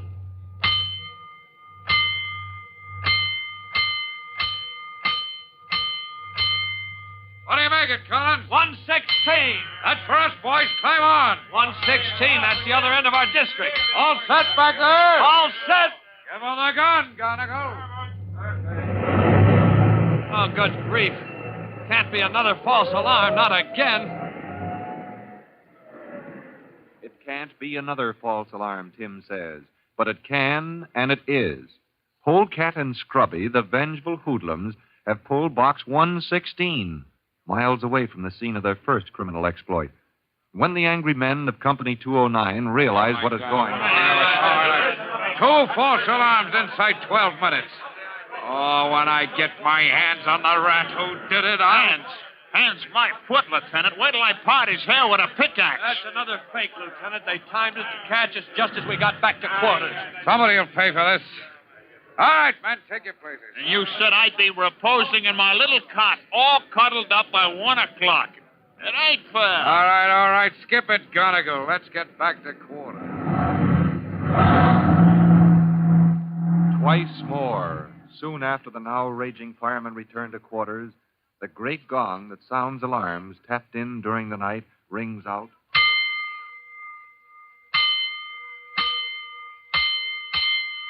113.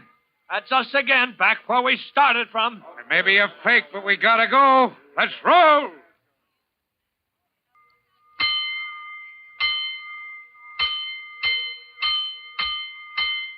Oh, no, Lieutenant, say it can't be so. 115. That's us again, way across the district. All right, boys, we gotta go. Any alarm, maybe this one might be the real thing. Come along, my gallant fire laddies. Leave us take another ride.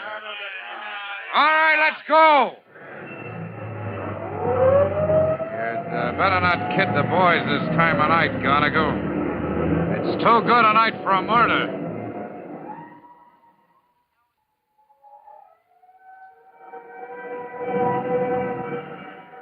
Coming in, Lieutenant. Box 115, and same as usual, nobody in sight. Yeah, no signs of fire, but we can't take a chance. We gotta look around. All right, pull up here, Gonigal. Yes, sir.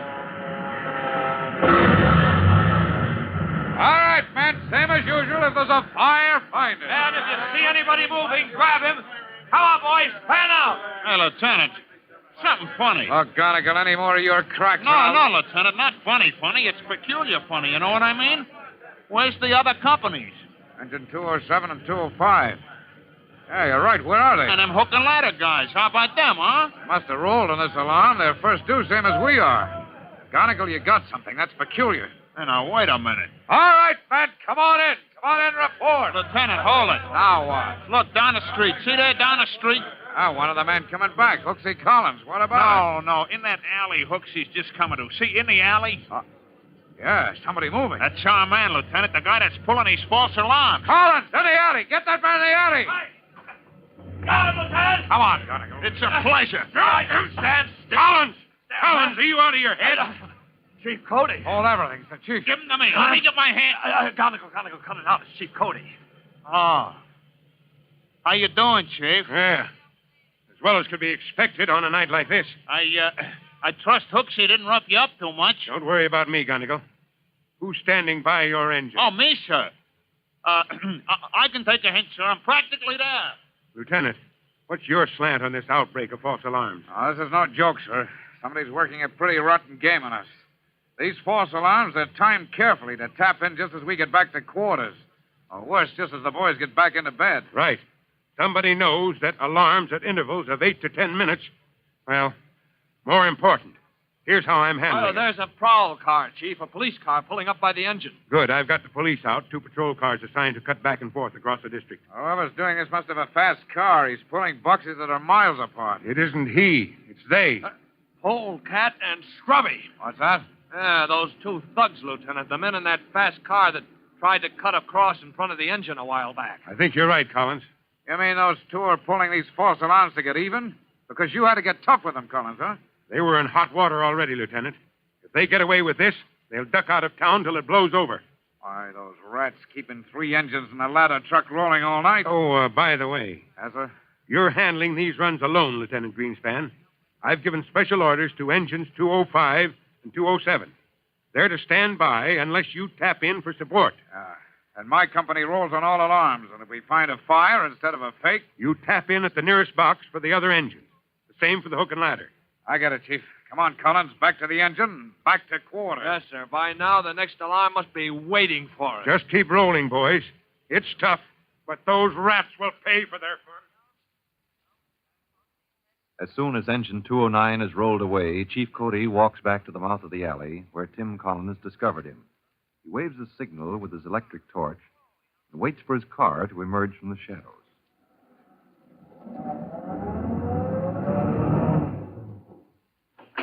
All right, Vito. Pull up alongside that police car waiting for us there at the call box.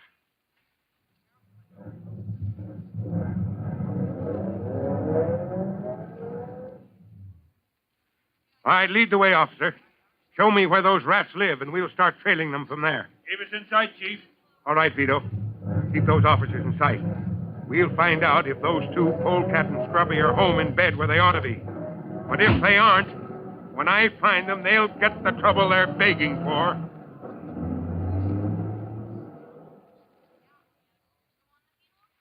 Now, Chief Cody is taking a hand in the game.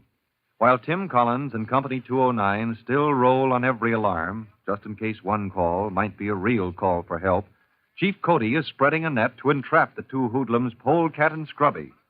For the climax of this thrilling chase through the night, listen to our next true-to-life episode of The Firefighters. In just a moment, Chief Bob Cody will tell you, boys and girls, how you can help the firefighters in your own hometown. But first, here's a message you ought to hear. And now, Chief Bob Cody with a special notice for the Firefighters Brigade. Chief Cody. Hello, boys and girls. Here I am again, your friend Chief Cody. And I want to repeat something every firefighter knows. That pulling a false alarm is a contemptible, low-down trick. It cannot be excused, not for any reason whatsoever. Anyone, grown up or child, who pulls a false alarm must be prosecuted to the full extent of the law. I know you agree with us, firefighters, about that, and I hope you can pass the word along. Don't let any of your friends get the idea that pulling a false alarm is a joke. That's all for now. We'll get together again soon. Fire Chief Cody and the young rookie fireman Tim Collins will be back on the same station the next time you hear... That's it. Let's go!